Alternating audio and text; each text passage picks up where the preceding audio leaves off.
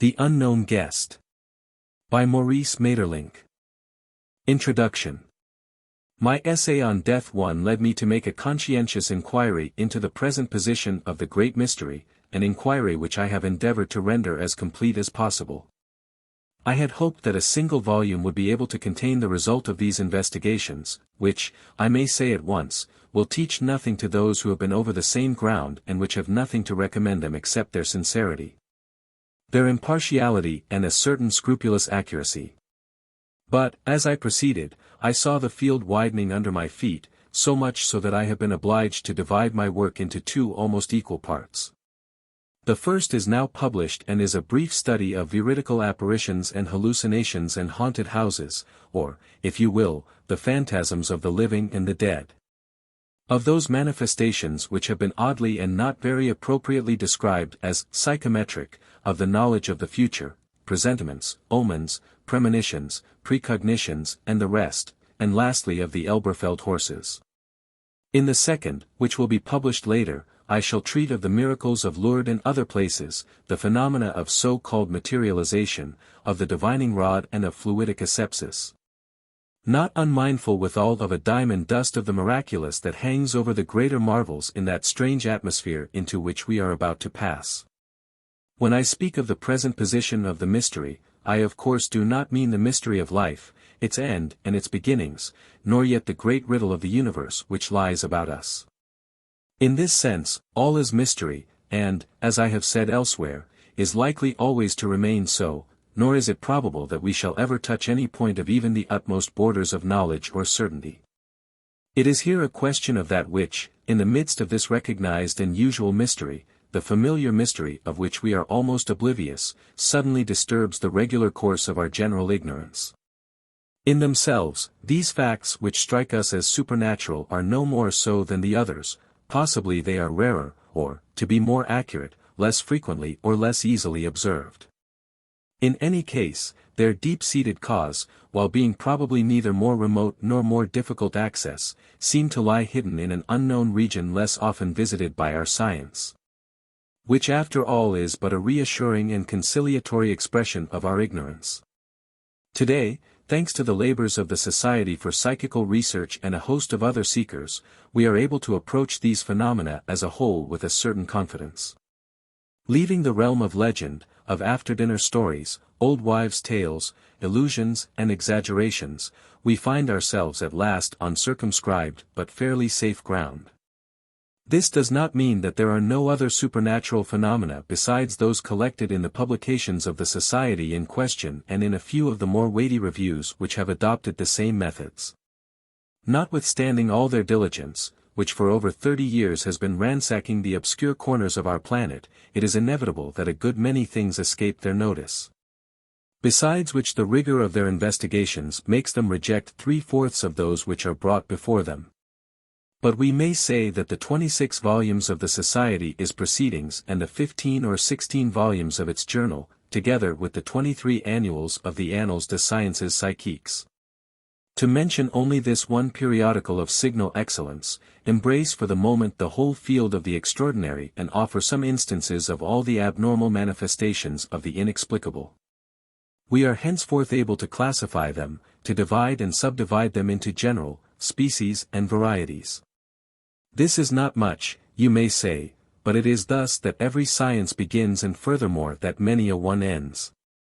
We have therefore sufficient evidence, facts that can scarcely be disputed, to enable us to consult them profitably, to recognize whither they lead, to form some idea of their general character and perhaps to trace their sole source by gradually removing the weeds and rubbish which for so many hundreds and thousands of years have hidden it from our eyes. Truth to tell, these supernatural manifestations seem less marvelous and less fantastic than they did some centuries ago, and we are at first a little disappointed.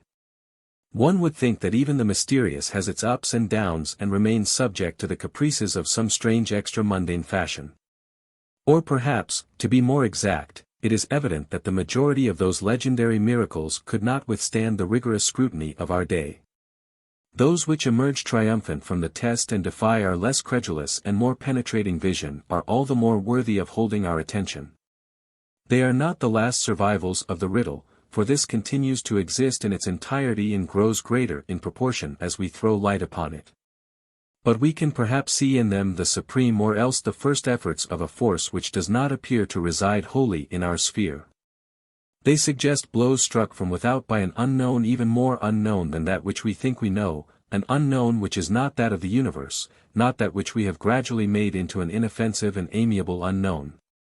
Even as we have made the universe a son of province of the earth, but a stranger arriving from another world, an unexpected visitor who comes in a rather sinister way to trouble the comfortable quiet in which we were slumbering. Rocked by the firm and watchful hand of orthodox science. Let us first be content to enumerate them. We shall find that we have table turning, with its raps, the movements and transportations of inanimate objects without contact, luminous phenomena, lucidite, or clairvoyance. Veridical apparitions or hallucinations, haunted houses, bilocations and so forth, communications with the dead, the divining rod, the miraculous cures of Lourdes and elsewhere, fluidic asepsis. And lastly the famous thinking animals of Elberfeld and Mannheim. These, if I be not mistaken, after eliminating all that is sufficiently attested, constitute the residue or caput mortuum of this latter-day miracle. Everybody has heard of table turning, which may be called the ABC of occult science. It is so common and so easily produced that the Society for Psychical Research has not thought it necessary to devote special attention to the subject.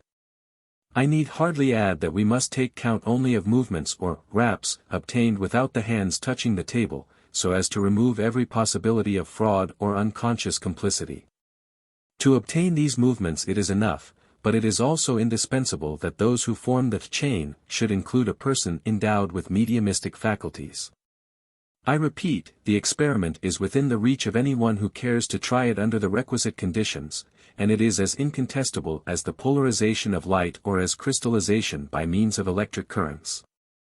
In the same group may be placed the movement and transportation of objects without contact, the touches of spirit hands, the luminous phenomena and materialization. Like table turning, they demand the presence of a medium. I need not observe that we here find ourselves in the happy hunting ground of the impostor and that even the most powerful mediums, those possessing the most genuine and undeniable gifts, such as the celebrated Eusapia Palladino, are upon occasion, and the occasion occurs but too often, incorrigible cheats. But, when we have made every allowance for fraud, there nevertheless remains a considerable number of incidents so rigorously attested that we most needs accept them or else abandon all human certainty. The case is not quite the same with levitation and the wonders performed, so travelers tell us, by certain Indian jugglers. Though the prolonged burial of a living being is very nearly proved and can doubtless be physiologically explained, there are many other tricks on which we have so far no authoritative pronouncement. I will not speak of the mango tree and the basket trick, which are mere conjuring, but the fire walk and the famous rope climbing trick remain more of a mystery. The fire walk, or walk on red-hot bricks or glowing coals, is a sort of religious ceremony practiced in the Indies, in some of the Polynesian islands, in Mauritius and elsewhere. As the result of incantations uttered by the high priest, the bare feet of the faithful who follow him upon the bed of burning pebbles or bran seem to become almost insensible to the touch of fire. Travelers are anything but agreed whether the heat of the surface traversed is really intolerable, whether the extraordinary power of endurance is explained by the thickness of the horny substance which protects the soles of the natives' feet, whether the feet are burnt or whether the skin remains untouched. And, under present conditions, the question is too uncertain to make it worth while to linger over it. Rope climbing is more extraordinary. The juggler takes his stand in an open space, far from any tree or house. He is accompanied by a child.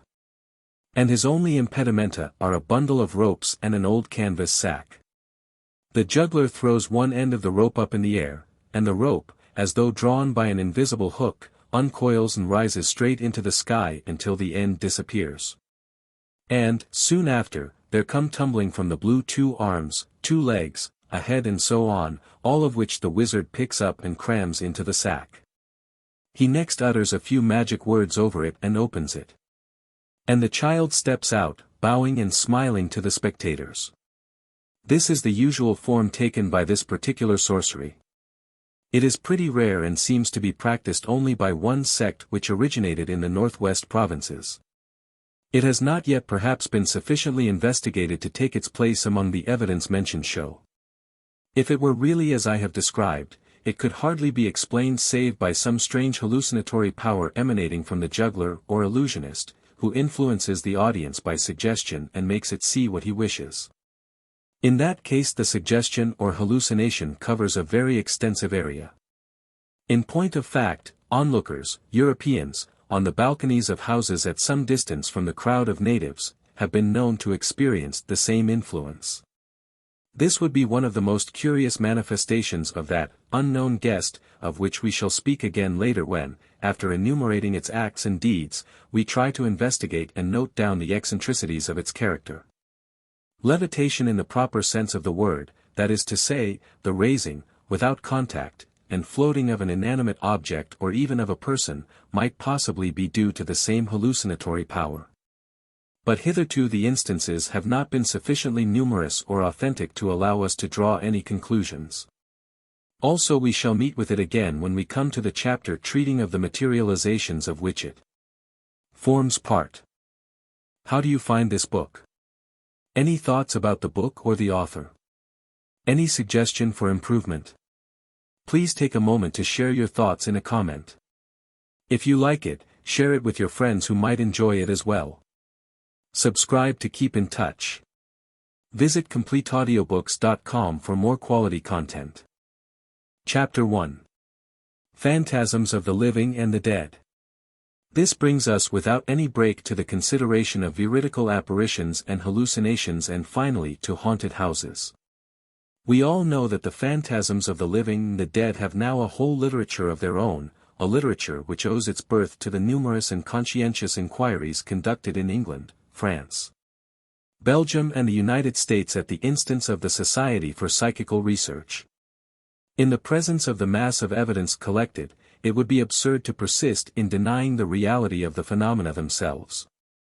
It is by this time incontestable that a violent or deep emotion can be transmitted instantaneously from one mind to another, however great the distance that separates the mind experiencing the emotion from the mind receiving the communication. It is most often manifested by a visual hallucination, more rarely by an auditory hallucination. And, as the most violent emotion which man can undergo is that which grips and overwhelms him at the approach or at the very moment of death. It is nearly always this supreme emotion which he sends forth and directs with incredible precision through space, if necessary across seas and continents, towards an invisible and moving goal. Again, though this occurs less frequently, a grave danger, a serious crisis can beget and transmit to a distance a similar hallucination. This is what the S.P.R. calls phantasms of the living.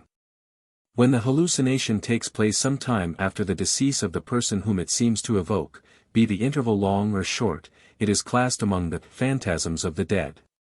The latter, the so-called phantasms of the dead, are the rarest. As F. W. H.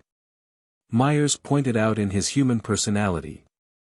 A consideration of the proportionate number of apparitions observed at various periods before and after death shows that they increase very rapidly for the few hours which precede death and decrease gradually during the hours and days which follow, while after about a year's time they become extremely rare and exceptional. However exceptional they may be, these apparitions nevertheless exist and are proved, as far as anything can be proved, by abundant testimony of a very precise character. Instances will be found in the proceedings, notably in Volume 6, pages 13 to 65, etc. Whether it be a case of the living, the dying, or the dead, we are familiar with the usual form which these hallucinations take. Indeed, their main outlines hardly ever vary. Someone, in his bedroom, in the street, on a journey, no matter where, suddenly see plainly and clearly the phantom of a relation or a friend of whom he was not thinking at the time and whom he knows to be thousands of miles away, in America, Asia or Africa as the case may be, for distance does not count.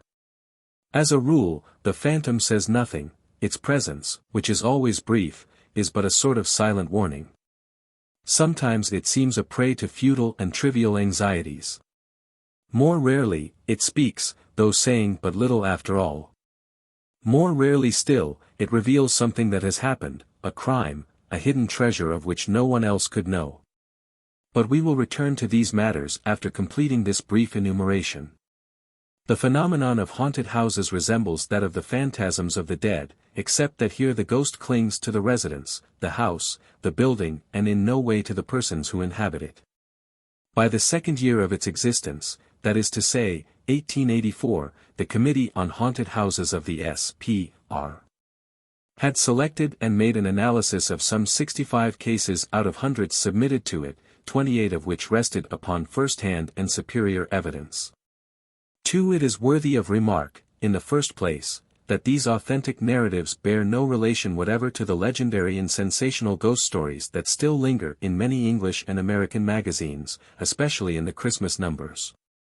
They mention no winding sheets, coffins, skeletons, graveyards, no sulphurous flames, curses, blood-curdling groans, no clanking chains, nor any of the time-honored trappings that characterize this rather feeble literature of the supernatural. On the contrary, the scenes enacted in houses that appear to be really haunted are generally very simple and insignificant, not to say dull and commonplace. The ghosts are quite unpretentious and go to no expense in the matter of staging or costume. They are clad as they were when, sometimes many years ago, they led their quiet, unadventurous life within their own home. We find in one case an old woman, with a thin grey shawl meekly folded over her breast, who bends at night over the sleeping occupants of her old home, or who is frequently encountered in the hall or on the stairs, silent, mysterious, a little grim. Or else it is the gentleman with a lackluster eye and a figured dressing gown who walks along a passage brilliantly illuminated with an inexplicable light. Or again we have another elderly lady, dressed in black, who is often found seated in the bay window of her drawing-room. When spoken to, she rises and seems on the point of replying, but says nothing. When pursued or met in a corner, she eludes all contact and vanishes. Strings are fastened across the staircase with glue, she passes and the strings remain as they were. The ghost, and this happens in the majority of cases, is seen by all the people staying in the house, relatives, friends, old servants and new. Can it be a matter of suggestion, of collective hallucination? At any rate, strangers, visitors who have had nothing said to them, see it as the others do and ask, innocently, who is the lady in mourning whom I met in the dining room? If it is a case of collective suggestion, we should have to admit that it is a subconscious suggestion emitted without the knowledge of the participants, which indeed is quite possible.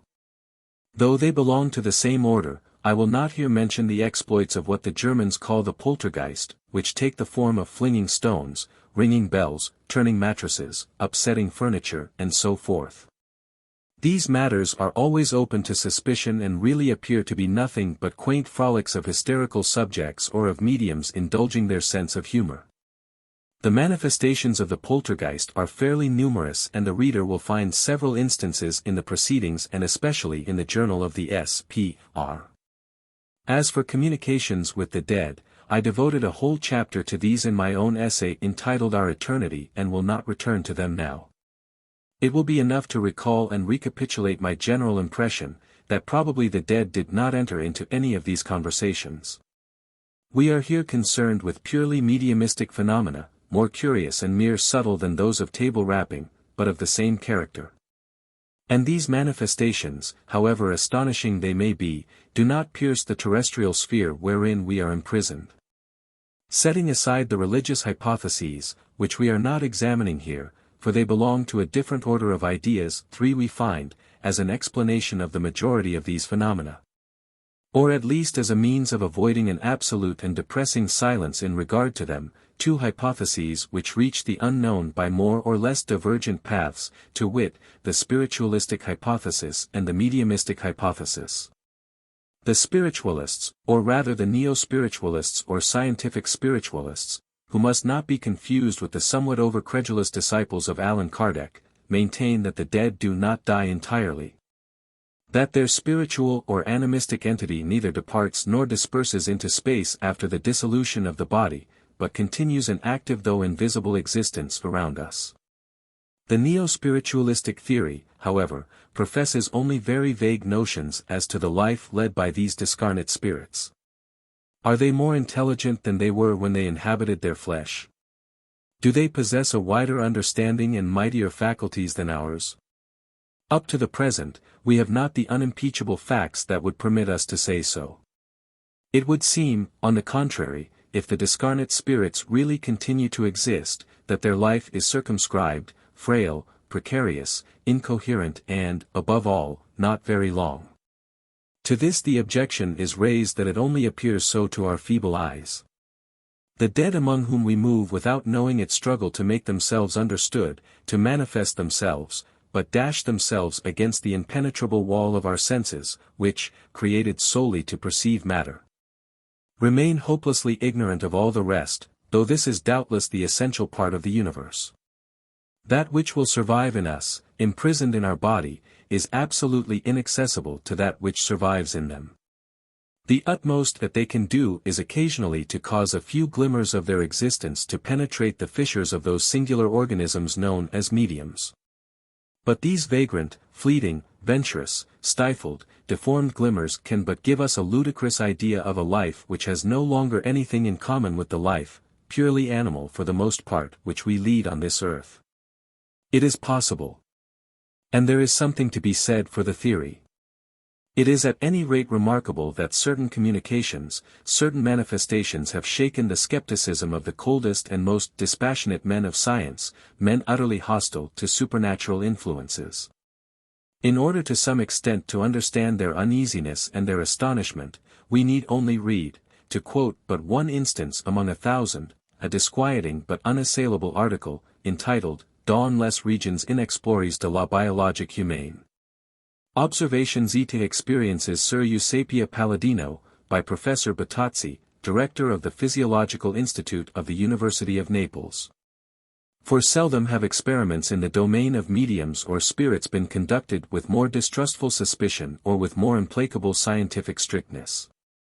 Nevertheless, scattered limbs, pale, diaphanous but capable hands, suddenly appeared in the little physiological laboratory of Naples University, with its doors heavily padlocked and sealed, as it were, mathematically excluding any possibility of fraud. These same hands worked apparatus specially intended to register their touches. Lastly, the outline of something black, of a head, uprose between the curtains of the mediumistic cabinet, remained visible for several seconds and did not retire until itself apparently frightened by the exclamations of surprise drawn from a group of scientists who, after all, were prepared for anything. And Professor Battazzi confesses that it was then that, to quote his own words, measured words, as beseems a votary of science, but expressive, he felt a shiver all through his body. It was one of those moments in which a doubt which one had thought for ever abolished grips the most unbelieving. For the first time, perhaps, he looked around him with uncertainty and wondered in what world he was. As for the faithful adherents of the unknown, who had long understood that we must resign ourselves to understanding nothing, and he prepared for every sort of surprise there was here, all the same, even for them, a mystery of another character.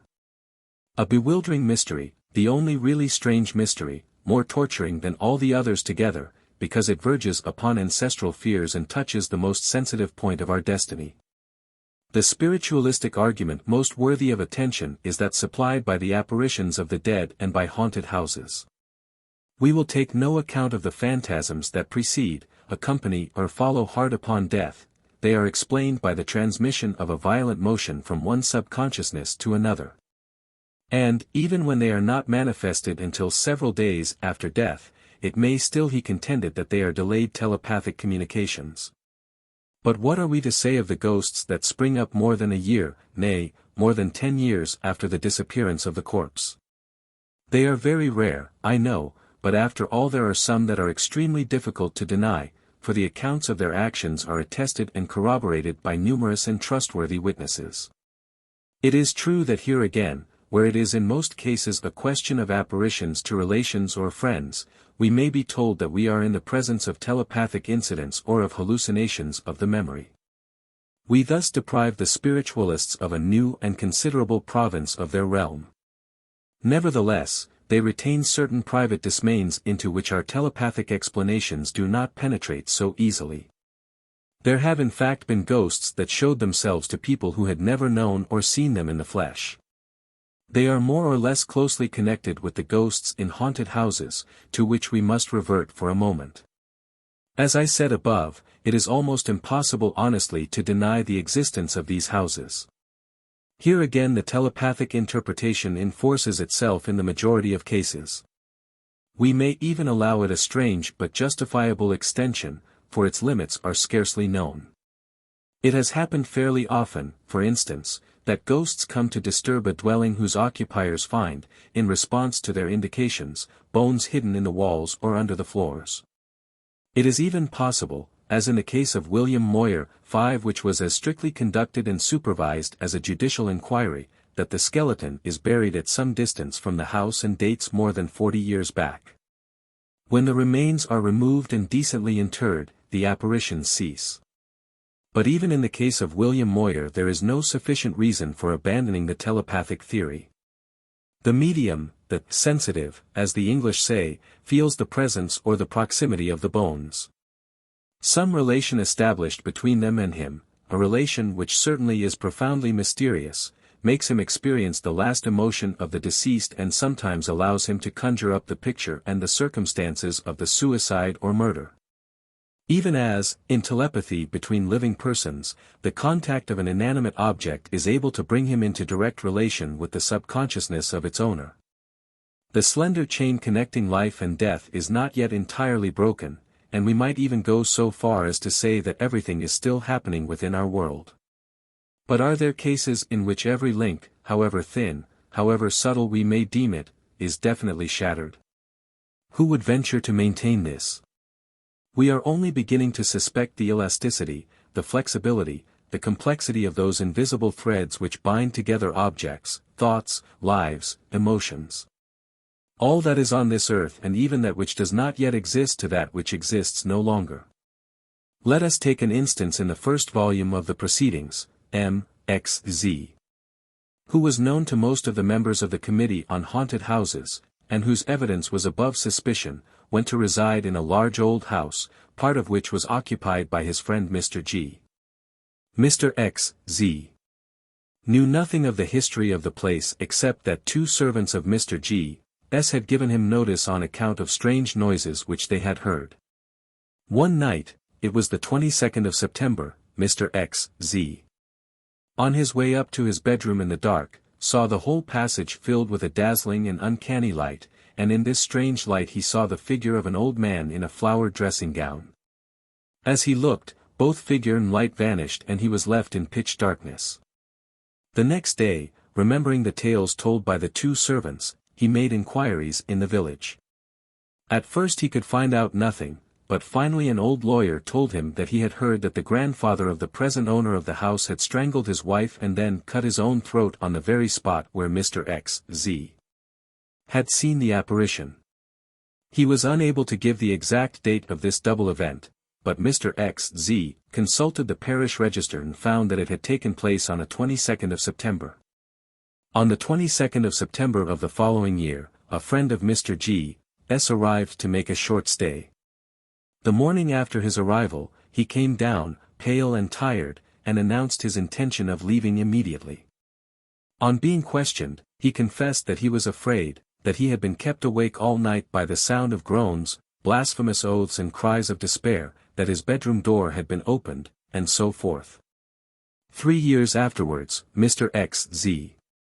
had occasion to call on the landlord of the house, who lived in London, and saw over the mantelpiece a picture which bore a striking resemblance to the figure which he had seen in the passage. He pointed it out to his friend Mr. G., saying, "That is the man whom I saw." The landlord, in reply to their questions, said that the painting was a portrait of his grandfather, adding that he had been no credit to the family. Evidently, this does not in any way prove the existence of ghosts or the survival of man. It is quite possible that, in spite of Mr. X's undoubted good faith, imagination played a subtle but powerful part in these marvels. Perhaps it was set going by the stories of the two servants, insignificant gossip to which no attention was paid at the time, but which probably found its way down into the weird and fertile depths of the subconsciousness. The image was next transmitted by suggestion to the visitor frightened by a sleepless night. As for the recognition of the portrait, this is either the weakest or the most impressive part of the story, according to the theory that is being defended. It is none the less certain that there is some unfairness in suggesting this explanation for every incident of the kind. It means stretching to the uttermost and perhaps stretching too far the elastic powers of that amiable maid of all work, telepathy.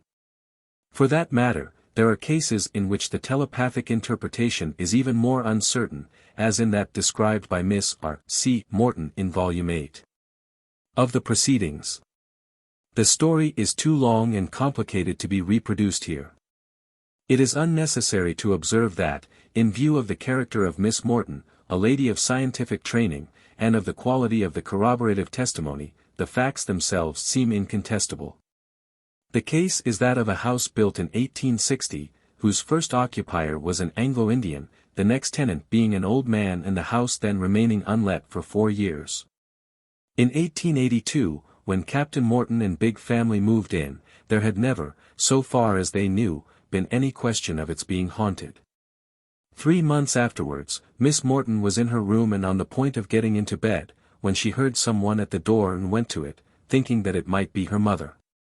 On opening the door, she found no one there, but, going a few steps along the passage, she saw a tall lady, dressed in black, standing at the head of the stair. She did not wish to make the others uneasy and mentioned the occurrence to no one except a friend, who did not live in the neighborhood. But soon the same figure dressed in black was seen by the various members of the household, by a married sister on a visit to the house, by the father, by the other sister, by a little boy, by a neighbor, General A., who saw a lady crying in the orchard and, thinking that one of the daughters of the house was ill, sent to inquire after her. Even the Mortons' 2 dogs on more than one occasion clearly showed that they saw the phantom. It was, as a matter of fact, very harmonious. It said nothing. It wanted nothing, it wandered from room to room, without any apparent object. And, when it was spoken to, it did not answer and only made its escape. The household became accustomed to the apparition, it troubled nobody and inspired no terror. It was immaterial, it could not be touched, but yet it intercepted the light. After making inquiries, they succeeded in identifying it as the second wife of the Anglo-Indian. The Morton family had never seen the lady, but, from the description which they gave of the phantom to those who had known her, it appeared that the likeness was unmistakable. For the rest, they did not know why she came back to haunt a house in which she had not died. After 1887, the appearances became less frequent, distinct, ceasing altogether in 1889. Let us assume that the facts as reported in the proceedings are certain and indisputable. We have very nearly the ideal case, free from previous or ambient suggestion. If we refuse to believe in the existence of ghosts, if we are absolutely positive that the dead do not survive their death, then we must admit that the hallucination took birth spontaneously in the imagination of Miss Morton, an unconscious medium, and was subsequently trained by telepathy to all those around her. In my opinion, this explanation, however arbitrary and severe it may be, is the one which it behooves us to accept, pending further proofs. But it must be confessed that, in thus extending our incredulity, we render it very difficult for the dead to make its existence known. We possess a certain number of cases of kind, rigorously investigated, cases probably representing but an infinitesimal part of those which might be collected. Is it possible that they one and all elude the telepathic explanation? It would be necessary to make a study of them, conducted with the most scrupulous and unremitting attention, for the question is not devoid of interest. If the existence of ghosts were well established, it would mean the entrance into this world, which we believe to be our world, of a new force that would explain more than one thing which we are still far from understanding. If the dead interfere at one point, there is a reason why they should not interfere at every other point. We should no longer be alone, among ourselves, in our hermetically closed sphere, as we are perhaps only too ready to imagine it. We should have to alter more than one of our physical and moral laws, more than one of our ideas. And it would no doubt be the most important and the most extraordinary revelation that would be expected in the present state of our knowledge and since the disappearance of the old positive religions. But we are not there yet. The proof of all this is still in the nursery stage, and I do not know if it will ever get beyond that. Nevertheless, the fact remains that, in these impenetrable regions of mystery which we are now exploring, the one weak spot lies here, the one wall in which there seems to be a chink, a strange one enough, giving a glimpse into the other world. It is narrow and vague, and behind it there is still darkness, but it is not without significance, and we shall do well not to lose sight of it. Let us observe that this survival of the dead, as the neo-spiritualists conceive it, seems much less improbable since we have been studying more closely the manifestations of the extraordinary and incontestable spiritual force that lies hidden within ourselves. It is not dependent in our thought, nor on our consciousness, nor on our will, and very possibly it is not dependent either on our life. While we are still breathing on this earth, it is already surmounting most of the great obstacles that limit and paralyze our existence. It acts at a distance and, so to speak, without organs. It passes through matter, disaggregates it and reconstitutes it. It seems to possess the gift of ubiquity. It is not subject to the laws of gravity and lifts weights out of all proportion with the real and measurable strength of the body whence it is believed to emanate. It releases and removes itself from that body. It comes and goes freely and takes to itself substances and shapes which it borrows all around it. And therefore it is no longer so strange to see it surviving for a time that body to which it does not appear to be as indissolubly bound as is our conscious existence. Is it necessary to add that this survival of a part of ourselves which we hardly know and which besides seems incomplete, incoherent and ephemeral is wholly without prejudice to nor fate in the eternity of the worlds? But this is a question which we are not called upon to study here. I shall perhaps be asked, if it is becoming increasingly difficult for all these facts, and there are more of them accumulating every day, to be embraced in the telepathic or psychometric theory, why not frankly accept the spiritualistic explanation, which is the simplest, which has an answer for everything and which is gradually encroaching on all the others? That is true, it is the simplest theory, perhaps too simple, and, like the religious theory, it dispenses as from all effort or seeking. We have nothing to set against it but the mediumistic theory, which doubtless does not account exactly for a good many things, but which at least is on the same side of the hill of life as ourselves and remains among us, upon our earth. Within reach of our eyes, our hands, our thoughts and our researches. There was a time when lightning, epidemics and earthquakes were attributed without distinction to the wrath of heaven. Nowadays, when we are more or less familiar with the source of the great infectious diseases, the hand of Providence knows them no more. And, though we are still ignorant of the nature of electricity and the laws that regulate seismic shocks, we no longer dream, while waiting to learn more about them, of looking for their causes in the judgment or anger of an imaginary being. Let us act likewise in the present case. It behooves us above all to avoid those rash explanations which, in their haste, leave by the roadside a host of things that appear to be unknown or unknowable only because the necessary effort has not yet been made to know them. After all, while we must not eliminate the spiritualistic theory, neither must we content ourselves with it. It is even preferable not to linger over it until it has supplied us with decisive arguments, for it is the duty of this theory which sweeps us roughly out of our sphere to furnish us with such arguments. For the present, it simply relegates to posthumous regions, phenomena that appear to occur within ourselves. It adds superfluous mystery and needless difficulty to the mediumistic mystery whence it springs. If we were concerned with facts that had no footing in this world, we should certainly have to turn our eyes in another direction. But we see a large number of actions performed which are of the same nature as those attributed to the spirits and equally inexplicable, actions with which, however, we know that they have nothing to do. When it is proved that the dead exercise some intervention, we will bow before the fact as willingly as we bow before the mediumistic mysteries, it is a question of order, of internal policy and of scientific method much more than of probability. Preference or fear. The hour has not yet come to abandon the principle which I have formulated elsewhere with respect to our communications with the dead, namely, that it is natural that we should remain at home, in our own world, as long as we can. As long as we are not violently driven from it by a series of irresistible and incontrovertible proofs coming from the neighboring abyss. The survival of a spirit is no more improbable than the prodigious faculties which we are obliged to attribute to the mediums if we deny them to the dead. But the existence of mediums is beyond dispute, whereas that of spirits is not. And it is therefore for the spirits or for those who make use of their name to begin by proving that they must. Before turning towards the mystery beyond the grave, let us first exhaust the possibilities of the mystery here on earth. Chapter 2. Psychometry. Now that we have eliminated the gods and the dead, what have we left? Ourselves and all the life around us, and that is perhaps enough. It is, at any rate, much more than we are able to grasp. Let us now study certain manifestations that are absolutely similar to those which we attribute to the spirits and quite as surprising. As for these manifestations, there is not the least doubt of their origin.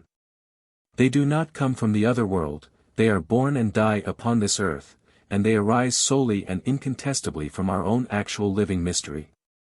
They are, moreover, of all psychic manifestations, those which are easiest to examine and verify.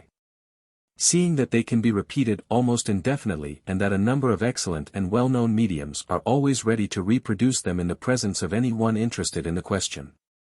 It is no longer a case of uncertain and casual observation, but of scientific experiment. The manifestations in question are so many phenomena of intuition, of clairvoyance or clairaudience, of seeing at a distance and even of seeing the future.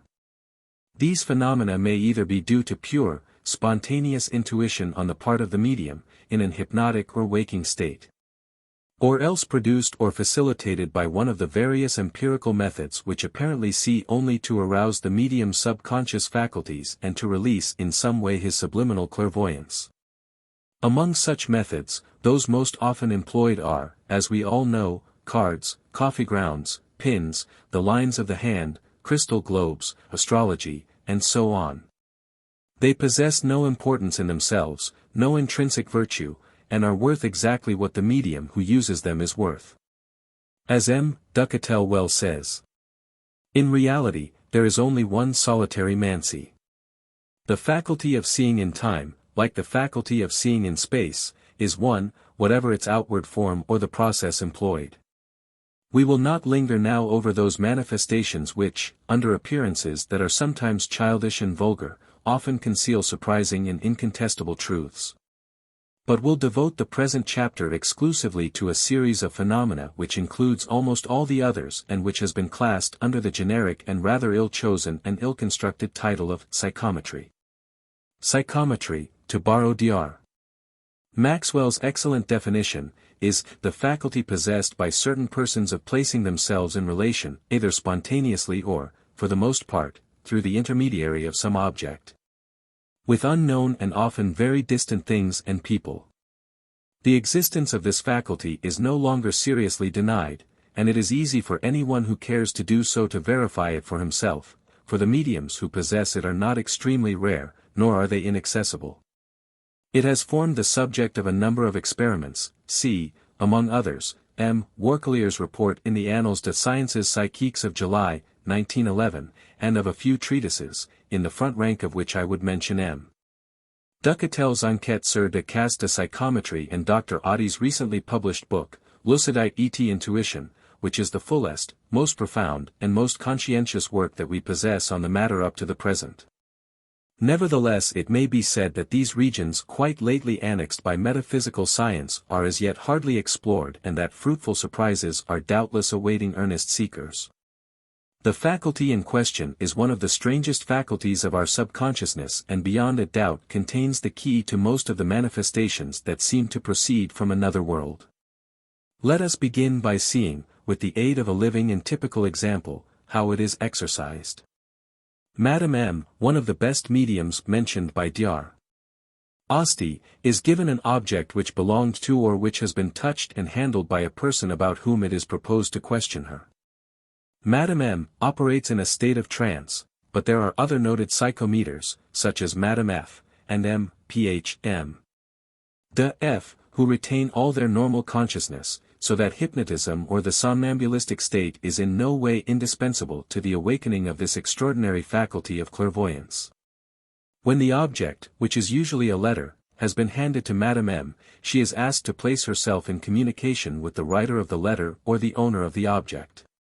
Forthwith, Madame M not only sees the person in question, his physical appearance, his character, his habits, his interests, his state of health, but also, in a series of rapid and changing visions that follow upon one another like cinematograph pictures, perceives and describes exactly his immediate surroundings, the scenery outside his window, the rooms in which he lives, the people who live with him and who wish him well or ill, the psychology and the most secret and unexpected intentions of all those who figure in his existence.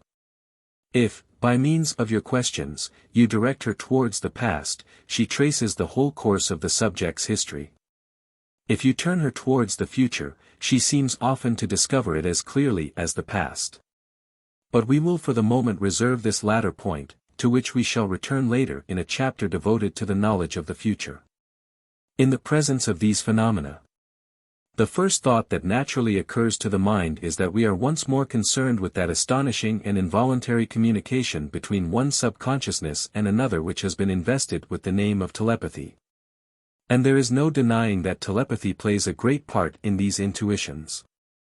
However, to explain their working, nothing is equal to an example based upon a personal experience. Here is one which is in no way remarkable, but which plainly shows the normal course of the operation. In September, 1913, while I was at Elberfeld, visiting Kroll's horses, my wife went to consult Madame M, gave her a scrap of writing in my hand, a note dispatched previous to my journey and containing no allusion to it, and asked her where I was and what I was doing. Without a second's hesitation, Madame M declared that I was very far away, in a foreign country where they spoke a language which she did not understand. She saw first a paved yard, shaded by a big tree, with a building on the left and a garden at the back, a rough but not inapt description of Kroll's stables, which my wife did not know and which I myself had not seen at the time when I wrote the note. She next perceived me in the midst of the horses, examining them, studying them with an absorbed, anxious and tired air. This was true, for I found those visits, which overwhelmed me with a sense of the marvelous and kept my attention on the rack, singularly exhausting and bewildering. My wife asked her if I intended to buy the horses. She replied, "Not at all. He is not thinking of it." And, seeking her words as though to express an unaccustomed and obscure thought, she added, "I don't know why he is so much interested, it is not like him. He has no particular passion for horses. He has some lofty idea which I can't quite discover." She made two rather curious mistakes in this experiment. The first was that, at the time when she saw me in Kroll's stable yard, I was no longer there. She had received her vision just in the interval of a few hours between two visits. Experience shows, however, that this is a usual error among psychometers. They do not, properly speaking, see the action at the very moment of its performance, but rather the customary and familiar action. The principal thing that preoccupies either the person about whom they are being consulted or the person consulting them. They frequently go astray in time. There is not, therefore, necessarily any simultaneity between the action and the vision, and it is well never to take their statements in this respect literally. The other mistake referred to our dress. Kroll and I were in ordinary town clothes, whereas she saw us in those long coats which stable lads wear when grooming their horses. Let us now make every allowance for my wife's unconscious suggestions. She knew that I was at Elberfeld and that I should be in the midst of the horses, and she knew or could easily conjecture my state of mind. The transmission of thought is remarkable, but this is a recognized phenomenon and one of frequent occurrence, and we need not therefore linger over it. The real mystery begins with the description of a place which my wife had never seen and which I had not seen either at the time of writing the note which established the psychometrical communication. Are we to believe that the appearance of what I was one day to see was already inscribed on that prophetic sheet of paper? Or more simply and more probably that the paper which represented myself was enough to transmit either to my wife's subconsciousness or to Madame M., whom at that time I had never met, an exact picture of what my eyes beheld 300 or 400 miles away. But, although this description is exceedingly accurate, paved yard, big tree, building on the left, garden at the back, is it not too general for all idea of chance coincidence to be eliminated? Perhaps, by insisting further, greater precision might have been obtained, but this is not certain, for as a rule the pictures follow upon one another so swiftly in the medium's vision that he has no time to perceive the details. When all is said, experiences of this kind do not enable us to go beyond the telepathic explanation. But here is a different one, in which subconscious suggestion cannot play any part whatever. Some days after the experiment which I have related, I received from England a request for my autograph. Unlike most of those which assail an author of any celebrity, it was charming and unaffected, but it told me nothing about its writer. Without even noticing from what town it was sent to me, after showing it to my wife, I replaced it in its envelope and took it to Madame M. She began by describing us, my wife and myself, who both of us had touched the paper and consequently impregnated it with our respective fluids. I asked her to pass beyond us and come to the writer of the note.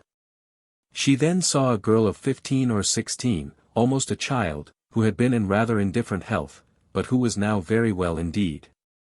The girl was in a beautiful garden, in front of a large and luxurious house standing in the midst of rather hilly country. She was playing with a big, curly-haired, long-eared dog. Through the branches of the trees one caught a glimpse of the sea. On inquiry, all the details were found to be astonishingly accurate, but, as usual, there was a mistake in the time, that is to say, the girl and her dog were not in the garden at the instant when the medium saw them there.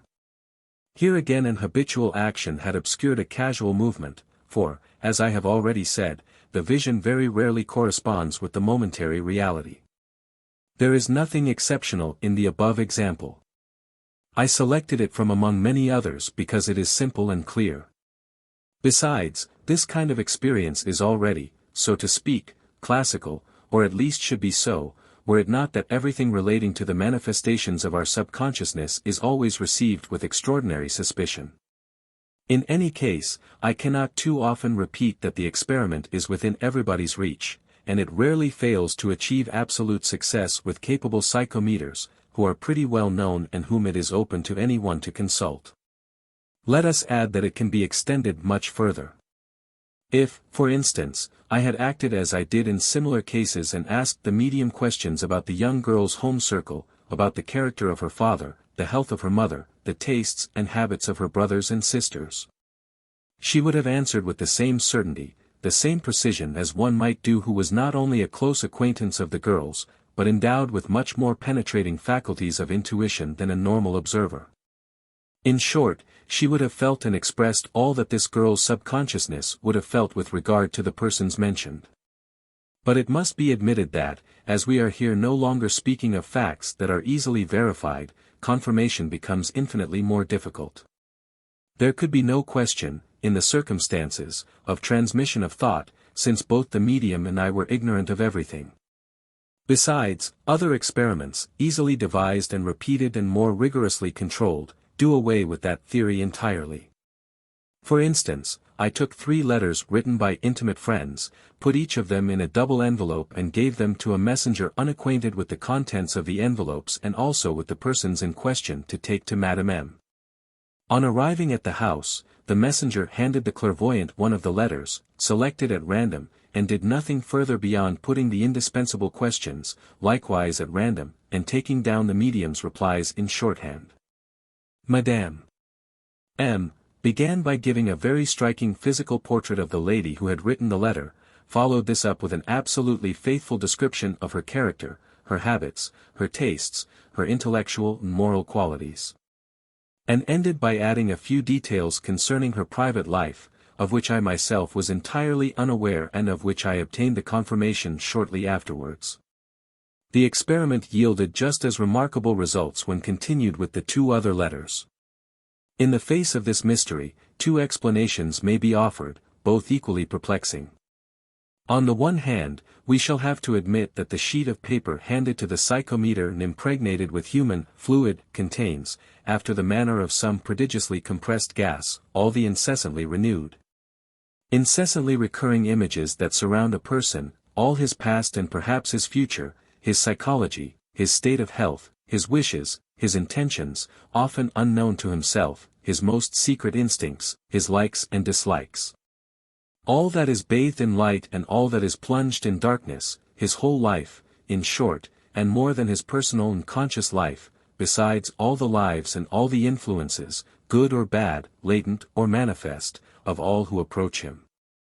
We should have here a mystery as unfathomable and at least as vast as that of generation, which transmits, in an infinitesimal particle, the mind and matter, with all the qualities and all the faults, all the acquirements and all the history of a series of lives of which none can tell the number.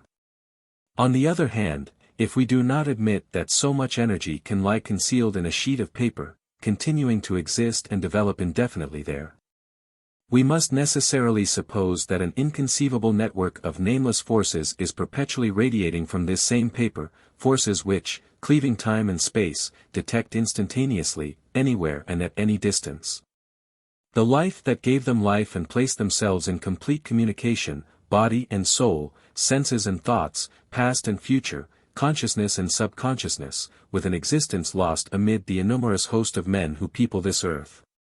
It is, indeed, exactly what happens in the experiments with mediums in automatic speech or writing, who believe themselves to be inspired by the dead. Yet, here it is no longer a discarnate spirit, but an object of any kind imbued with a living fluid that works the miracle, and this, we may remark in passing, deals a severe blow to the spiritualistic theory. Nevertheless, there are 2 rather curious objections to this second explanation. Granting that the object really places the medium in communication with an unknown entity discovered in space, how comes it that the image or the spectacle created by that communication hardly ever corresponds with the reality at the actual moment? On the other hand, it is indisputable that the psychometer's clairvoyance, his gift of seeing at a distance the pictures and scenes surrounding an unknown being, is exercised with the same certainty and the same power when the object that sets his strange faculty at work has been touched by a person who has been dead for years.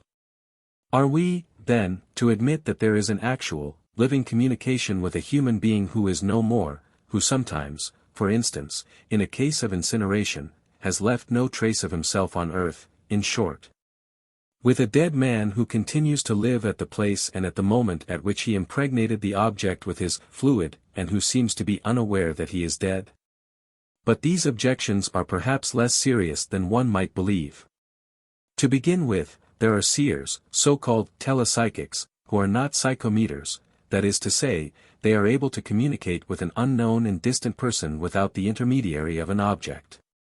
And in these seers, as in the psychometers, the vision very rarely corresponds with the actual facts of the moment, they too perceive above all the general impression, the usual and characteristic actions. Next, as regards communications with a person long since dead, we are confronted with one of 2 things: either confirmation will be almost impossible when it concerns revelations on the subject of the dead man's private deeds and actions, which are unknown to any living person, or else communication will be established not with the deceased, but with the living person, who necessarily knows the facts which he is called upon to confirm. As Dr. Osti very rightly says, the conditions are then those of perception by the intermediary of the thoughts of a living person, and the deceased is perceived through a mental representation. The experiment, for this reason, is valueless as evidence of the reality of retrospective psychometry and consequently of the recording part played by the object. The only class of experiment that could be of value from this point of view, would be that in which confirmation would come subsequently from documents whose contents remained unknown to any living person until after the clairvoyant sitting. It might then be proved that the object can latently register the human personalities which have touched it and that it is sufficient in itself to allow of a mental reconstruction of those personalities through the interpretation of the register by a clairvoyant or psychometer. It may be imagined that experiments of this sort, in which there is no crack, no leak on the side of the living, are anything but easy to carry through. In the case of a murder, for instance, it can always be maintained that the medium discovers the body and the circumstances of the tragedy through the involuntary and unconscious intermediary of the murderer, even when the latter escapes prosecution and suspicion altogether. But a recent incident, related by Dr. Asti with the utmost precision of detail and the most scrupulous verification in the Annales des Sciences Psychiques of April, 1914, perhaps supplies us with one of those experiments which we have not been able to achieve until this day. I give the facts in a few words. On the 2nd of March of this year, M. Etienne Larissel, an old man of 82, left his son's house at Cours-les-Bars, Cher, for his daily walk and was not seen again. The house stands in the middle of a forest on Baron Joubert's estate. Vain searches were made in every direction for the missing man's traces, the ponds and pools were dragged to no purpose. And on the 8th of March a careful and systematical exploration of the wood, in which no fewer than 24 people took part, led to no result. At last, on the 18th of March, M. Louis Mirault, Baron Joubert's agent, thought of applying to Dr. Asti, and supplied him with a scarf which the old man had worn. Dr. Asti went to his favorite medium, Madame M. He knew only one thing, that the matter concerned an old man of 82, who walked with a slight stoop, and that was all. As soon as Madame M. had taken the scarf in her hands, she saw the dead body of an old man lying on the damp ground, in a wood, in the middle of a coppice, beside a horseshoe pond, near a sort of rock. She traced the road taken by the victim, depicted the buildings which he had passed, his mental condition impaired by age, his fixed intention of dying, his physical appearance, his habitual and characteristic way of carrying his stick, his soft striped shirt, and so on. The accuracy of the description caused the greatest astonishment among the missing man's friends. There was one detail that puzzled them a little, the mention of a rock in a part of the country that possessed none. The search was resumed on the strength of the data supplied by the clairvoyant. But all the rocks in a forest are more or less alike, the indications were not enough, and nothing was found. It so happened that the second and third interviews with Madame M. had to be postponed until the 30th of March and the 6th of April following. At each of these sittings, the details of the vision and of the road taken became clearer and were given with startling precision, so much so that, by pursuing step by step the indications of the medium, the man's friends ended by discovering the body, dressed as stated, lying in the middle of a coppice, just as described, close to a huge stump of a tree all covered with moss, which might easily be mistaken for a rock, and on the edge of a crescent-shaped piece of water. I may add that these particular indications applied to no other part of the wood. I refer the reader to Dr. Asti's conscientious and exhaustive article for the numerous details which I have been obliged to omit. But those which I have given are enough to show the character of this extraordinary case. To begin with, we have one certainty which appears almost unassailable, namely, that there can be no question of a crime. No one had the least interest in procuring the old man's death. The body bore no marks of violence. Besides, the minds of those concerned did not for a moment entertain the thought of an assault. The poor man, whose mental derangement was known to all those about him, obsessed by the desire and thought of death, had gone quietly and obstinately to seek it in the nearest coppice. There was therefore no criminal in the case, in other words, there was no possible or imaginable communication between the medium's subconsciousness and that of any living person.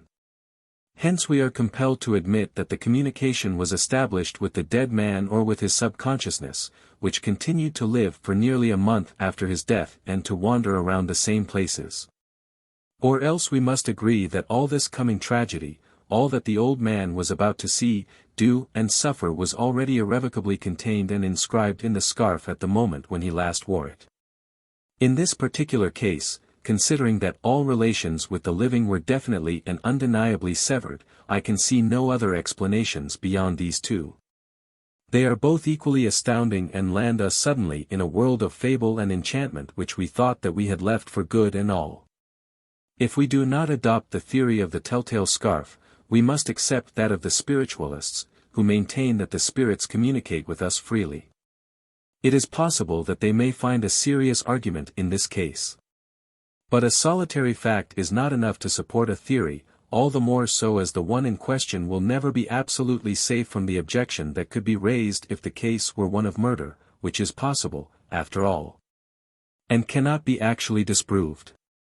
We must, therefore, while awaiting other similar and more decisive facts, if any such are conceivable, return to those which are, so to speak, laboratory facts, facts which are only denied by those who will not take the trouble to verify them. And to interpret these facts there are only the two theories which we mentioned above, before this digression. For, in these cases, which are unlike those of automatic speech or writing, we have not as a rule to consider the possibility of any intervention of the dead. As a matter of fact, the best-known psychometers are very rarely spiritualists and claim no connection with the spirits. They care but little, as a rule, about the source of their intuitions and seem very little interested in their exact working and origin. Now it would be exceedingly surprising if, acting and speaking in the name of the departed, they should be so consistently ignorant of the existence of those who inspire them. And more surprising still if the dead, whom in other circumstances we see so jealously vindicating their identity, should not here, when the occasion is so propitious, seek to declare themselves, to manifest themselves and to make themselves known. Dismissing for the time being the intervention of the dead, I believe then that, in most of the cases which I will call laboratory cases, because they can be reproduced at will, we are not necessarily reduced to the theory of the vitalized object representing wholly, indefinitely and inexhaustibly, through all the vicissitudes of time and space, every one of those who have held it in their hands for a little while. For we must not forget that, according to this theory, the object in question will conceal and, through the intermediary of the medium, will reveal as many distinct and complete personalities as it has undergone contacts. It will never confuse or mix those different personalities. They will remain there in definite strata, distinct one from another, and, as Dr. Asti puts it, the medium can interpret each of them from beginning to end, as though he were in communication with the far-off entity. All this makes the theory somewhat incredible, even though it be not much more so than the many other phenomena in which the shock of the miraculous has been softened by familiarity. We can find more or less everywhere in nature that prodigious faculty of storing away inexhaustible energies and ineffaceable memories and impressions in space. There is not a thing in this world that is lost, that disappears, that ceases to be, to retain and to propagate life. Need we recall, in this connection, the incessant mission of pictures perceived by the sensitized plate, the vibrations of sound that accumulate in the discs of the gramophone, the Hertzian waves that lose none of their strength in space. The mysteries of reproduction and, in a word, the incomprehensibility of everything around us? Personally, if I had to choose, I should, in most of these laboratory cases, frankly adopt the theory that the object touched serves simply to detect, among the prodigious crowd of human beings, the one who impregnated it with his fluid. This object, says Dr. Asti, has no other function than to allow the medium's sensitiveness to distinguish a definite force from among the innumerable forces that assail it. It seems more and more certain that, as the cells of an immense organism, we are connected with everything that exists by an inextricable network of vibrations, waves, influences, of nameless, numberless and uninterrupted fluids. Nearly always, in nearly all men, everything carried along by these invisible wires falls into the depths of the unconsciousness and passes unperceived, which does not mean that it remains inactive. But sometimes an exceptional circumstance, in the present case, the marvelous sensibility of a first-class medium, suddenly reveals to us, by the vibrations and the undeniable action of one of those wires, the existence of the infinite network. I will not speak here of trails discovered and followed in an almost mediumistic manner, after an object of some sort has been sniffed at. Such stories, though highly probable, as yet lack adequate support. But, within a similar order of ideas, and in a humbler world and one with more modest limits, the dog, for instance, is incessantly surrounded by different scents and smells to which he appears indifferent until his attention is aroused by one or other of these vagrant effluvia, when he extricates it from the hopeless tangle. It would seem as though the trail took life, vibrating like a chord in unison with the animal's wishes, becoming irresistible, and taking it to its goal after innumerable winds and turns. We see the mysterious network revealed also in cross-correspondence. 2 or 3 mediums who do not know one another, who are often separated by seas or continents, who are ignorant of the whereabouts of the one who is to complete their thought, each write a part of a sentence which, as it stands, conveys no meaning whatever. On piecing the fragments together, we perceive that they fit to perfection and acquire an intelligible and obviously premeditated sense. We here find once more the same faculty that permits the medium to detect, among thousands of others, a definite force which was wandering in space. It is true that, in these cases, the spiritualists maintain that the whole experiment is organized and directed by a discarnate intelligence, independent of the mediums, which means to prove its existence and its identity in this manner.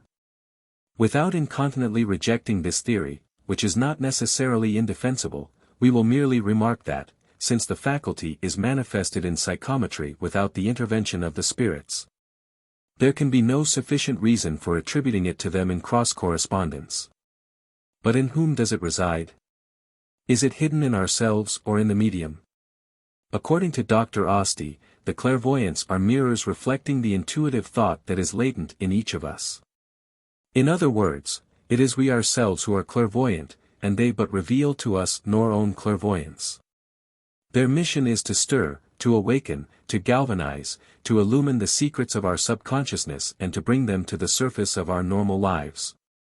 They act upon our inner darkness exactly as, in the photographic darkroom, the developing bath acts upon the sensitized plate. I am convinced that the theory is accurate as regards intuition and clairvoyance proper, that is to say, in all cases where we are in the medium's presence and more or less directly in touch with him. But is it so in psychometry? Is it we who, unknown to ourselves, know all that the object contains, or is it the medium alone who discovers it in the object itself, independently of the person who produces the object? When, for instance, we receive a letter from a stranger, does this letter, which has absorbed like a sponge the whole life and by choice the subconscious life of the writer, disgorge all that it contained into our subconsciousness? Do we instantly learn all that concerns its author, absolutely as though he were standing before us in the flesh and, above all, with his soul laid bare? Though we remain profoundly ignorant of the fact that we have learnt it until the medium's intervention tells us so. This, if you like, is simply shifting the question. Let it be the medium or myself that discovers the unknown personality in the object or tracks it across time and space, all that we do is to widen the scope of our riddle, while leaving it no less obscure. Nevertheless, there is some interest in knowing whether we have to do with a general faculty latent in all men or an inexplicable privilege reserved to rare individuals. The exceptional should always be eliminated, if possible, and not left to hang over the abyss like an unfinished bridge leading to nothing. I am well aware that the compulsory intervention of the medium implies that, in spite of all, we recognize his possession of abnormal faculties. But at any rate we reduce their power and their extent appreciably, and we return sooner and more easily to the ordinary laws of the great human mystery. And it is of importance that we should be ever coming back to that mystery and ever bringing all things back to it. But, unfortunately, actual experience does not admit of this generalization. It is clearly a case of a special faculty, one peculiar to the medium, one which is wholly unknown to our latent intuition. We can easily assure ourselves of this by causing the medium to receive through a third party and enclosed in a series of 3 envelopes, as in the experiment described above, a letter of which we know the writer, but of which both the source and the contents are absolutely unknown to the messenger. These unusual circumstances, in which all subconscious communications between consultant and consulted are strictly cut off, will in no way hamper the medium's clairvoyance. And we may fairly conclude that it is actually the medium himself who discovers directly, without any intermediary, without relays, to use M. Ducatel's expression, all that the object holds concealed. It, therefore, seems certain that there is, at least in psychometry, something more than the mere mirror of which Dr. Asti speaks. I consider it necessary to declare for the last time that these psychometric phenomena, astonishing though they appear at first, are known, proved and certain, and are no longer denied or doubted by any of those who have studied them seriously. I could have given full particulars of a large number of conclusive experiments, but this seemed to me as superfluous and tedious as would be, for instance, a string of names of the recognized chemical reactions that can be obtained in a laboratory. Any one who pleases is at liberty to convince himself of the reality of the facts, provided that he applies to genuine mediums and keeps aloof from the inferior seers, and especially the shams and impostors who swarm in this region more than in any other. Even with the best of them, he will have to be careful of the involuntary, unconscious and almost inevitable interference of telepathy, which is also very interesting, though it is a phenomenon of a different class. Much less surprising and debatable than pure psychometry. He must also learn the art of interrogating the medium and refrain from asking incoherent and random questions about casual or future events. He will not forget that clairvoyance is strictly limited to the perception of human personality, according to the roles so well formulated by Dr. Asti. Experiments have been made in which a psychometer, on touching the tooth of a prehistoric animal, saw the landscapes and the cataclysms of the Earth's earliest ages displayed before his eyes. In which another medium, on handling a jewel, conjured up, it would seem with marvelous exactness, the games and processions of ancient Greece. As though the objects permanently retained the recollection or rediscovered the astral negatives of all the events which they once witnessed. But it will be understood that, in such cases, any effective control is, so to speak, impossible, and that the part played by telepathy cannot be decided. It is important, therefore, to keep strictly to that which can be verified. Even when thus limiting his scope, the experimenter will meet with many surprises. For instance, though the revelations of two psychometers to whom the same letter is handed in succession most often agree remarkably in their main outlines, it can also happen that one of them perceives only what concerns the writer of the letter, whereas the other will be interested only in the person to whom the letter was addressed or to a third person who was in the room where the letter was written. It is well to be forearmed against these first mistakes, which, for that matter, in the frequent cases where strict control is possible, but confirm the existence and the independence of the astounding faculty. As for the theories that attempt to explain it, I am quite willing to grant that they are still somewhat confused. The important thing for the moment is the accumulation of claims and experiments that go feeling their way farther and farther along all the paths of the unknown. Meanwhile, that one unexpected door which sheds at the back of our old convictions more than one unexpected door, which sheds upon the life and habits of our secret being sufficient light to puzzle us for many a long day. This brings us back once more to the omniscience and perhaps the omnipotence of our hidden guest, to the brink of the mysterious reservoir of every manner of knowledge which we shall meet with again when we come to speak of the future. Of the talking horses, of the divining rod, of materializations and miracles, in short, in every circumstance where we pass beyond the horizon of our little daily life. As we thus advance, with slow and cautious footsteps, in them as yet deserted and very nebulous regions of metapsychics, we are compelled to recognize that there must exist somewhere, in this world or in others, a spot in which everything is known, in which everything is possible, to which everything goes, from which everything comes, which belongs to which all have access, but of which the long-forgotten roads must be learnt again by our stumbling feet. We shall often meet those difficult roads in the course of our present quest, and we shall have more than one occasion to refer again to those depths into which all the supernatural facts of our existence flow. Unless indeed they take their source there. For the moment, that which most above all engage our attention in these psychometric phenomena is their purely and exclusively human character. They occur between the living and the living, on this solid earth of ours, in the world that lies before our eyes, and the spirits, the dead, the gods, and the interplanetary intelligences know them not. Hardly anywhere else, except in the equally perplexing manifestations of the divining rod and in certain materializations, shall we find with the same clearness this same specific character, if we may call it so. This is a valuable lesson. It tells us that our everyday life provides phenomena as disturbing and of exactly the same kind and nature as those which, in other circumstances, we attribute to other forces than ours. It teaches us also that we must first direct and exhaust our inquiries here below, among ourselves, before passing to the other side.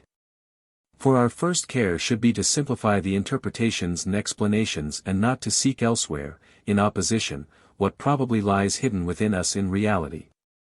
Afterwards, if the unknown overwhelm us utterly, if the darkness engulf us beyond all hope, there will still be time to go, none can tell where, to question the deities or the dead. Chapter 3. The knowledge of the future. Premonition or precognition leads us to still more mysterious regions, where stands, half merging from an intolerable darkness, the gravest problem that can thrill mankind, the knowledge of the future. The latest, the best and the most complete study devoted to it is, I believe, that recently published by M. Ernest Bazzano, under the title Des Phénomènes Prémonitoires. Availing himself of excellent earlier work, notably that of Mrs. Sidgwick and Myers 6 and adding the result of his own researches, the author collects some 1,000 cases of precognition, of which he discusses 160, leaving the great majority of the others on one side. Not because they are negligible, but because he does not wish to exceed too flagrantly the normal limits of a monograph. He begins by carefully eliminating all the episodes which, though apparently premonitory, may be explained by self-suggestion, as in the case, for instance, where some one smitten with a disease still latent seems to foresee this disease and the death which will be its conclusion, by telepathy, when a sensitive is aware beforehand of the arrival of a person or a letter.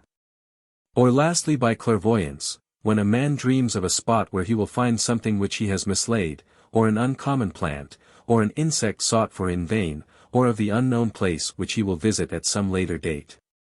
In all these cases, we have not, properly speaking, to do with a pure future, but rather with a present that is not yet known.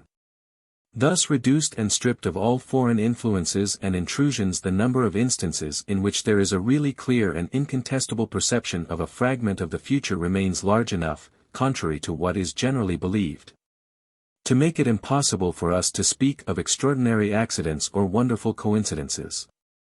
There must be a limit to everything, even to distrust, even to the most extensive incredulity, otherwise all historical research and a good deal of scientific research would become decidedly impracticable. And this remark applies as much to the nature of the incidents related as to the actual authenticity of the narratives. We can contest or suspect any story whatever, any written proof, any evidence. But thenceforward we must abandon all certainty or knowledge that is not acquired by means of mathematical operations or laboratory experiments, that is to say, 3/4 of the human phenomena which interest us most. Observe that the records collected by the investigators of the S.P.R., like those discussed by M. Bazzano, are all told at first hand, and that those stories of which the narrators were not the protagonists or the direct witnesses have been ruthlessly rejected. Furthermore, some of these narratives are necessarily of the nature of medical observations. As for the others, if we attentively examine the character of those who have related them and the circumstances which corroborate them, we shall agree that it is more just and more reasonable to believe in them than to look upon every man who has an extraordinary experience as being a priori a liar, the victim of an hallucination, or a wag.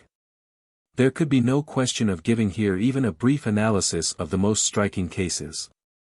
It would require 100 pages and would alter the whole nature of this essay, which, to keep within its proper dimensions, most take it for granted that most of the materials which it examines are familiar. I therefore refer the reader who may wish to form an opinion for himself to the easily accessible sources which I have mentioned above. It will suffice, to give an accurate idea of the gravity of the problem to anyone who has not time or opportunity to consult the original documents if I sum up in a few words some of these pioneer adventures, selected among those which seem least open to dispute. For it goes without saying that all have not the same value, otherwise the question would be settled. There are some which, while exceedingly striking at first sight and offering every guarantee that could be desired to authenticity, nevertheless do not imply a real knowledge of the future and can be interpreted in another manner. I give one, to serve as an instance. It is reported by Dr. Alphonse Teste in his Manuel pratique du magnétisme animal. On the 8th of May, Dr. Teste magnetizes Madame Hortense, in the presence of her husband.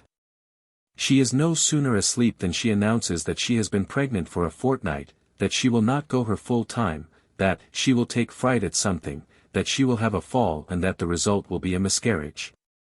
She adds that, on the 12th of May, after having had a fright, she will have a fainting fit which will last for 8 minutes. And she then describes, hour by hour, the course of her malady, which will end in 3 days' loss of reason, from which she will recover. On awaking, she retains no recollection of anything that has passed, it is kept from her, and Dr. Teste communicates his notes to Dr. Amédée Latour.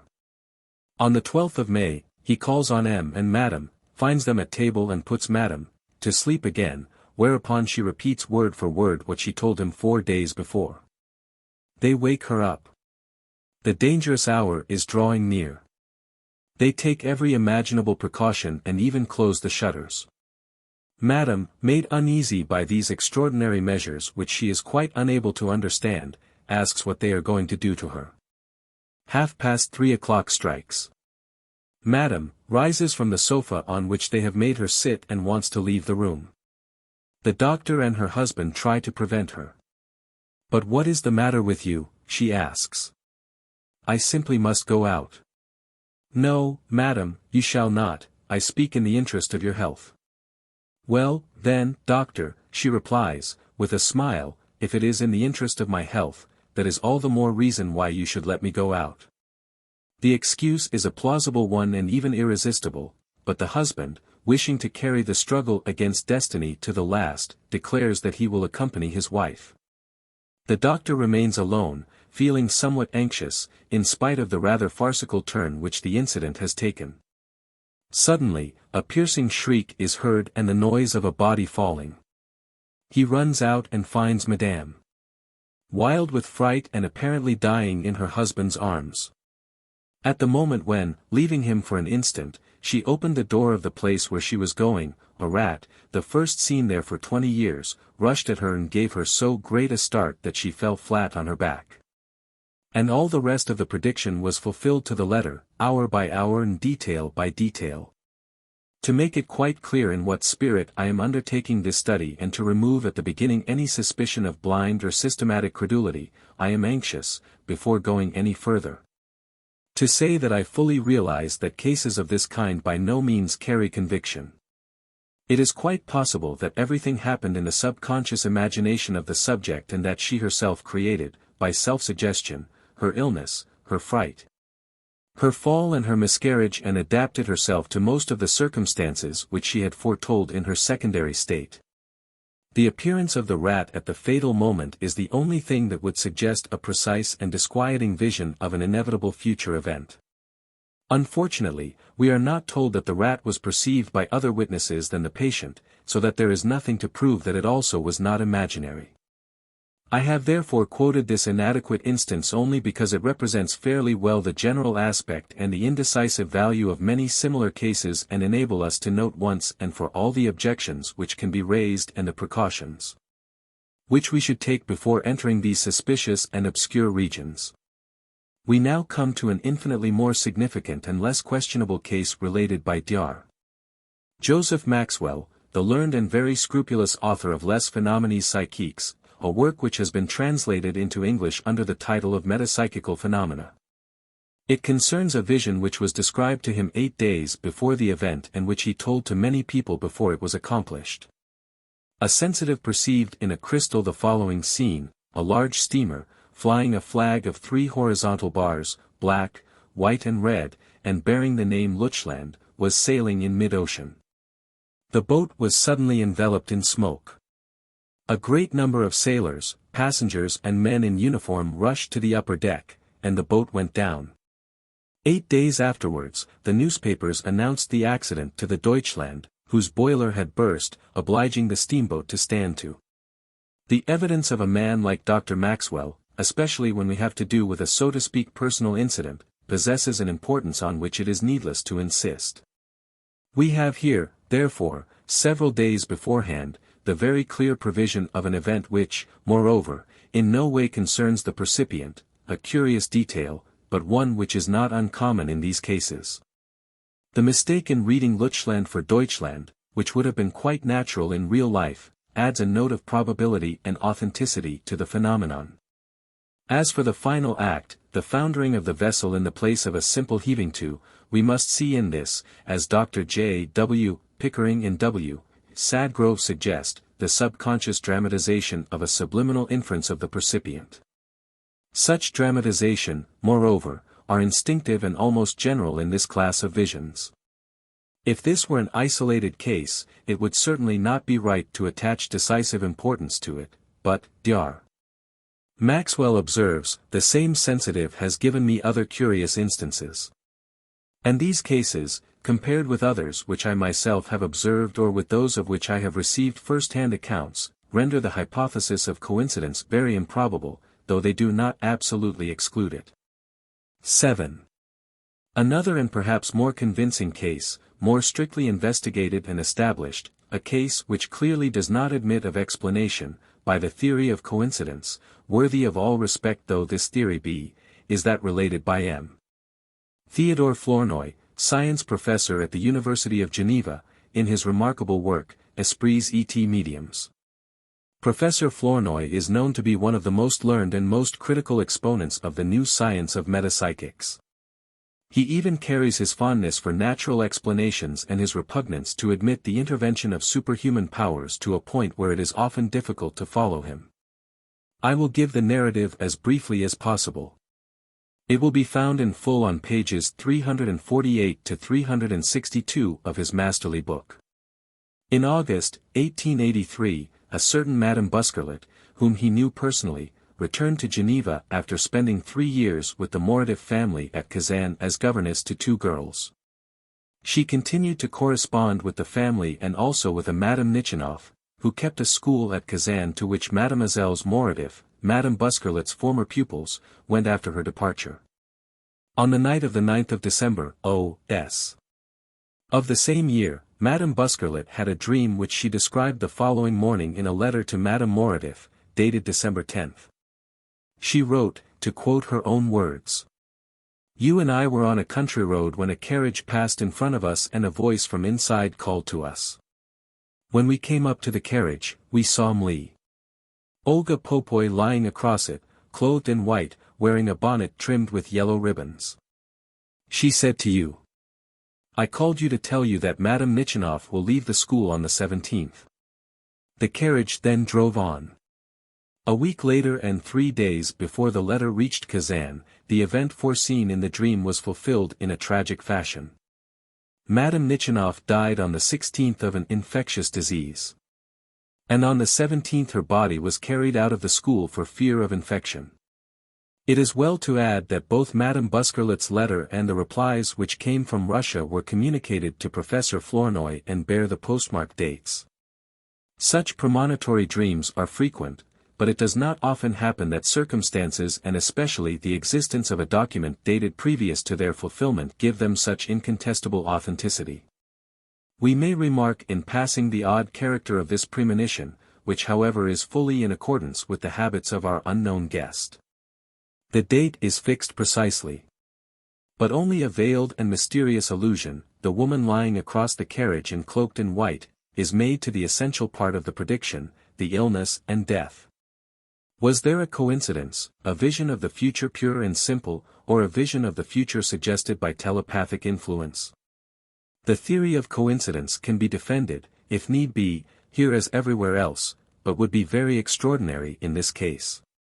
As for telepathic influence, we should have to suppose that, on the 9th of December, a week before her death, Madame Nichanoff had in her subconsciousness a presentiment of her end and that she transmitted this presentiment across some thousands of miles, from Kazan to Geneva, to a person with whom she had never been intimate. It is very complex, but possible, for telepathy often has these disconcerting ways.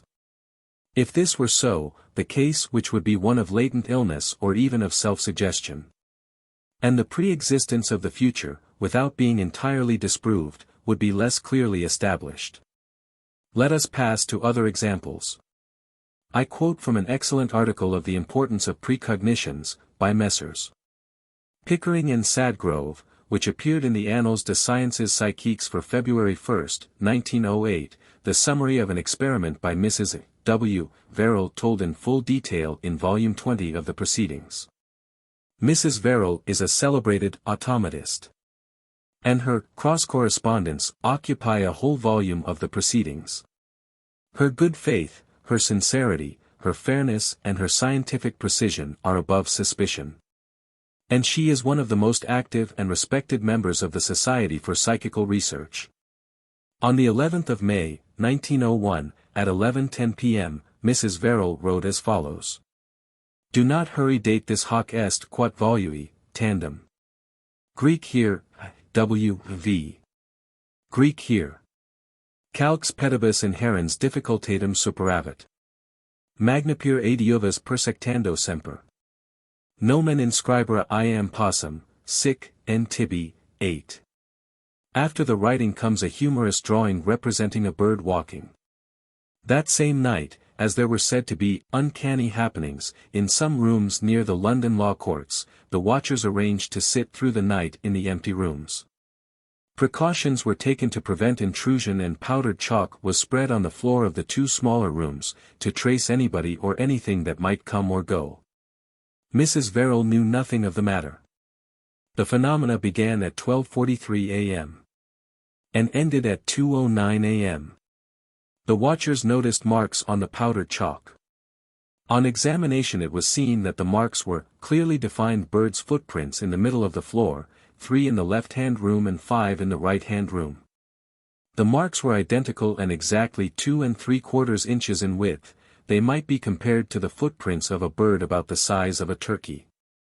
The footprints were observed at 2:30 a.m. The unexplained phenomena had begun at 12:43 that same morning.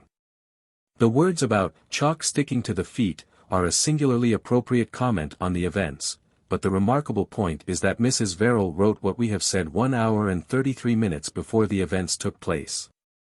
The persons who watched in the two rooms were questioned by Mr. J. G. Piddington, a member of the Council of the S.P.R., and declared that they had not any expectation of what they discovered. I need hardly add that Mrs. Verrill had never heard anything about the happenings in the haunted house and that the watchers were completely ignorant of Mrs. Verrill's existence. Here then is a wry curious prediction of an event, insignificant in itself, which is to happen, in a house unknown to the one who foretells it, to people whom she does not know either. The spiritualists, who score in this case, not without some reason, will have it that a spirit, in order to prove its existence and its intelligence, organized this little scene in which the future, the present and the past are all mixed up together. Are they right? Or is Mrs. Verrill's subconsciousness roaming like this, at random, in the future? It is certain that the problem has seldom appeared under a more baffling aspect. We will now take another premonitory dream, strictly controlled by the Committee of the S.P. R.9 Early in September, 1893, Annette, wife of Walter Jones, tobacconist, of Old Gravel Lane, East London, had her little boy ill. One night she dreamt that she saw a cart drive up and stop near when she was. It contained 3 coffins, 2 white and 1 blue. One white coffin was bigger than the other, and the blue was the biggest of the 3. The driver took out the bigger white coffin and left it at the mother's feet, driving off with the others. Mrs. Jones told her dream to her husband and to a neighbor, laying particular stress on the curious circumstance that one of the coffins was blue. On the 10th of September, a friend of Mr. and Mrs. Jones was confined of a boy, who died on the 29th of the same month. Their own little boy died on the following Monday, the 2nd of October, being then 16 months old. It was decided to bury the 2 children on the same day. On the morning of the day chosen, the parish priest informed Mr. and Mrs. Jones that another child had died in the neighborhood and that its body would be brought into church along with the two others.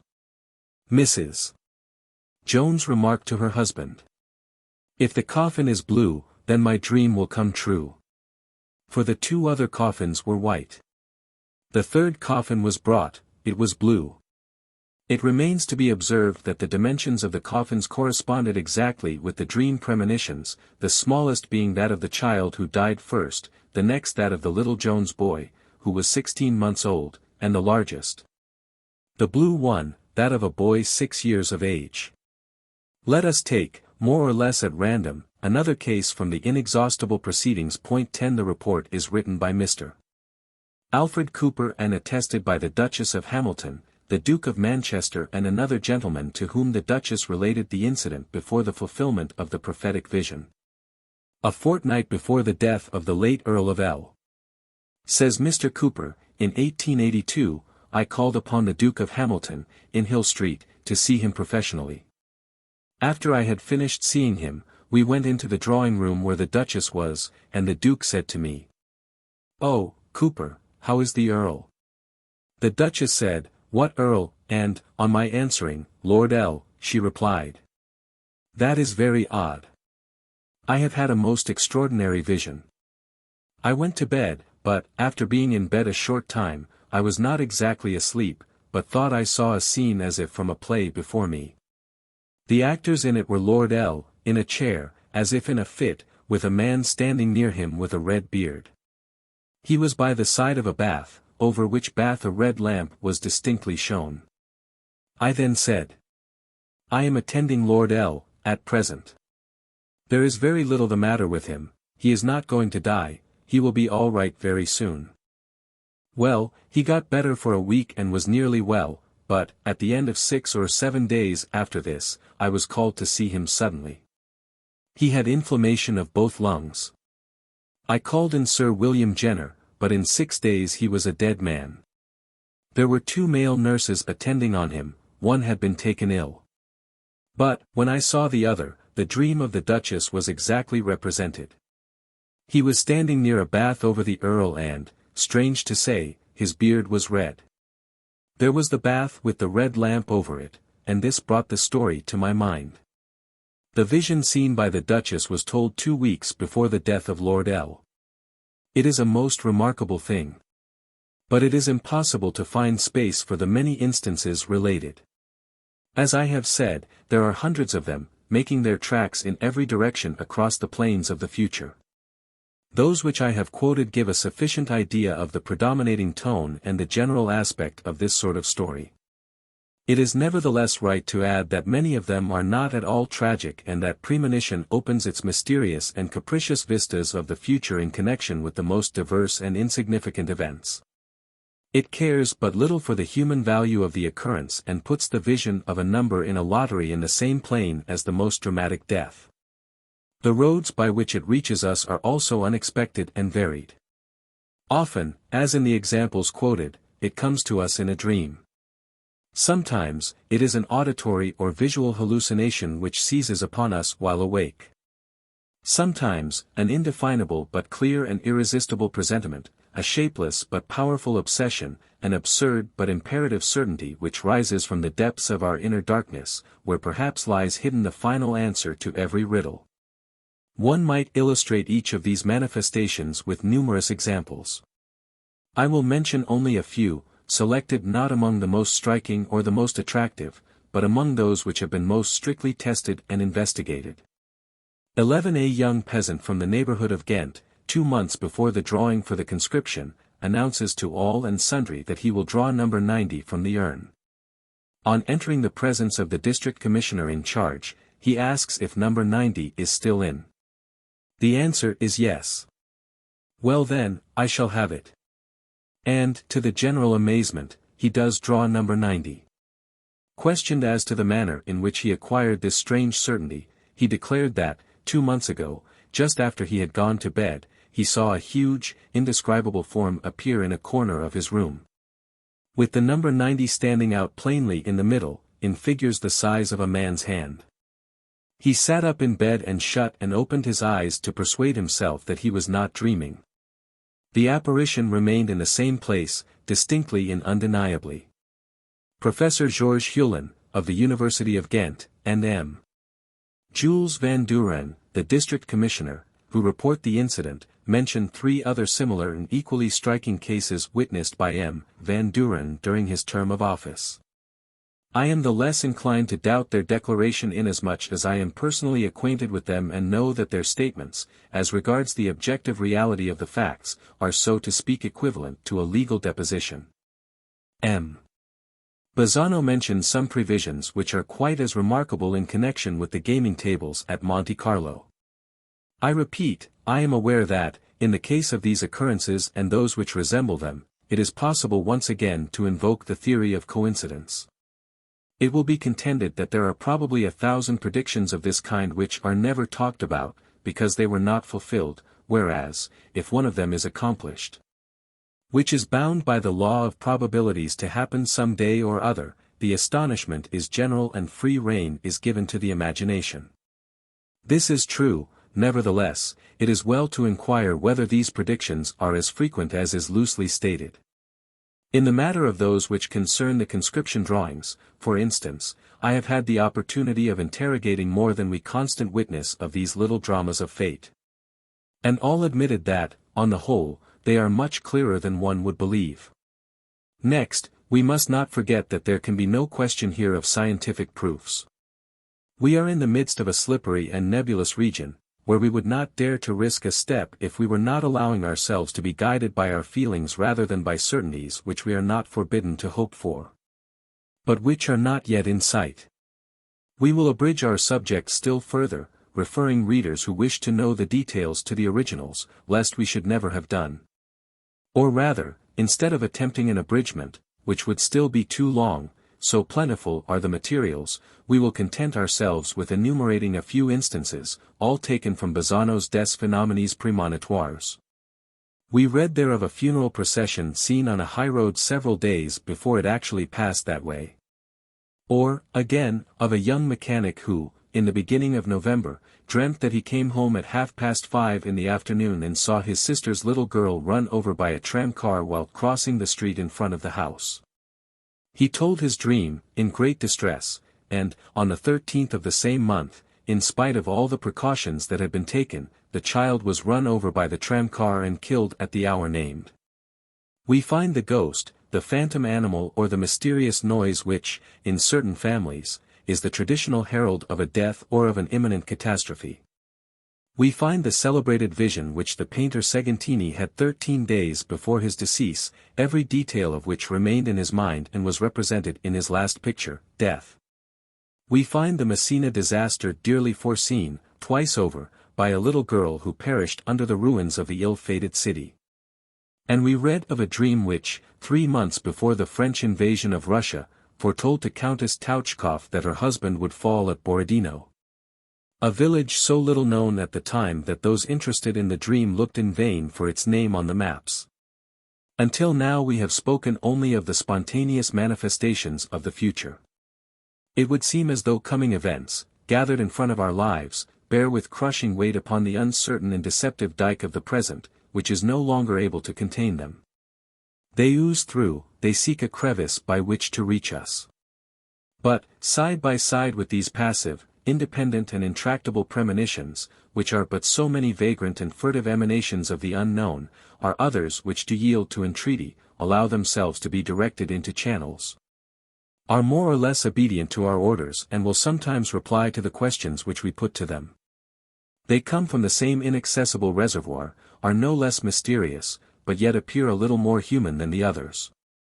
And, without drugging ourselves with puerile or dangerous illusions, we may be permitted to hope that, if we follow them and study them attentively, they will one day open to us the hidden paths that join that which is no more to that which is not yet. It is true that here, where we must needs mix with the somewhat lawless world of professional mystery-mongers, we have to increase our caution and walk with measured steps on very suspicious ground. But in this region of pitfalls we glean a certain number of facts that cannot reasonably be contested. It will be enough to recall, for instance, the symbolic premonitions of the famous seeress of Prevorst, Frau Haufe, whose prophetic spirit was awakened by soap bubbles, crystals and mirrors. The clairvoyant who, 18 years before the event, foretold the death of a girl by the hand of her rival in 1907, in a written prophecy which was presented to the court by the mother of the murdered girl. 12. The gypsy who, also in writing, foretold all the events in Miss Isabel Arundel's life, including the name of her husband, Burton, the famous explorer. 13. The sealed letter addressed to M. Morin, vice president of the Société du Mesmerisme, describing the most unexpected circumstances of a death that occurred a month later. 14. The famous Marmontel prediction, obtained by Mrs. Verrill's cross correspondences, which gives a vision, 2 months and a half before their accomplishment, of the most insignificant actions of a traveler in an hotel bedroom. 15. And many others. I will not review the various and very often grotesque methods of interrogating the future that are most frequently practiced today: cards, palmistry, crystal gazing, fortune-telling by means of coffee grounds, tea leaves, magnetic needles and white of egg, graphology, astrology, and the rest. These methods, as I have already said, are worth exactly what the medium who employs them is worth. They have no other object than to arouse the medium's subconsciousness and to bring it into relation with that of the person questioning him.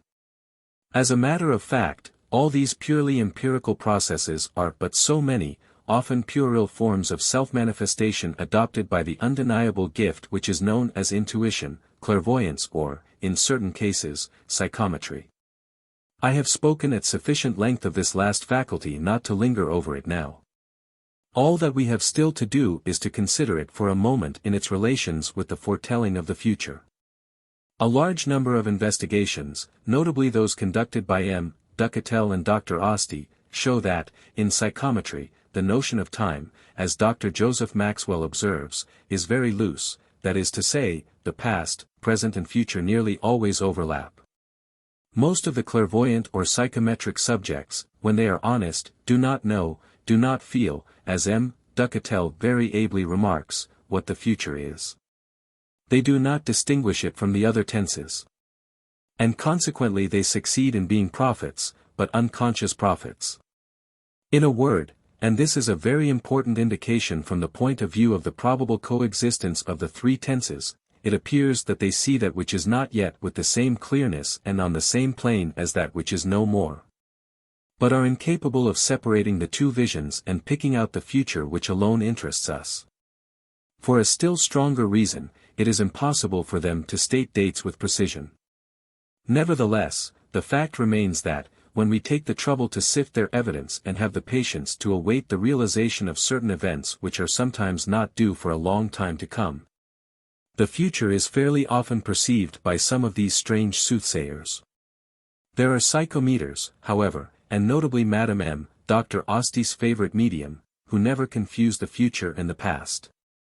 Madame M. places her visions in time according to the position which they occupy in space. Thus she sees the future in front of her, the past behind her and the present beside her. But, notwithstanding these distinctly graded visions, she also is incapable of naming her dates exactly. In fact, her mistakes in this respect are so general that Dr. Osti looks upon it as a pure chronological coincidence when a prediction is realized at the moment foretold. We should also observe that, in psychometry, only those events can be perceived which relate directly to the individual communicating with the percipient. For it is not so much the percipient that sees into us as we that read in our own subconsciousness, which is momentarily lighted by his presence. We must not therefore ask him for predictions of a general character, whether, for instance, there will be a war in the spring, an epidemic in the summer or an earthquake in the autumn. The moment the question concerns events, however important, with which we are not intimately connected, he is bound to answer, as do all the genuine mediums, that he sees nothing.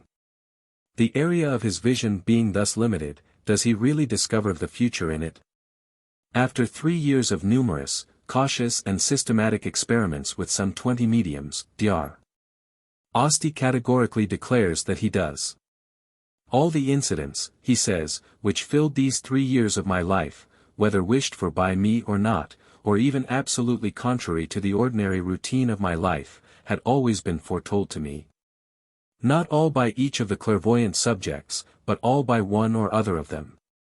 As I have been practicing these tests continually, it seems to me that the experience of 3 years wholly devoted to this object should give some weight to my opinion on the subject of predictions. This is incontestable. And the sincerity, scientific conscientiousness, and high intellectual value of Dr. Osti's fine work inspire one with the most entire confidence. Unfortunately, he contents himself with quoting too summarily a few facts and does not, as he ought, give us in extenso the details of his experiments, controls and tests. I am well aware that this would be a thankless and wearisome task, necessitating a large volume which a mass of puerile incidents and inevitable repetitions would make almost readable. Moreover, it could scarcely help taking the form of an intimate and indiscreet autobiography, and it is not easy to bring one's self to make this sort of public confession. But it has to be done. In a science which is only in its early stages, it is not enough to show the object attained and to state one's conviction. It is necessary above all to describe every path that has been taken and, by an incessant and infinite accumulation of investigated and attested facts, to enable everyone to draw his own conclusions. This has been the cumbrous and laborious method of the proceedings for over 30 years, and it is the only right one. Discussion is possible and fruitful only at that price. In all these extra-conscious matters, we have not yet reached the stage of definite deduction, we are still bringing up materials to the scene of operations. Once more, I know that, in these cases, as I have seen for myself, the really convincing facts are necessarily very rare, indeed, nowhere else do we meet with the same difficulty. If the medium tells you, for instance, as Madame M. seems easily to do, how you will employ your day from the morning onwards, if she sees you in a certain house in a certain street meeting this or that person, it is impossible to say that, on the one hand, she is not already reading your as yet unconscious plans or intentions, or that, on the other hand, by doing what she has foreseen, you are not obeying a suggestion against which you could not fight except by violently doing the opposite to what it demands of you, which again would be a case of inverted suggestion. None therefore would have any value save predictions of unlikely happenings, clearly defined and outside the sphere of the person interested. As Dr. Osti says, the ideal prognostication would obviously be that of an event so rare, so sudden and unexpected, implying such a change in one's mode of life that the theory of coincidence could not decently be put forward. But, as everybody is not, in the peaceful course of his threatened by such an absolutely convincing event, the clairvoyant cannot always reveal to the person experimenting, and reveal it for a more or less approximate date, one of those incidents whose accomplishment would carry irresistible conviction. In any case, the question of psychometric prognostications calls for further inquiry, although it is easy even at the present day to foresee the results. Let us now return to our spontaneous premonitions, in which the future comes to seek us of its own accord and, so to speak, to challenge us at home. I know from personal experience that, when we embark upon these disconcerting matters, the first impression is scarcely favorable. We are very much inclined to laugh, to treat as wearisome tales, as hysterical hallucinations, as ingenious or interested fictions most or those incidents which give too violent a shock to the narrow and limited idea which we have of our human life. To smile, to reject everything beforehand and to pass by with averted head, as was done, I remember, in the time of Galvani, and in the early days of hypnotism, is much more easy and seems more respectable and prudent than to stop, admit and examine. Nevertheless we must not forget that it is to some who did not smile so lightly that we owe the best part of the marvels from whose heights we are preparing to smile in our turn. For the rest, I grant that, thus presented, hastily and summarily, without the details that throw light upon them and the proofs that support them, the incidents in question do not show to advantage and, inasmuch as they are isolated and sparingly chosen, lose all the weight and authority derived from the compact and imposing mass whence they are arbitrarily detached. As I said above, nearly 1,000 cases have been collected, representing probably not the 10th part of those which a more active and general search might bring together. The number is evidently of importance and denotes the enormous pressure of the mystery, but, if there were only half a dozen genuine cases, and Dr. Maxwell's, Professor Flournoy's, Mrs. Verrill's, the Marmontel, Jones and Hamilton cases and some others are undoubtedly genuine, they would be enough to show that, under the erroneous idea which we form of the past and the present, a new verity is living and moving, eager to come to light. The efforts of that verity, I need hardly say, display a very different sort of force after we have actually and attentively read those hundreds of extraordinary stories which, without appearing to do so, strike to the very roots of history. We soon lose all inclination to doubt. We penetrate into another world and come to a stop all out of countenance. We no longer know where we stand, before and after overlap and mingle. We no longer distinguish the insidious and factitious but indispensable line which separates the years that have gone by from the years that are to come. We clutch at the hours and days of the past and present to reassure ourselves, to fasten on to some certainty, to convince ourselves that we are still in our right place in this life where that which is not yet seems as substantial, as real, as positive, as powerful as that which is no more. We discover with uneasiness that time, on which we based our whole existence, itself no longer exists. It is no longer the swiftest of our gods, known to us only by its flight across all things, it alters its position no more than space, of which it is doubtless but the incomprehensible reflex. It reigns in the center of every event. And every event is fixed in its center, and all that comes and all that goes passes from end to end of our little life without moving by a hair's breadth around its motionless pivot. It is entitled to but one of the 1,000 names which we have been wont to lavish upon its power, a power that seemed to us manifold and innumerable, yesterday, recently, formerly, erewhile, after, before, tomorrow, soon, never. Later fall like childish masks, whereas today and always completely cover with their united shadows the idea which we form in the end of a duration which has no subdivisions, no breaks and no stages, which is pulseless, motionless and boundless. Many are the theories which men have imagined in their attempts to explain the working of the strange phenomenon, and many others might be imagined. As we have seen, self-suggestion and telepathy explain certain cases which concern events already in existence, but still latent and perceived before the knowledge of them can reach us by the normal process of the senses or the intelligence. But, even by extending these two theories to their uttermost point and positively abusing their accommodating elasticity, we do not succeed in illumining by their aid more than a rather restricted portion of the vast undiscovered land. We must therefore look for something else. The first theory which suggests itself and which on the surface seems rather attractive is that of spiritualism, which may be extended until it is scarcely distinguishable from the theosophical theory and other religious suppositions. It assumes the revival of spirits, the existence of discarnate or other superior and more mysterious entities which surround us, interest themselves in our fate, guide our thoughts and our actions and, above all, know the future. It is, as we recognized when speaking of ghosts and haunted houses, a very acceptable theory, and anyone to whom it appears can adopt it without doing violence to his intelligence. But we must confess that it seems less necessary and perhaps even less clearly proved in this region than in that. It starts by begging the question, without the intervention of discarnate beings, the spiritualists say, it is impossible to explain the majority of the premonitory phenomena, therefore we must admit the existence of these discarnate beings. Let us grant it for the moment, for to beg the question, which is merely an indefensible trick of the superficial logic of our brain, does not necessarily condemn a theory and neither takes away from nor adds to the reality of things. Besides, as we shall insist later, the intervention or non-intervention of the spirits is not the point at issue, and the crux of the mystery does not lie there. What most interests us is far less the paths or intermediaries by which prophetic warnings reach us than the actual existence of the future in the present.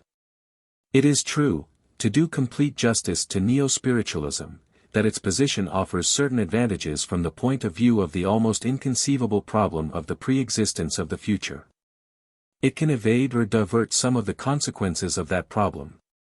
The spirits, it declares, do not necessarily see the future as a whole, as a total past or present, motionless and immovable, but they know infinitely better than we do the numberless causes that determine any agent, so that, finding themselves at the luminous source of those causes, they have no difficulty in foreseeing their effects. They are, with respect to the incident still in process of formation, in the position of an astronomer who foretells, within a second, all the phases of an eclipse in which a savage sees nothing but an unprecedented catastrophe which he attributes to the anger of his idols of straw or clay. It is indeed possible that this acquaintance with a greater number of causes explains certain predictions. But there are plenty of others which presume a knowledge of so many causes, causes so remote and so profound, that this knowledge is hardly to be distinguished from a knowledge of the future pure and simple. In any case, beyond certain limits, the pre-existence of causes seems no clearer than that of effects. Nevertheless, it must be admitted that the spiritualists gain a slight advantage here. They believe that they gain another when they say or might say that it is still possible that the spirits stimulate us to realize the events which they foretell without themselves clearly perceiving them in the future. After announcing, for instance, that on a certain day we shall go to a certain place and do a certain thing, they urge us irresistibly to proceed to the spot named and there to perform the act prophesied. But this theory, like those of self-suggestion and telepathy, would explain only a few phenomena and would leave in obscurity all those cases, infinitely more numerous because they make up almost the whole of our future, in which either chance intervenes or some event in no way dependent upon our will or the spirits, unless indeed we suppose that the latter possesses an omniscience and an omnipotence which take us back to the original mysteries of the problem. Besides, in the gloomy regions of precognition, it is almost always a matter of anticipating a misfortune and very rarely, if ever, of meeting with a pleasure or a joy. We should therefore have to admit that the spirits which drag me to the fatal place and compel me to do the act that will have tragic consequences are deliberately hostile to me and find diversion only in the spectacle of my suffering. What could those spirits be, from what evil world would they arise, and how should we explain why our brothers and friends of yesterday, after passing through the august and peace-bestowing gates of death, suddenly become transformed into crafty and malevolent demons? Can the great spiritual kingdom, in which all passions born of the flesh should be stilled, be but a dismal abode of hatred, spite and envy? It will perhaps be said that they lead us into misfortune in order to purify us. But this brings us to religious theories which it is not our intention to examine. The only attempt at an explanation that can hold its own with spiritualism has recourse once again to the mysterious powers of our subconsciousness. We must needs to recognize that, if the future exists today, already such as it will be when it becomes for us the present and the past, the intervention of discarnate minds or of any other spiritual entity adrift from another sphere is of little avail. We can picture an infinite spirit indifferently contemplating the past and future in their coexistence. We can imagine a whole hierarchy of intermediate intelligences taking a more or less extensive part in the contemplation and transmitting it to our subconsciousness. But all this is practically nothing more than inconsistent speculation and ingenious dreaming in the dark. In any case, it is adventitious, secondary, and provisional. Let us keep to the facts as we see them. An unknown faculty, buried deep in our being and generally inactive, perceives, on rare occasions, events that have not yet taken place. We possess but one certainty on this subject, namely, that the phenomenon actually occurs within ourselves. It is therefore within ourselves that we must first study it, without burdening ourselves with suppositions which remove it from its center and simply shift the mystery. The incomprehensible mystery is the pre-existence of the future. Once we admit this, and it seems very difficult to deny, there is no reason to attribute to imaginary intermediaries rather than to ourselves the faculty of descrying certain fragments of that future. We see, in regard to most of the mediumistic manifestations, that we possess within ourselves all the unusual forces with which the spiritualists endow discarnate spirits, and why should it be otherwise as concerns the powers of divination? The explanation taken from the subconsciousness is the most direct, the simplest, the nearest, whereas the other is endlessly circuitous, complicated and distant. Until the spirits testify to their existence in an unanswerable fashion, there is no advantage in seeking in the grave for the solution of a riddle that appears indeed to lie at the roots of our own life. It is true that this explanation does not explain much, but the others are just as ineffectual and are open to the same objections. These objections are many and various, and it is easier to raise them than to reply to them. For instance, we can ask ourselves why the subconsciousness or the spirits, seeing that they read the future and are able to announce an impending calamity, hardly ever give us the one useful and definite indication that would allow us to avoid it. What can be the childish or mysterious reason of this strange reticence? In many cases it is almost criminal. For instance, in a case related by Professor Hislop 16 we see the foreboding of the greatest misfortune that can befall a mother germinating, growing, sending out shoots, developing, like some gluttonous and deadly plant. To stop short on the verge of the last warning, the one detail, insignificant in itself but indispensable, which would have saved the child. It is the case of a woman who begins by experiencing a vague but powerful impression that a grievous burden was going to fall upon her family. Next month, this premonitory feeling repeats itself very frequently, becomes more intense and ends by concentrating itself upon the poor woman's little daughter. Each time that she is planning something for the child's future, she hears a voice saying, "She'll never need it." A week before the catastrophe, a violent smell of fire fills the house. From that time, the mother begins to be careful about matches, seeing that they are in safe places and out of reach. She looks all over the house for them and feels a strong impulse to burn all matches of the kind easily lighted.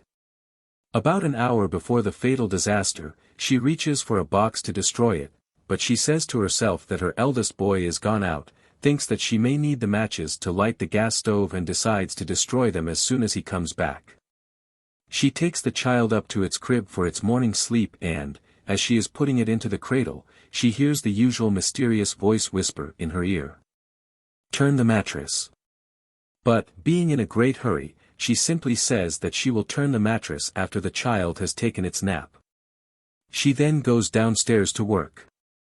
After a while, she hears the child cry and, hurrying up to the room, finds the crib and its bedding on fire and the child so badly burnt that it dies in 3 hours. Before going further and theorizing about this case, let us once more state the matter precisely.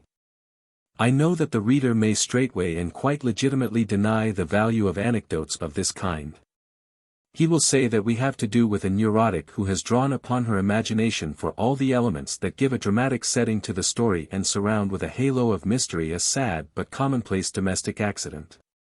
This is quite possible. And it is perfectly allowable to dismiss the case.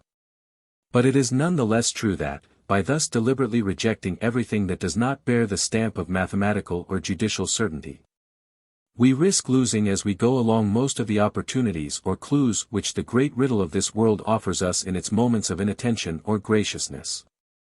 At the beginning of an inquiry we must know how to content ourselves with little.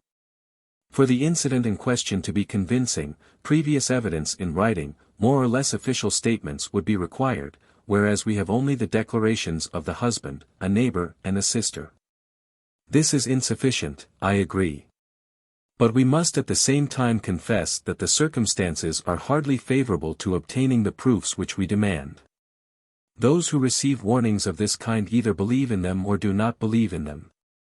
If they believe in them, it is quite natural that they should not think first of all of the scientific interest of their trouble, or of putting down in writing and thus authenticating its premonitory symptoms and gradual evolution. If they do not believe in them, it is no less natural that they should not proceed to speak or take notice of inanities of which they do not recognize the value until after they have lost the opportunity of supplying convincing proofs of them. Also, do not forget that the little story in question is selected from among 100 others, which in their turn are equally indecisive, but which, repeating the same facts and the same tendencies with a strange persistency, and by weakening the most inveterate distrust. 17. Having said this much, in order to conciliate or part company with those who have no intention of leaving the terra firma of science, let us return to the case before us. Which is all the more disquieting inasmuch as we may consider it a sort of prototype of the tragic and almost diabolical reticence which we find in most premonitions. It is probable that under the mattress there was a stray match which the child discovered and struck. This is the only possible explanation of the catastrophe, for there was no fire burning on that floor of the house. If the mother had turned the mattress, she would have seen the match, and, on the other hand, she would certainly have turned the mattress if she had been told that there was a match underneath it. Why did the voice that urged her to perform the necessary action not add the one word that was capable of ensuring that action? The problem moreover is equally perturbing and perhaps equally insoluble whether it concerns our own subconscious faculties, or spirits, or strange intelligences. Those who give these warnings must know that they will be useless, because they manifestly foresee the event as a whole. But they must also know that one last word, which they do not pronounce, would be enough to prevent the misfortune that is already consummated in their prevision. They know it so well that they bring this word to the very edge of the abyss, hold it suspended there, almost let it fall and recapture it suddenly at the moment when its weight would have caused happiness and life to rise once more to the surface of the mighty gulf. What then is this mystery? Is it incapacity or hostility? If they are incapable, what is the unexpected and sovereign force that interposes between them and us? And, if they are hostile, on whom are they revenging themselves? What can be the secret of those inhuman games, of those uncanny and cruel diversions on the most slippery and dangerous peaks of fate? Why warn, if they know that the warning will be in vain? Of whom are they making sport?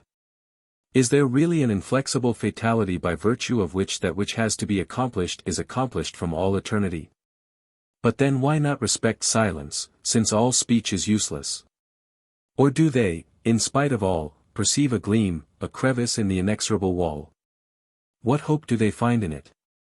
Have they not seen more clearly than ourselves that no deliverance can come through that crevice? One could understand this fluttering and wavering, all these efforts of theirs, if they did not know, but here it is proved that they know everything, since they foretell exactly that which they might prevent. If we press them with questions, they answer that there is nothing to be done, that no human power could avert or thwart the issue. Are they mad, bored, irritable, or accessory to a hideous pleasantry? Does our fate depend on the happy solution of some petty enigma or childish conundrum, even as our salvation, in most of the so-called revealed religious, is settled by a blind and stupid cast of the die? Is all the liberty that we are granted reduced to the reading of a more or less ingenious riddle? Can the great soul of the universe be the soul of a great baby? But, rather than pursue this subject, let us be just and admit that there is perhaps no way out of the maze and that our reproaches are as incomprehensible as the conduct of the spirits. Indeed, what would you have them do in the circle in which our logic imprisons them? Either they foretell us a calamity which their predictions cannot avert, in which case there is no use in foretelling it, or, if they announce it to us and at the same time give us the means to prevent it. They do not really see the future and are foretelling nothing, since the calamity is not to take place, with the result that their action seems equally absurd in both cases. It is obvious, to whichever side we turn, we find nothing but the incomprehensible. On the one hand, the pre-established, unshakable, unalterable future which we have called destiny, fatality, or what you will, which suppresses man's entire independence and liberty of action and which is the most inconceivable and the dreariest of mysteries. On the other, intelligences apparently superior to our own, since they know what we do not, which, while aware that their intervention is always useless and very often cruel, nevertheless come harassing us with their sinister and ridiculous predictions. Must we resign ourselves once more to living with our eyes shut and our reason drowned in the boundless ocean of darkness, and is there no outlet? For the moment we will not linger in the dark regions of fatality, which is the supreme mystery, the desolation of every effort and every thought of man. What is clearest amid this incomprehensibility is that the spiritualistic theory, at first sight the most seductive, declares itself, on examination, the most difficult to justify. We will also once more put aside the theosophical theory or any other which assumes a divine intention and which might, to a certain extent, explain the hesitations and anguish of the prophetic warnings, at the cost, however, of other puzzles 1,000 times as hard to solve, which nothing authorizes us to substitute for the actual puzzle, formless and infinite, presented to our uninitiated vision. When all is said, it is perhaps only in the theory which attributes those premonitions to our subconsciousness that we are able to find, if not a justification, at least a sort of explanation of that formidable reticence. They accord fairly well with the strange, inconsistent, whimsical and disconcerting character of the unknown entity within us that seems to live on nothing but nondescript fare borrowed from worlds to which nor intelligence as yet has no access. It lives under our reason, in a sort of invisible and perhaps eternal palace, like a casual guest, dropped from another planet, whose interests, ideas, habits, passions have naught in common with ours. If it seems to have notions on the hereafter that are infinitely wider and more precise than those which we possess, it has only very vague notions on the practical needs of our existence. It ignores us for years, absorbed no doubt with the numberless relations which it maintains with all the mysteries of the universe. And, when suddenly it remembers us, thinking apparently to please us, it makes an enormous, miraculous, but at the same time clumsy and superfluous movement, which upsets all that we believed we knew, without teaching us anything.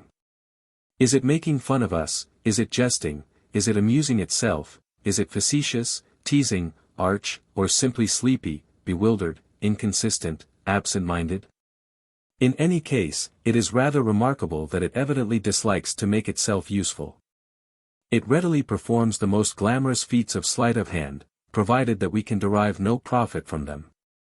It lifts up tables, moves the heaviest articles, produces flowers and hair, sets strings vibrating, gives life to inanimate objects and passes through solid matter, conjures up ghosts, subjugates time and space, creates light. But all, it seems, on one condition, that its performances should be without rhyme or reason and keep to the province of supernaturally vain and puerile recreations. The case of the divining rod is almost the only one in which it lends us any regular assistance, this being a sort of game, of no great importance, in which it appears to take pleasure. Sometimes, to say all that can be said, it consents to cure certain ailments, cleanses an ulcer, closes a wound, heals a lung, strengthens or makes supple an arm or leg, or even sets bones, but always as it were by accident, without reason, method or object, in a deceitful, illogical and preposterous fashion. One would set it down as a spoilt child that has been allowed to lay hands on the most tremendous secrets of heaven and earth. It has no suspicion of their power, jumbles them all up together and turns them into paltry, inoffensive toys. It knows everything, perhaps, but is ignorant of the uses of its knowledge. It has its arms laden with treasures which it scatters in the wrong manner and at the wrong time, giving bread to the thirsty and water to the hungry, overloading those who refuse and stripping the suppliant bare, pursuing those who flee from it and fleeing from those who pursue it. Lastly, even at its best moments, it behaves as though the fate of the being in whose depths it dwells interested it hardly at all, as though it had but an insignificant share in his misfortunes, feeling assured, one might almost think, of an independent and endless existence. It is not surprising, therefore, when we know its habits, that its communications on the subject of the future should be as fantastic as the other manifestations of its knowledge or its power. Let us add, to be quite fair, that, in those warnings which we would wish to see efficacious, it stumbles against the same difficulties as the spirits or other alien intelligences uselessly foretelling the event which they cannot prevent, or annihilating the event by the very fact of foretelling it. And now, to end the question, is our unknown guest alone responsible? Does it explain itself badly or do we not understand it? When we look into the matter closely, there is, under those anomalous and confused manifestations, in spite of efforts which we feel to be enormous and persevering, a sort of incapacity for self-expression and action which is bound to attract our attention. Is our conscious and individual life separated by impenetrable worlds from our subconscious and probably universal life? Does our unknown guest speak an unknown language and do the words which it speaks and which we think that we understand disclose its thought? Is every direct road pitilessly barred and is there nothing left to it but narrow, dosed paths in which the best of what it had to reveal to us is lost? Is this the reason why it seeks those odd, childish, roundabout ways of automatic writing, cross-correspondence, symbolic premonition and all the rest? Yet, in the typical case which we have quoted, it seems to speak quite easily and plainly when it says to the mother, "Turn the mattress." If it can utter this sentence, why should it find it difficult or impossible to add, "You will find the matches there that will set fire to the curtains"? What forbids it to do so and closes its mouth at the decisive moment? We relapse into the everlasting question, if it cannot complete the second sentence because it would be destroying in the womb the very event which it is foretelling, why does it utter the first? But it is well in spite of everything to seek an explanation of the inexplicable. It is by attacking it on every side, at all hazards, that we cherish the hope of overcoming it. And we may therefore say to ourselves that our subconsciousness, when it warns us of a calamity that is about to fall upon us, knowing all the future as it does, necessarily knows that the calamity is already accomplished. As our conscious and unconscious lives blend in it, it distresses itself and flutters around our overconfident ignorance.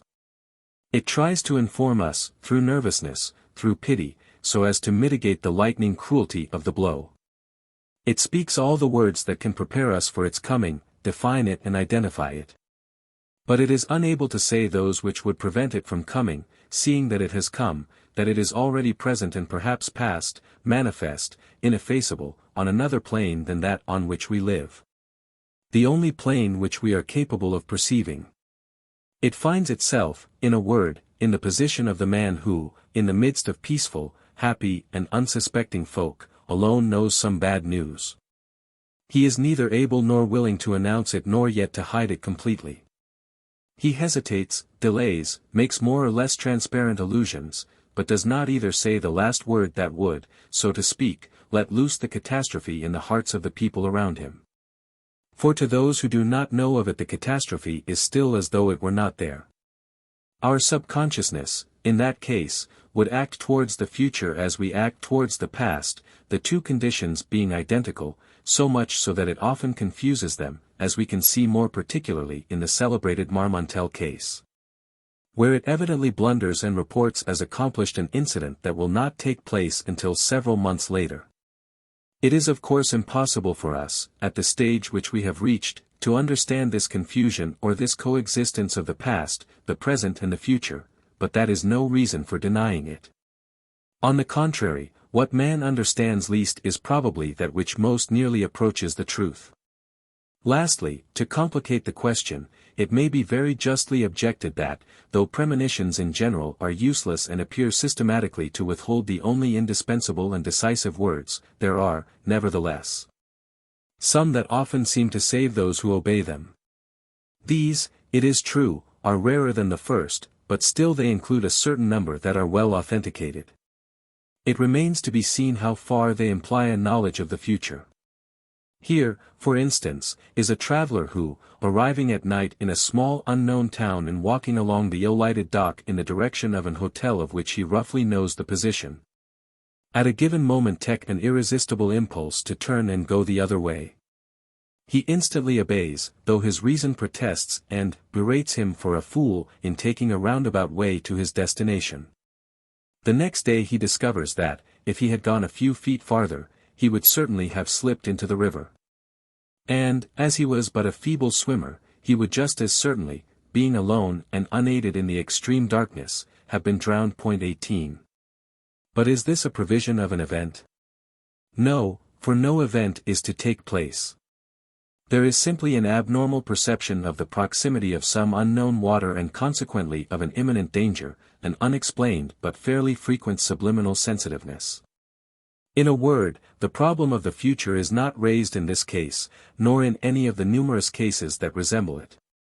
Here is another which evidently belongs to the same class, though at first sight it seems to postulate the pre-existence of a fatal event and a vision of the future corresponding exactly with a vision of the past. A traveler in South America is descending a river in a canoe. The party are just about to run close to a promontory when a sort of mysterious voice, which he has already heard at different momentous times of his life, imperiously orders him immediately to cross the river and gain the other shore as quickly as possible. This appears so absurd that he is obliged to threaten the Indians with death to force them to take this course. They have scarcely crossed more than half the river when the promontory falls at the very place where they meant to round it. 19. The perception of imminent danger is here, I admit, even more abnormal than in the previous example, but it comes under the same heading. It is a phenomenon of subliminal hypersensitiveness observed more than once, a sort of premonition induced by subconscious perceptions, which has been christened by the barbarous name of cryptesthesia. But the interval between the moment when the peril is signaled and that at which it is consummated is too short for those questions which relate to a knowledge or a pre-existence of the future to arise in this instance. The case is almost the same with the adventure of an American dentist, very carefully investigated by Dr. Hodgson. The dentist was bending over a bench on which was a little copper in which he was vulcanizing some rubber, when he heard a voice calling, in a quick and imperative manner, these words. "Run to the window, quick! Run to the window, quick!" He at once ran to the window and looked out to the street below, when suddenly he heard a tremendous report and, looking round, saw that the copper had exploded, destroying a great part of the workroom. 20. Here again, a subconscious cautiousness was probably amused by certain indications imperceptible to our ordinary senses. It is even possible that there exists between things and ourselves a sort of sympathy or subliminal communion which makes us experience the trials and emotions of matter that has reached the limits of its existence, unless, as is more likely, there is merely a simple coincidence between the chance idea of a possible explosion and its realization. A last and rather more complicated case is that of Jean Dupré, the sculptor, who was driving alone with his wife along a mountain road, skirting a perpendicular cliff. Suddenly they both heard a voice that seemed to come from the mountain crying, "Stop!" They turned round, saw nobody and continued their road. But the cries were repeated again and again, without anything to reveal the presence of a human being amid the solitude. At last the sculptor alighted and saw that the left wheel of the carriage, which was grazing the edge of the precipice, had lost its linch-pin and was on the point of leaving the axle-tree, which would almost inevitably have hurled the carriage into the abyss. Need we, even here, relinquish the theory of subconscious perceptions? Do we know and can the author of the anecdote, whose good faith is not in question, tell us that certain unperceived circumstances, such as the grating of the wheel or the swaying of the carriage, did not give him the first alarm? After all, we know how easily stories of this kind involuntarily take a dramatic turn even at the actual moment and especially afterwards. These examples, and there are many more of a similar kind, are enough, I think, to illustrate this class of premonitions. The problem in these cases is simpler than when it relates to fruitless warnings. At least it is simpler so long as we do not bring into discussion the question of spirits, of unknown intelligences, or of an actual knowledge of the future. Otherwise the same difficulty reappears and the warning, which this time seems efficacious, is in reality just as vain. In fact, the mysterious entity which knows that the traveler will go to the water's edge, that the wheel will be on the point of leaving the axle, that the copper will explode, or that the promontory will fall at a precise moment, must at the same time know that the traveler will not take the last fatal step, that the carriage will not be overturned, that the copper will not hurt anybody and that the canoe will pull away from the promontory. It is inadmissible that, seeing one thing, it will not see the other, since everything happens at the same point, in the course of the same second. Can we say that, if it had not given warning, the little saving movement would not have been executed? How can we imagine a future which, at one and the same time, has parts that are steadfast and others that are not? If it is foreseen that the promontory will fall and that the traveler will escape, thanks to the supernatural warning, it is necessarily foreseen that the warning will be given, and, if so, what is the point of this futile comedy? I see no reasonable explanation of it in the spiritist or spiritualistic theory, which postulates a complete knowledge of the future, at least at a settled point and moment. On the other hand, if we adhere to the theory of a subliminal consciousness, we find there an explanation which is quite worthy of acceptation. This subliminal consciousness, though, in the majority of cases, it has no clear and comprehensive vision of the immediate future, can nevertheless possess an intuition of imminent danger, thanks to indications that escape our ordinary perception. It can also have a partial, intermittent and so to speak flickering vision of the future event and, if doubtful, can risk giving an incoherent warning, which, for that matter, will change nothing in that which already is. In conclusion, let us state once more that fruitful premonitions necessarily annihilate events in the bud and consequently work their own destruction, so that any control becomes impossible. They would have an existence only if they prophesied a general event which the subject would not escape but for the warning. If they had said to anyone intending to go to Messina 2 or 3 months before the catastrophe, "Don't go, for the town will be destroyed before the month is out," we should have an excellent example. But it is a remarkable thing that genuine premonitions of this kind are very rare and nearly always rather indefinite in regard to events of a general order. In M. Bazzano's excellent collection, which is a sort of compendium of premonitory phenomena, the only pretty clear cases are numbers CLI and Clavii, both of which are taken from the journal of the SPR. In the first 21 a mother sent a servant to bring home her little daughter, who had already left the house with the intention of going through the railway garden, a strip of ground between the S.E. wall and the railway embankment, in order to sit on the great stone, by the seaside and see the trains pass by. A few minutes after the little girl's departure, the mother had distinctly and repeatedly heard a voice within her say, "Send for her back, or something dreadful will happen to her." Now, soon after, a train ran off the line and the engine and tender fell, breaking through the protecting wall and crashing down on the very stones where the child was accustomed to sit. In the other case 22 into which Professor W.F. Barrett made a special inquiry, Captain McGowan was in Brooklyn with his 2 boys, then on their holidays. He promised the boys that he would take them to the theater and booked seats on the previous day. But on the day of the proposed visit he heard a voice within him constantly saying, "Do not go to the theater, take the boys back to school." He hesitated, gave up his plan and resumed it again. But the words kept repeating themselves and impressing themselves upon him, and, in the end, he definitely decided not to go, much to the 2 boys' disgust. That night the theater was destroyed by fire, with a loss of 300 lives. We may add to this the provision of the Battle of Borodino, to which I have already alluded. I will give the story in fuller detail, as told in the journal of Stephen Grellet the Quaker. About 3 months before the French army entered Russia, the wife of General Touchkoff dreamt that she was at an inn in a town unknown to her and that her father came into her room, holding her only son by the hand, and said to her, in a pitiful tone, "Your happiness is at an end. He," meaning Countess Touchkoff's husband, "has fallen. He has fallen at Borodino." The dream was repeated a second and a third time. Her anguish of mind was such that she woke her husband and asked him, "Where is Borodino?" They looked for the name on the map and did not find it. Before the French armies reached Moscow, Count Touchkoff was placed at the head of the army of reserve. And one morning her father, holding her son by the hand, entered her room at the inn where she was staying.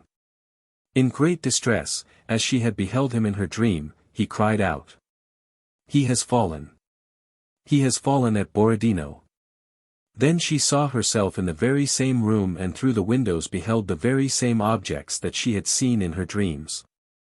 Her husband was one of the many who perished in the battle fought near the river Borodino, from which an obscure village takes its name. 23. This is evidently a very rare and perhaps solitary example of a long-dated prediction of a great historic event which nobody could foresee. It stirs more deeply than any other the enormous problems of fatality, free will and responsibility. But has it been attested with sufficient rigor for us to rely upon it? That I cannot say. In any case, it has not been sifted by the SPR. Next, from the special point of view that interests us for the moment, we are unable to declare that this premonition had any chance of being of avail and preventing the general from going to Borodino. It is highly probable that he did not know where he was going or where he was. Besides, the irresistible machinery of war held him fast and it was not his part to disengage his destiny. The premonition, therefore, could only have been given because it was certain not to be obeyed. As for the 2 previous cases, numbers CLV and Clavii, We must here again remark the usual strange reservations and observe how difficult it is to explain these premonitions save by attributing them to our subconsciousness. The main, unavoidable event is not precisely stated. But a subordinate consequence seems to be averted, as though to make us believe in some definite power of free will. Nevertheless, the mysterious entity that foresaw the catastrophe must also have foreseen that nothing would happen to the person whom it was warning, and this brings us back to the useless farce of which we spoke above.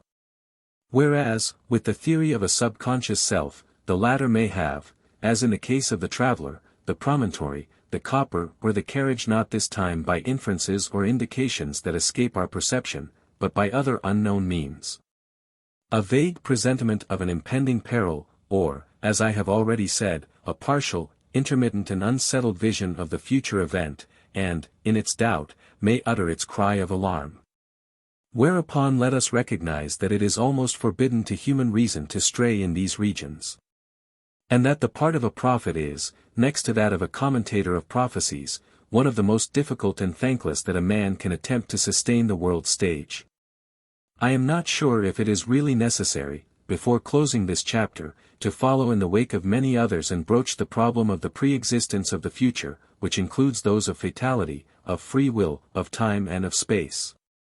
That is to say, all the points that touch the essential sources of the great mystery of the universe. The theologians and the metaphysicians have tackled these problems from every side without giving us the least hope of solving them. Among those which life sets us, there is none to which our brain seems more definitely and strictly closed. And they remain, if not as unimaginable, at least as incomprehensible as on the day when they were first perceived. What corresponds, outside us, with what we call time and space? We know nothing about it. And Kant, speaking in the name of the a priorists, who hold that the idea of time is innate in us, does not teach us much when he tells us that time, like space, is an a priori form of our sensibility, that is to say, an intuition preceding experience, even as Giao, among the empiricists, who consider that this idea is acquired only by experience, does not enlighten us any more by declaring that this same time is the abstract formula of the changes in the universe. Whether space, as Leibniz maintains, be an order of coexistence and time an order of sequences, whether it be by space that we succeed in representing time or whether time be an essential form of any representation. Whether time be the father of space or space the father of time, one thing is certain, which is that the efforts of the Kantian or neo-Kantian a priorists and of the pure empiricists and the idealistic empiricists all end in the same darkness. That all the philosophers who have grappled with the formidable dual problem, among whom one may mention indiscriminately the names of the greatest thinkers of yesterday and today, Herbert Spencer, Helmholtz, Renouvier, James Sully, Stumpf, James Ward, William James, Stuart Mill, Ribot, Fouilly, Giao, Bain, Lecolas, Balmes, Dunan and endless others, have been unable to tame it. And that, however much their theories may contradict one another, they are all equally defensible and alike struggle vainly in the darkness against shadows that are not of our world. To catch a glimpse of this strange problem of the pre-existence of the future, as it shows itself to each of us, let us essay more humbly to translate it into tangible images, to place it as it were upon the stage. I am writing these lines sitting on a stone, in the shade of some tall beeches that overlook a little Norman village. It is one of those lovely summer days when the sweetness of life is almost visible in the azure vase of earth and sky. In the distance stretches the immense, fertile valley of the Seine, with its green meadows planted with restful trees, between which the river flows like a long path of gladness leading to the misty hills of the estuary. I am looking down on the village square, with its ring of young lime trees. A procession leaves the church and, amid prayers and chanting, they carry the statue of the Virgin around the sacred pile. I am conscious of all the details of the ceremony, the sly old cure perfunctorily bearing a small reliquary, for choirmen opening their mouths to bawl forth vacantly the Latin words which convey nothing to them. 2 mischievous serving boys in frayed cassocks, a score of little girls, young girls and old maids in white, all starched and flounced, followed by 6 or 7 village notables in baggy frock coats. The pageant disappears behind the trees, comes into sight again at the bend of the road and hurries back into the church. The clock in the steeple strikes 5, as though to ring down the curtain and mark in the infinite history of events which none will recollect the conclusion of a spectacle which never again, until the end of the world and of the universe of worlds, will be just what it was during those seconds when it beguiled my wandering eyes. For in vain will they repeat the procession next year and every year after, never again will it be the same. Not only will several of the actors probably have disappeared, but all those who resumed their old places in the ranks will have undergone the 1,000 little visible and invisible changes wrought by the passing days and weeks.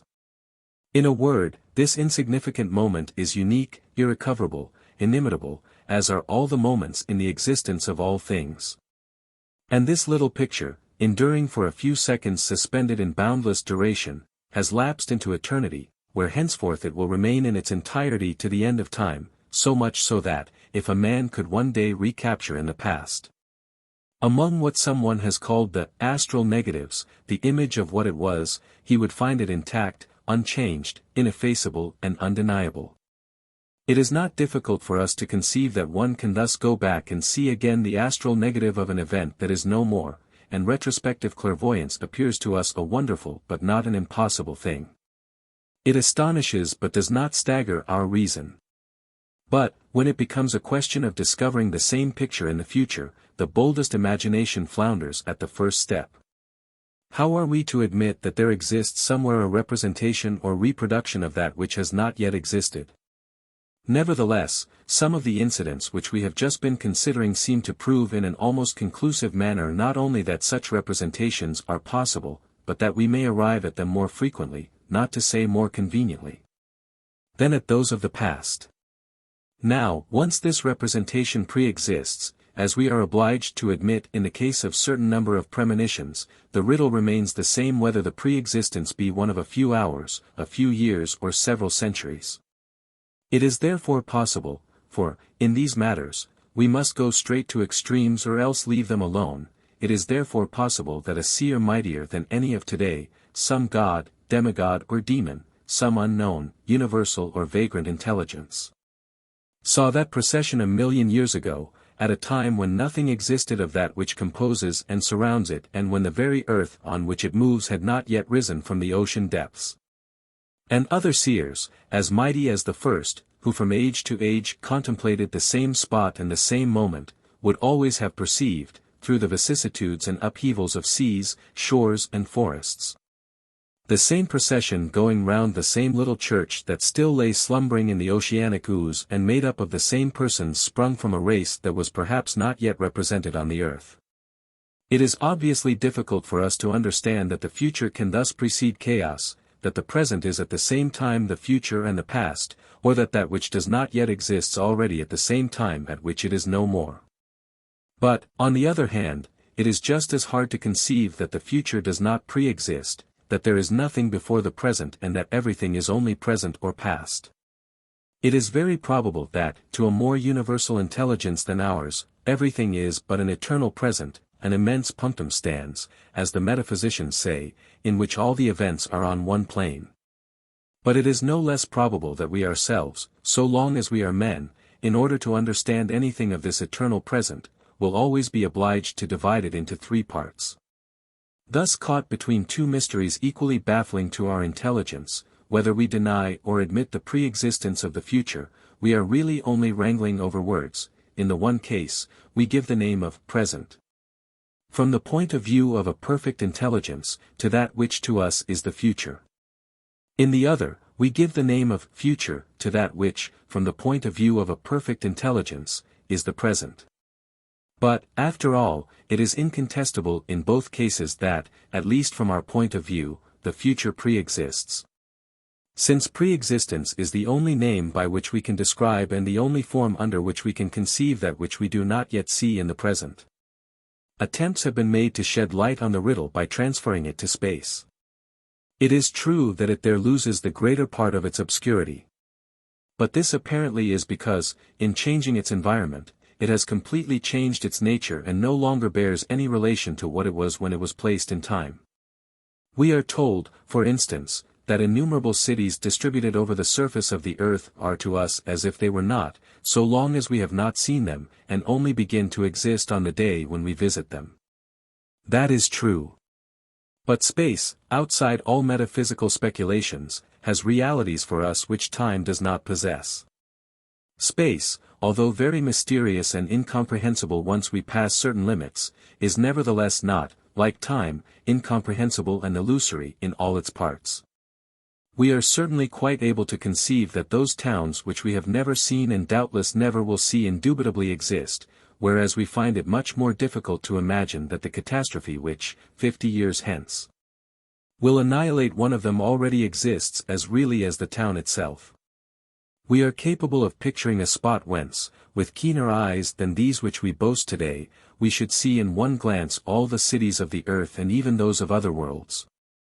But it is much less easy for us to imagine a point in the ages whence we should simultaneously discover the past, the present and the future, because the past, the present and the future are three orders of duration which cannot find room at the same time in our intelligence and which inevitably devour one another.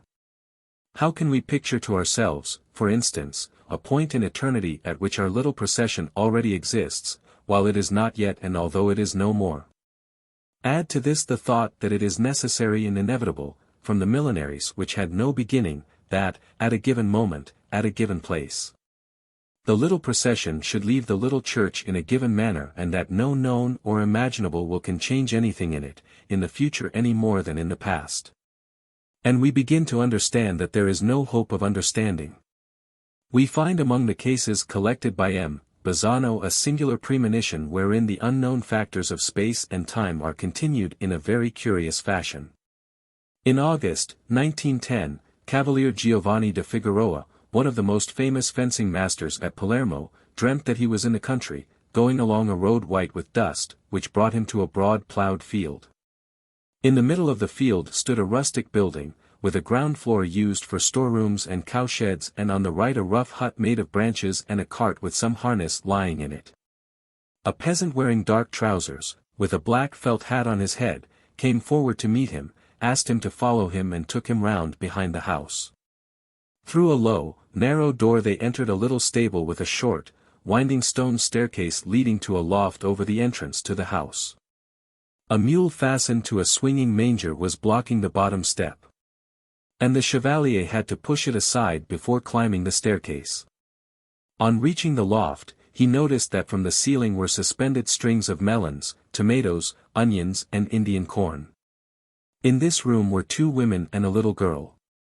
And through a door leading to another room he caught sight of an extremely high bed, unlike any that he had ever seen before.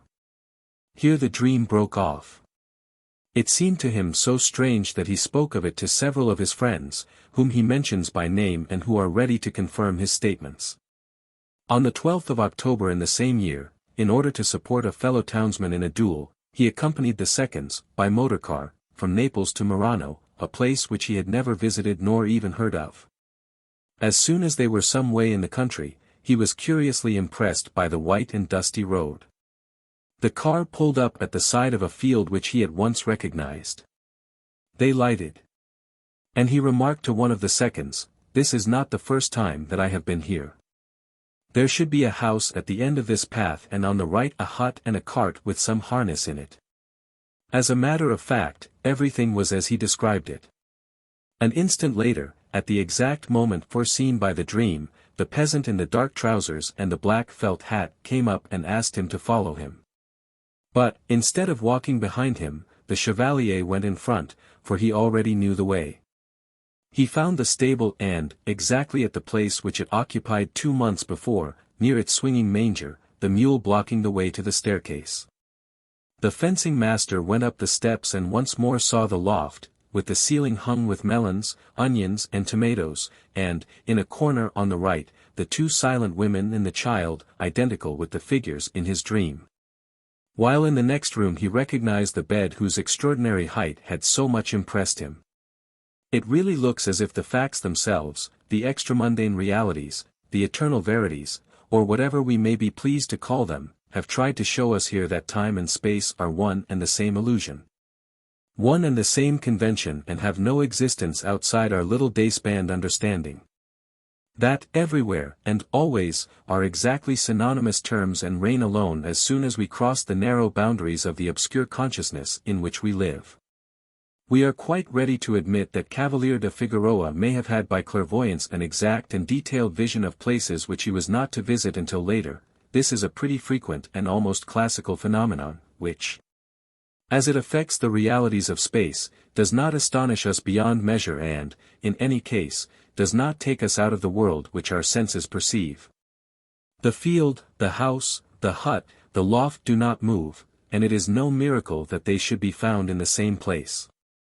But, suddenly, quitting this domain where all is stationary, the phenomenon is transferred to time and, in those unknown places, at the foretold second, brings together all the moving actors of that little drama in 2 acts, of which the first was performed some 2.5 months before, in the depths of some mysterious other life where it seemed to be motionlessly and irrevocably awaiting its terrestrial realization. Any explanation would but condense this vapor of petty mysteries into a few drops in the ocean of mysteries. Let us note here again, in passing, the strange freakishness of the premonitions. They accumulate the most precise and circumstantial details as long as the scene remains insignificant, but come to a sudden stop before the one tragic and interesting scene of the drama, the duel and its issue. Here again we recognize the inconsistent, impotent, ironical or humorous habits of our unknown guest. But we will not prolong these somewhat vain speculations concerning space and time. We are merely playing with words that represent very badly ideas which we do not put into form at all. To sum up, if it is difficult for us to conceive that the future pre-exists, perhaps it is even more difficult for us to understand that it does not exist. Moreover, a certain number of facts tend to prove that it is as real and definite and has, both in time and in eternity, the same permanence and the same vividness as the past. Now, from the moment that it pre-exists, it is not surprising that we should be able to know it, it is even astonishing, granted that it overhangs us on every side, that we should not discover it oftener and more easily. It remains to be learnt what would become of our life if everything were foreseen in it, if we saw it unfolding beforehand, in its entirety, with its events which would have to be inevitable, because, if it were possible for us to avoid them, they would not exist and we could not perceive them.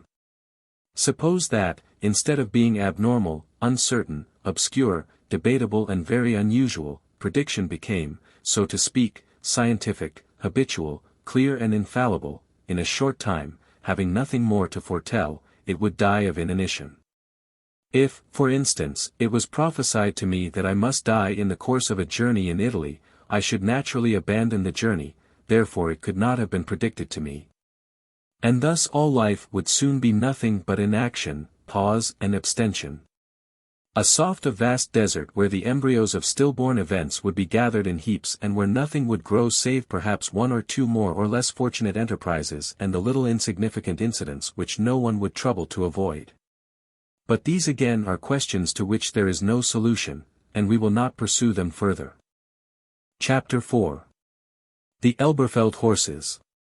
I will first sum up as briefly as possible, for whoso may still be ignorant of them, the facts which it is necessary to know if one would fully understand the marvelous story of the Elberfeld horses. For a detailed account, I can refer him to Herr Karl Kroll's remarkable work, Den Kantier, Leipzig, 1912, which is the first and principal source of information amid a bibliography that is already assuming considerable dimensions. Some 20 years ago there lived in Berlin an old misanthrope named Wilhelm von Osten. He was a man with a small private income, a little eccentric in his ways and obsessed by one idea, the intelligence of animals. He began by undertaking the education of a horse that gave him no very definite results. But, in 1900, he became the owner of a Russian stallion who, under the name of Hans, to which was soon added the Homeric and well-earned prefix of Kluge, or clever, was destined to upset all our notions of animal psychology and to raise questions that rank among the most unexpected and the most absorbing problems which man has yet encountered. Thanks to von Osten, whose patience, contrary to what one might think, was in no wise angelic but resembled rather a frenzied obstinacy, the horse made rapid and extraordinary progress. This progress is very aptly described by Professor E. Clarapide, of the University of Geneva, who says, in his excellent monograph on the Elberfeld horses, after making him familiar with various common ideas, such as right, left, top, bottom and so on, his master began to teach him arithmetic by the intuitive method. Hans was brought to a table on which were placed first one, then two, then several small skittles. Von Osten, kneeling beside Hans, uttered the corresponding numbers, at the same time making him strike as many blows with his hoof as there were skittles on the table. Before long, the skittles were replaced by figures written on a blackboard. The results were astonishing. The horse was capable not only of counting, that is to say, of striking as many blows as he was asked, but also of himself making real calculations, of solving little problems. But Hans could do more than mere sums, he knew how to read, he was a musician, distinguishing between harmonious and dissonant chords. He also had an extraordinary memory, he could tell the date of each day of the current week. In short, he got through all the tasks which an intelligent schoolboy of 14 is able to perform. The rumor of these curious experiments soon spread. And visitors flocked to the little stable-yard in which von Osten kept his singular pupil at work. The newspapers took the matter up. And a fierce controversy broke forth between those who believed in the genuineness of the phenomenon and those who saw no more in it than a barefaced fraud. A scientific committee was appointed in 1904, consisting of professors of psychology and physiology, of the director of a zoological garden, of a circus manager and of veterinary surgeons and cavalry officers. The committee discovered nothing suspicious, but ventured upon no explanation. A second committee was then appointed, numbering among its members Herr Oskar Pfungst, of the Berlin Psychological Laboratory. Herr Pfungst, after a long series of experiments, drew up a voluminous and crushing report, in which he maintained that the horse was gifted with no intelligence, that it did not recognize either letters or figures. That it really knew neither how to calculate nor how to count, but merely obeyed the imperceptible, infinitesimal and unconscious signs which escaped from its master. Public opinion veered round suddenly and completely.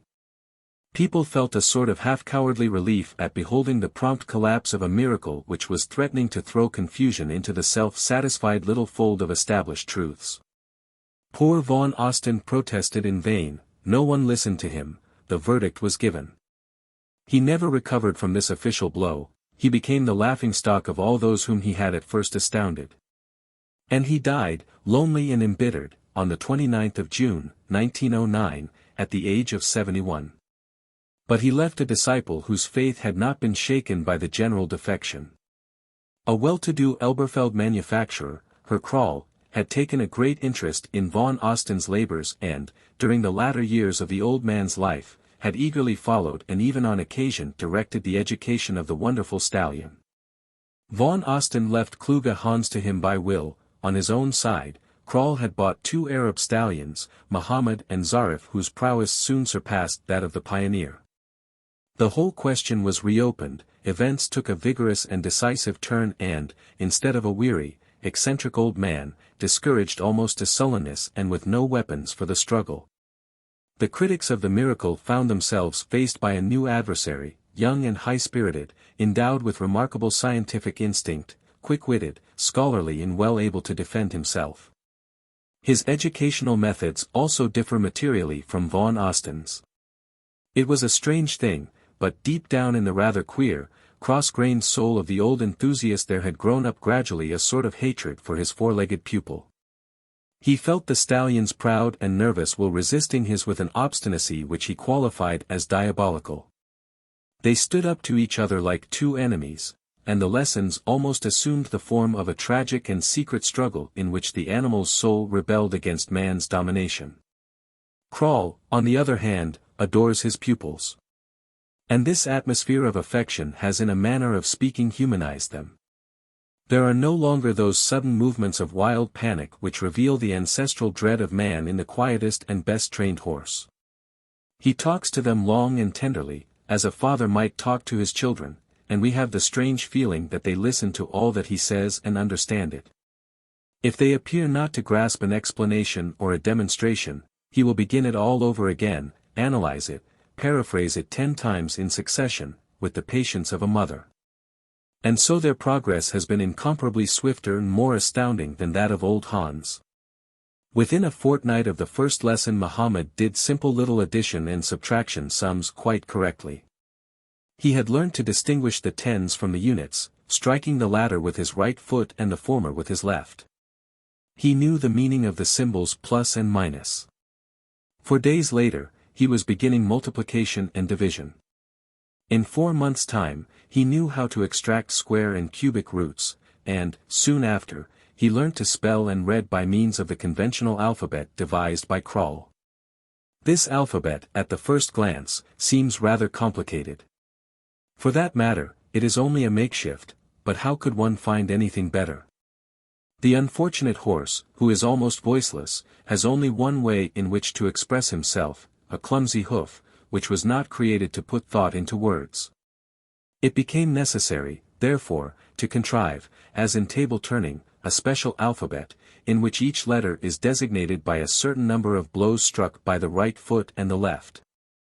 Here is the copy handed to visitors at Elberfeld to enable them to follow the horse's operations. 1 2 3 4 5 6 10 E N R S M C 20 A H L T A CH 30 I D G W J S C H 40 O B F K O 50 U V Z P U 60 E I O E U X Q. To mark the letter E, for instance, the stallion will strike 1 blow with his left foot and 1 with his right.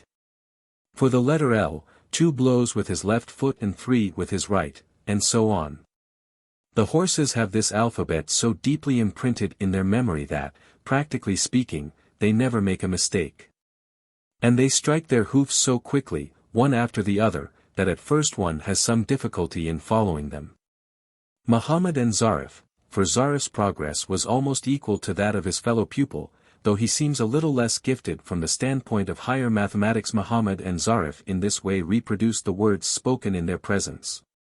Spell the names of their visitors, reply to questions put to them, and sometimes make little observations, little personal and spontaneous reflections to which we shall return presently. They have created for their own use an inconceivably fantastic and phonetic system of spelling which they stubbornly refuse to relinquish and which often makes their writing rather difficult to read. Deeming most of the vowels useless, they keep almost exclusively to the consonants, thus Zucker, for instance, becomes ZKR, Ferd, PFRT or FRT, and so on. I will not set forth in detail the many different proofs of intelligence lavished by the singular inhabitants of this strange stable. They are not only first-class calculators, for whom the most repellent fractions and roots possess hardly any secrets. They distinguish sounds, colors, and scents, read the time on the face of a watch, recognize certain geometrical figures, likenesses and photographs. Following on these more and more conclusive experiments, and especially after the publication of Kroll's great work, Den Kentir, a model of precision and arrangement, men's minds were faced with clear and definite problem which, this time, could not be challenged. Scientific committees followed one another at Elberfeld, and their reports became legion. Learned men of every country, including Dr. Ettinger, the eminent Frankfurt neurologist, Professors Dr. H. Kramer and H. E. Ziegler, of Stuttgart, Dr. Paul Saracen, of Bâle, Professor Ostwald, of Berlin, Professor E. Beredka, of the Pasteur Institute, Drive E. Clarapede, of the University of Geneva, Professor Scholler and Professor Gerke, the natural philosopher, of Berlin. Professor Goldstein, of Darmstadt, Professor von Buddelriepen, of Oldenburg, Professor William Mackenzie, of Genoa, Professor R. Fasagioli, of Florence, Dr. Hartkopf, of Cologne, Dr. Freudenberg, of Brussels, Dr. Ferrari, of Bologna, etc., etc. For the list is lengthening daily, came to study on the spot the inexplicable phenomenon which Dr. Clarapede proclaims to be the most sensational event that has ever happened in the psychological world. With the exception of 2 or 3 skeptics or convinced Mycenaists and of those who made too short a stay at Elberfeld, all were unanimous in recognizing that the facts were as stated and that the experiments were conducted with absolute fairness. Disagreement begins only when it becomes a matter of commenting on them, interpreting them and explaining them. To complete this short preamble, it is right to add that, for some time past, the case of the Elberfeld horses no longer stands quite alone. There exists at Mannheim a dog of a rather doubtful breed who performs almost the same feats as his equine rivals. He is less advanced than they in arithmetic, but does little additions, subtractions and multiplications of 1 or 2 figures correctly. He reads and writes by tapping with his paw, in accordance with an alphabet which, it appears, he has thought out for himself, and his spelling also is simplified and phoneticized to the utmost. He distinguishes the color in a bunch of flowers, counts the money in a purse and separates the marks from the pfennigs. He knows how to seek and find words to define the object or the picture placed before him. You show him, for instance, a bouquet in a vase and ask him what it is. A glass with little flowers, he replies. And his answers are often curiously spontaneous and original. In the course of a reading exercise in which the word Herbst, autumn, chanced to attract attention, Professor William Mackenzie asked him if he could explain what autumn was. "It is the time when there are apples," Rolf replied. On the same occasion, the same professor, without knowing what it represented, held out to him a card marked with red and blue squares. "What's this?" "Blue, red, lots of cubes," replied the dog. Sometimes his repartees are not lacking in humor. "Is there anything you would like me to do for you?" a lady of his acquaintance asked, one day.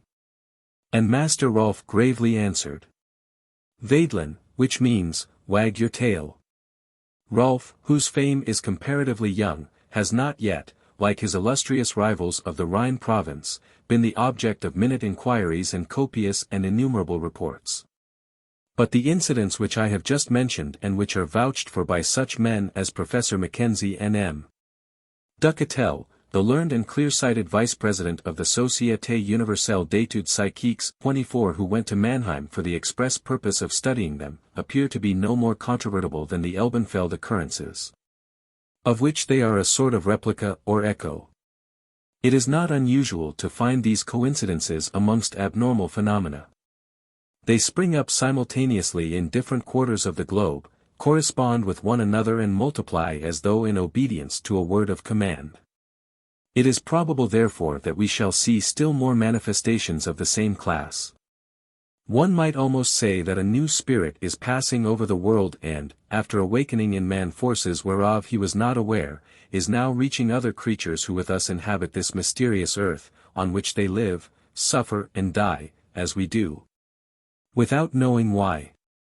I have not been to Mannheim, but I made my pilgrimage to Elberfeld and stayed long enough in the town to carry away with me the conviction shared by all those who have undertaken the journey. A few months ago, Herr Kroll, whom I had promised the year before that I would come and see his wonderful horses, was kind enough to repeat his invitation in a more pressing fashion, adding that his stable would perhaps be broken up after the 15th of September and that, in any case, he would be obliged, by his doctor's orders, to interrupt for an indefinite period a course of training which he found exceedingly fatiguing. I at once left for Elberfeld, which, as everybody knows, is an important manufacturing town in Rhenish Prussia and is, in fact, more quaint, pleasing and picturesque than one might expect. I had long since read everything that had been published on the question, and I was wholly persuaded of the genuineness of the incidents.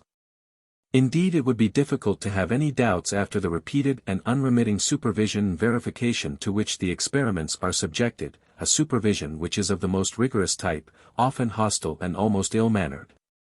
As for their interpretation, I was convinced that telepathy, that is to say, the transmission of thought from one subconsciousness to another, remained, however strange it might be in this new region, the only acceptable theory. And this in spite of certain circumstances that seemed plainly to exclude it. In default of telepathy proper, I inclined toward the mediumistic or subliminal theory, which was very ably outlined by M. de Vezems in a remarkable lecture delivered, on the 22nd of December, 1912, before the Société Universelle d'Études Psychiques. It is true that telepathy, especially when carried to its extreme limits, appeals above all to the subliminal forces. So that the two theories overlap at more than one point, and it is often difficult to make out where the first ends and the second begins. But this discussion will be more appropriate a little later. I found her kraal in his goldsmith's shop, a sort of palace of Golconda, streaming and glittering with the most precious pearls and stones on earth. Her kraal, it is well to remember, in order to dispel any suspicion of pecuniary interest, is a rich manufacturer whose family for 3 generations, from father to son, have conducted one of the most important jewelry businesses in Germany. His researches, so far from bringing him the least profit, cost him a great deal of money, take up all his leisure and some part of the time which he would otherwise devote to his business and, as usually happens, procure him from his fellow citizens and from not a few scientific men more annoyance, unfair criticism and sarcasm than consideration or gratitude. His work is preeminently the disinterested and thankless task of the apostle and pioneer. For the rest, her craft, though his faith is active, zealous and infectious, has nothing in common with the visionaries or Illuminati. He is a man of about 50, vigorous, alert and enthusiastic, but at the same time well-balanced, accessible to every idea and even to every dream, yet practical and methodical, with a ballast of the most invincible common sense. He inspires from the outset that fine confidence, frank and unrestrained, which instantly disperses the instinctive doubt, the strange uneasiness and the veiled suspicion that generally separate two people who meet for the first time. And one welcomes in him, from the very depths of one's being, the honest man, the staunch friend whom one can trust and whom one is sorry not to have known earlier in life. We go together through the streets and along the bustling quays of Elberfeld to the stable, situated at a few hundred steps from the shop. The horses are taking the air outside the doors of their boxes, in the yard shaded by a lime tree. There are 4 of them, Muhammad, the most intelligent, the most gifted of them all, the great mathematician of the party. His double, Zarif, a little less advanced, less tractable, craftier, but at the same time more fanciful, more spontaneous and capable of occasional disconcerting sallies. Next, Hanschen, a little Shetland pony, hardly bigger than a Newfoundland dog, the street urchin of the band, always quivering with excitement, roguish, flighty, uncertain and passionate, but ready in a moment to work you out the most difficult addition and multiplication sums with a furious scrape of the hoof. And lastly the latest arrival, the plump and placid Berto, an imposing black stallion, quite blind and lacking the sense of smell. He has been only a few months at school and is still, so to speak, in the preparatory class, but already does, a little more clumsily, but more good-humoredly and conscientiously, small addition and subtraction sums quite as well as many a child of the same age. In a corner, a young elephant 2 or 3 years old, about the size of an outrageously blown donkey, rolls his mischievous and almost knavish under the shelter of his wide ears, each resembling a great rhubarb leaf. And with his stealthy, insinuating trunk carefully picks up whatever he considers fit to eat, that is to say, pretty well everything that lies about on the stones. Great things were hoped of him, but hitherto he has disappointed all expectations. He is the dunce of the establishment. Perhaps he is too young still. His little elephant soul no doubt resembles that of a sucking babe which, in the place of its feet and hands, plays with the stupendous nose that must first explore and question the universe. It is impossible to grip his attention. And, when they set out before him his alphabet of movable letters, instead of naming those which are pointed out to him he applies himself to pulling them off their stems, in order to swallow them surreptitiously. He has disheartened his kind master, who, pending the coming of the reason and wisdom promised by the Proboscidean legends, leaves him in a contented state of ignorance made more blissful by an almost insatiable appetite. But I ask to see the great pioneer, Kluge Hans, clever Hans. He is still alive. He is old, he must be 16 or 17. But his old age, alas, is not exempt from the baneful troubles from which men themselves suffer in their decline. Hans has turned out badly, it appears, and is never mentioned save in ambiguous terms. An imprudent or vindictive groom, I forget which, having introduced a mare into the yard, Hans the Pure, who till then had led an austere and monkish existence, vowed to celibacy, science and the chaste delights of figures. Hans the Irreproachable incontinently lost his head and cut himself open on the hanging rail of his stall. They had to force back his intestines and sew up his belly. He is now rusticating miserably in a meadow outside the town. So true it is that a life cannot be judged except at its close and that we are sure of nothing until we are dead. Before the sitting begins, while the master is making his morning inspection, I go up to Muhammad, speak to him and pat him, looking straight into his eyes meanwhile in order to catch a sign of his genius. The handsome creature, well-bred and in hard condition, is as calm and trusting as a dog. He shows himself excessively gracious and friendly and tries to give me some huge licks and mighty kisses which I do my best to avoid because they are a little unexpected and over-demonstrative. The expression of his limpid antelope eyes is deep, serious and remote, but it differs in no wise from that of his brothers who, for thousands of years, have seen nothing but brutality and ingratitude in man. If we were able to read anything there, it would not be that insufficient and vain little effort which we call thought, but rather an indefinable, vast anxiety, a tear-dimmed regret for the boundless, stream-crossed plains where his sires sported at will before they knew man's yoke. In any case, to see him thus fastened by a halter to the stable door, beating off the flies and absently pawing the cobbles, Muhammad is nothing more than a well-trained horse who seems to be waiting for his saddle or harness and who hide his new secret as profoundly as all the others which nature has buried in him. But they are summoning me to take my place in the stable where the lessons are given. It is a small room, empty and bare, with peat moss litter bedding and whitewashed walls. The horse is separated from the people present by breast-high wooden partitions. Opposite the four-legged scholar is a blackboard, nailed to the wall, and on one side a corn bin which forms a seat for the spectators. Muhammad is led in. Krall, who is a little nervous, makes no secret of his uneasiness. His horses are fickle animals, uncertain, capricious and extremely sensitive. A trifle disturbs them, confuses them, puts them off. At such times, threats, prayers and even the irresistible charm of carrots and good rye bread are useless. They obstinately refuse to do any work and they answer at random. Everything depends on a whim, the state of the weather, the morning meal or the impression which the visitor makes upon them. Still, Krall seems to know, by certain imperceptible signs, that this is not going to be a bad day.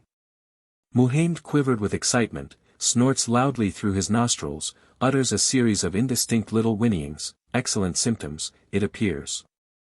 I take my seat on the corn bin. The master, standing beside the blackboard, chalk in hand, introduces me to Muhammad in due form, as to a human being. Muhammad, attention. This is your uncle, pointing to me, who has come all the way to honor you with a visit. Mind you don't disappoint him. His name is Maeterlinck. Krall pronounced the first syllable German fashion, ma. You understand, Maeterlinck. Now show him that you know your letters and that you can spell a name correctly, like a clever boy. Go ahead, we're listening. Muhammad gives a short neigh and, on the small, movable board at his feet, strikes first with his right hoof and then with his left the number of blows which correspond with the letter M in the conventional alphabet used by the horses. Then, one after the other, without stopping or hesitating, he marks the letters A, D, R, L, I, N, S, H, representing the unexpected aspect which my humble name assumes in the equine mind and phonetics. His attention is called to the fact that there is a mistake. He readily agrees and replaces the SH by AG and then the G by AK. They insist that he must put a T instead of the D. But Muhammad, content with his work, shakes his head to say no and refuses to make any further corrections. I assure you that the first shock is rather disturbing, however much one expected it. I am quite aware that, when one describes these things, one is taken for a dupe too readily dazzled by the doubtless childish illusion of an ingeniously contrived scene. But what contrivances, what illusions have we here? Do they lie in the spoken word? Why, to admit that the horse understands and translates his master's words is just to accept the most extraordinary part of the phenomenon. Is it a case of surreptitious touches or conventional signs? However simple-minded one may be, one would nevertheless notice them more easily than a horse, even a horse of genius. Kroll never lays a hand on the animal, he moves all round the little table, which contains no appliances of any sort. For the most part, he stands behind the horse which is unable to see him, or comes and sits beside his guest on the innocuous corn bin, busying himself, while lecturing his pupil, in writing up the minutes of the lesson. He also welcomes with the most serene readiness any restrictions or tests which you propose. I assure you that the thing itself is much simple, and clearer than the suspicions of the armchair critics, and that the most distrustful mind world not entertain the faintest idea of fraud in the frank, wholesome atmosphere of the old stable. But, someone might have said, Kroll, who knew that you were coming to Elberfeld, had of course thoroughly rehearsed his little exercise in spelling, which apparently is only an exercise in memory. For conscience' sake, though I did not look upon the objection as serious, I submitted it to Kroll, who at once said, try it for yourself. Dictate to the horse any German word of 2 or 3 syllables, emphasizing it strongly. I'll go out of the stable and leave you alone with him. Behold Muhammad and me by ourselves. I confess that I am a little frightened. I have many a time felt less uncomfortable in the presence of the great ones or the kings of the earth. Whom am I dealing with exactly? However, I summon my courage and speak aloud the first word that occurs to me, the name of the hotel at which I am staying, Weidenhof. At first, Muhammad, who seems a little puzzled by his master's absence, appears not to hear me and does not even deign to notice that I am there. But I repeat eagerly, in varying tones of voice, by turns insinuating, threatening, beseeching and commanding. Weidenhof. Weidenhof. Weidenhof. At last, my mysterious companion suddenly makes up his mind to lend me his ears and straightway blithely raps out the following letters, which I write down on the blackboard as they come. Weidenhus. It is a magnificent specimen of equine spelling. Triumphant and bewildered, I call in friend Kroll, who, accustomed as he is to the prodigy, thinks it quite natural, but knits his brows. What's this, Muhammad? You've made a mistake again. It's an F you want at the end of the word, not a Z. Just correct it at once, please. And the docile Muhammad, recognizing his blunder, gives the 3 blows with his right hoof, followed by the 4 blows with his left, which represent the most unexceptionable F that one could ask for. Observe, by the way, the logic of his phonetic writing. Contrary to his habit, he strikes the mute E after the W, because it is indispensable, but, finding it included in the D, he considers it superfluous and suppresses it with a high hand. You rub your eyes, question yourself, ask yourself in the presence of what humanized phenomenon, of what unknown force, of what new creature you stand. Was all this what they hid in their eyes, those silent brothers of ours? You blush at arms-long injustice. You look around you for some sort of trace, obvious or subtle, of the mystery. You feel yourself attacked in your innermost citadel, where you held yourself most certain and most impregnable. You have felt a breath from the abyss upon your face. You would not be more astonished if you suddenly heard the voice of the dead. But the most astonishing thing is that you are not astonished for long. We all, unknown to ourselves, live in the expectation of the extraordinary, and, when it comes, it moves us much less than did the expectation. It is as though a sort of higher instinct, which knows everything and is not ignorant of the miracles that hang over our heads, were reassuring us in advance and helping us to make an easy entrance into the regions of the supernatural. There is nothing to which we grow accustomed more readily than to the marvelous, and it is only afterwards, upon reflection, that our intelligence, which knows hardly anything, appreciates the magnitude of certain phenomena. But Muhammad gives unmistakable signs of impatience to show that he has had enough of spelling. Thereupon, as a diversion and a reward, his kind master suggests the extraction of a few square and cubic roots. Muhammad appears delighted. These are his favorite problems, for he takes less interest than formerly in the most difficult multiplications and divisions. He doubtless thinks them beneath him. Kroll therefore writes on the blackboard various numbers of which I did not take note. Moreover, as nobody now contests the fact that the horse works them with ease. It would hardly be interesting to reproduce here several rather grim problems of which numerous variants will be found in the accounts and reports of experiments signed by Drs. Mackenzie and Hartkopf, by Overbeck, Clara Peed and many others.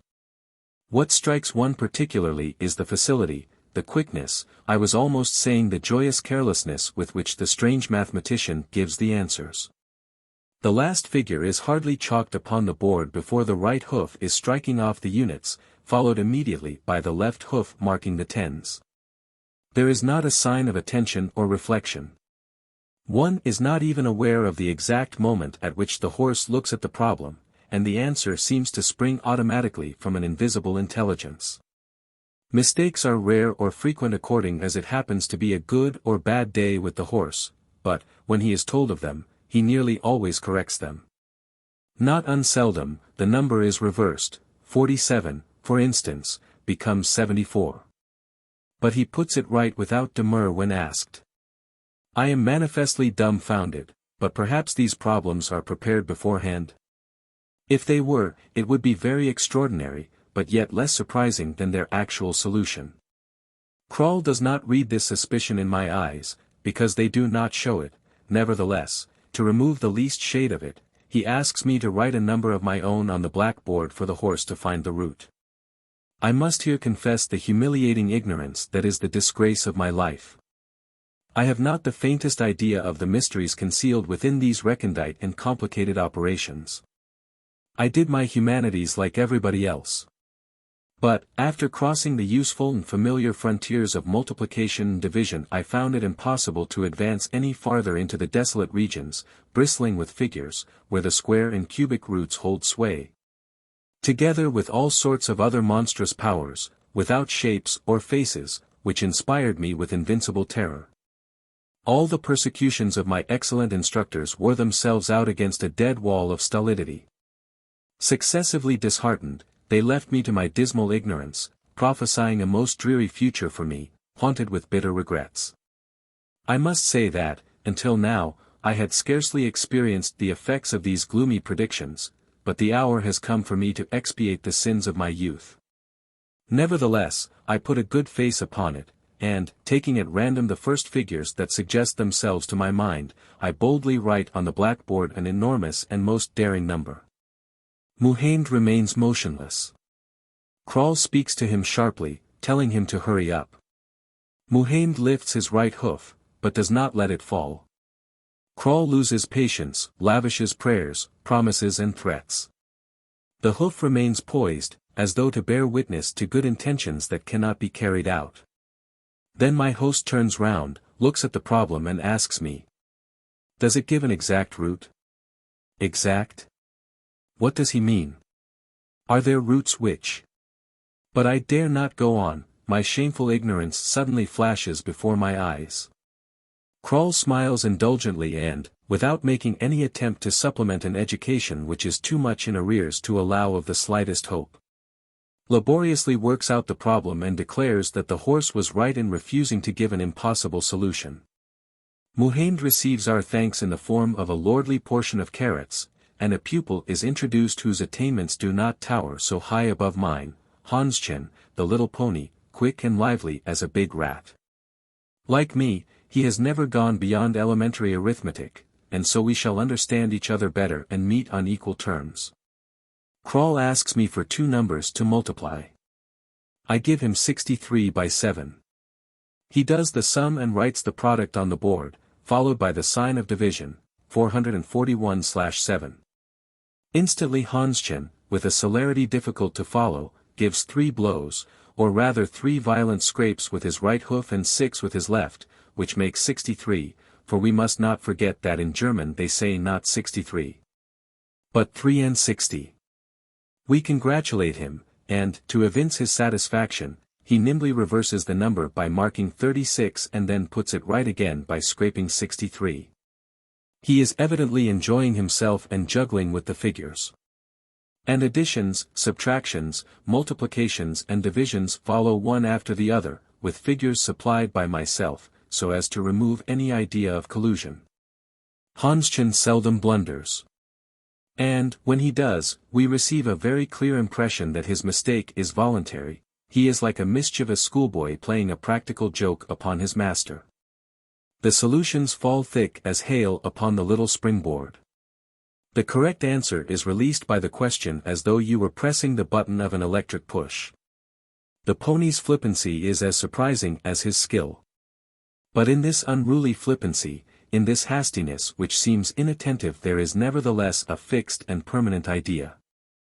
Hanschen paws the ground, kicks, prances, tosses his head, looks as if he cannot keep still, but never leaves his springboard.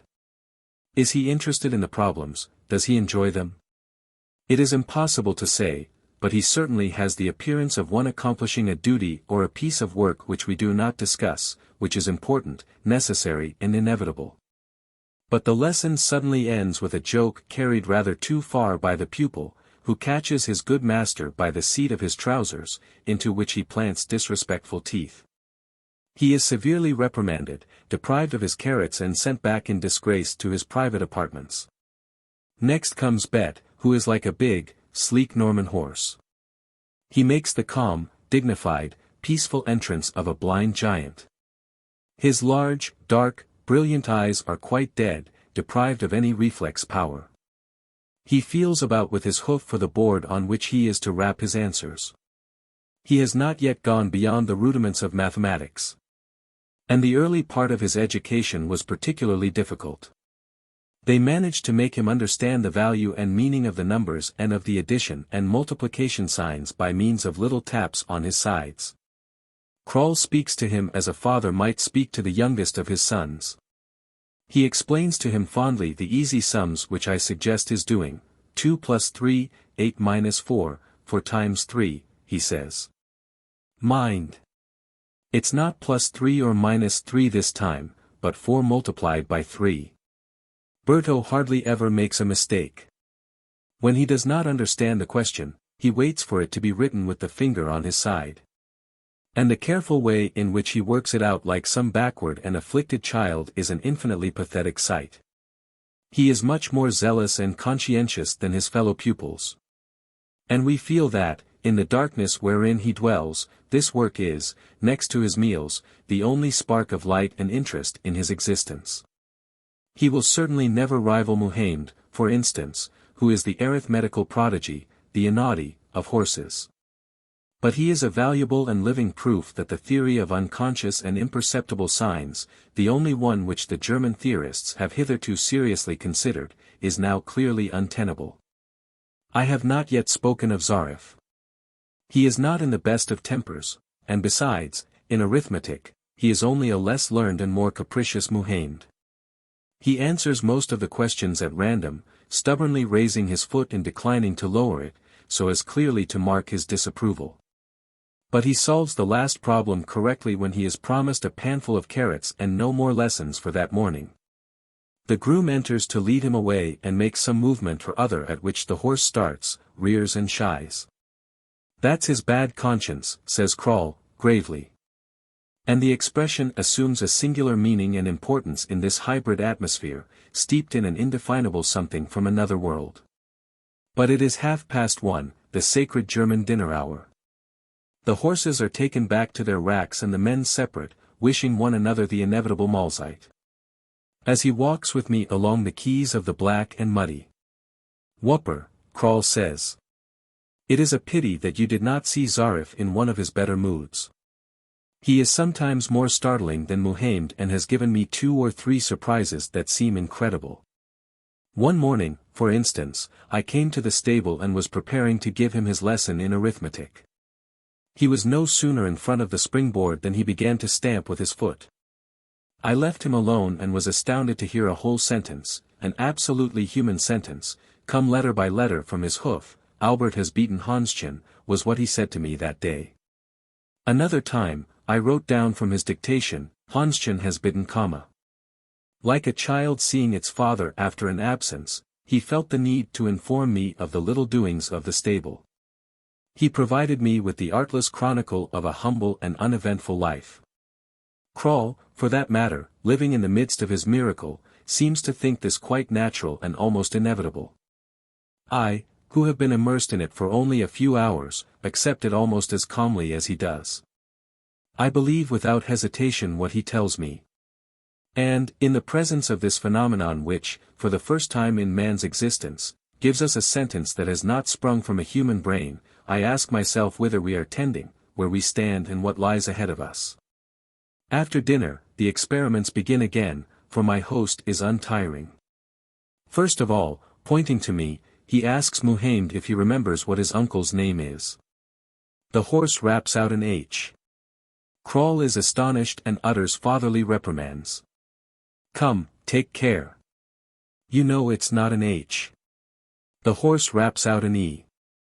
Kroll becomes a little impatient, he threatens, he implores, he promises in turn, carrots and the direst punishments, such as sending for Albert, the groom, who, on special occasions, recalls idle and inattentive pupils to a sense of duty and decorum, for Kroll himself never chastises his horses, lest he should lose their friendship or their confidence. So he continues his reproaches. Come now, are you going to be more careful and not rap out your letters anyhow? Muhammad obstinately goes his own way and strikes an R. Then Kroll's open face lights up. He's right, he says.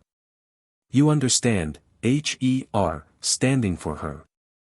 He wanted to give you the title to which every man wearing a top hat or a bowler has the right. He does it only very rarely and I had forgotten all about it. He probably heard me call you Her Maeterlinck and wanted to get it perfectly. This special politeness and this excess of zeal augur a particularly good lesson. You've done very well, Muhammad, my child, you've done very well and I beg your pardon. Now kiss me and go on. But Muhammad, after giving his master a hearty kiss, still seems to be hesitating.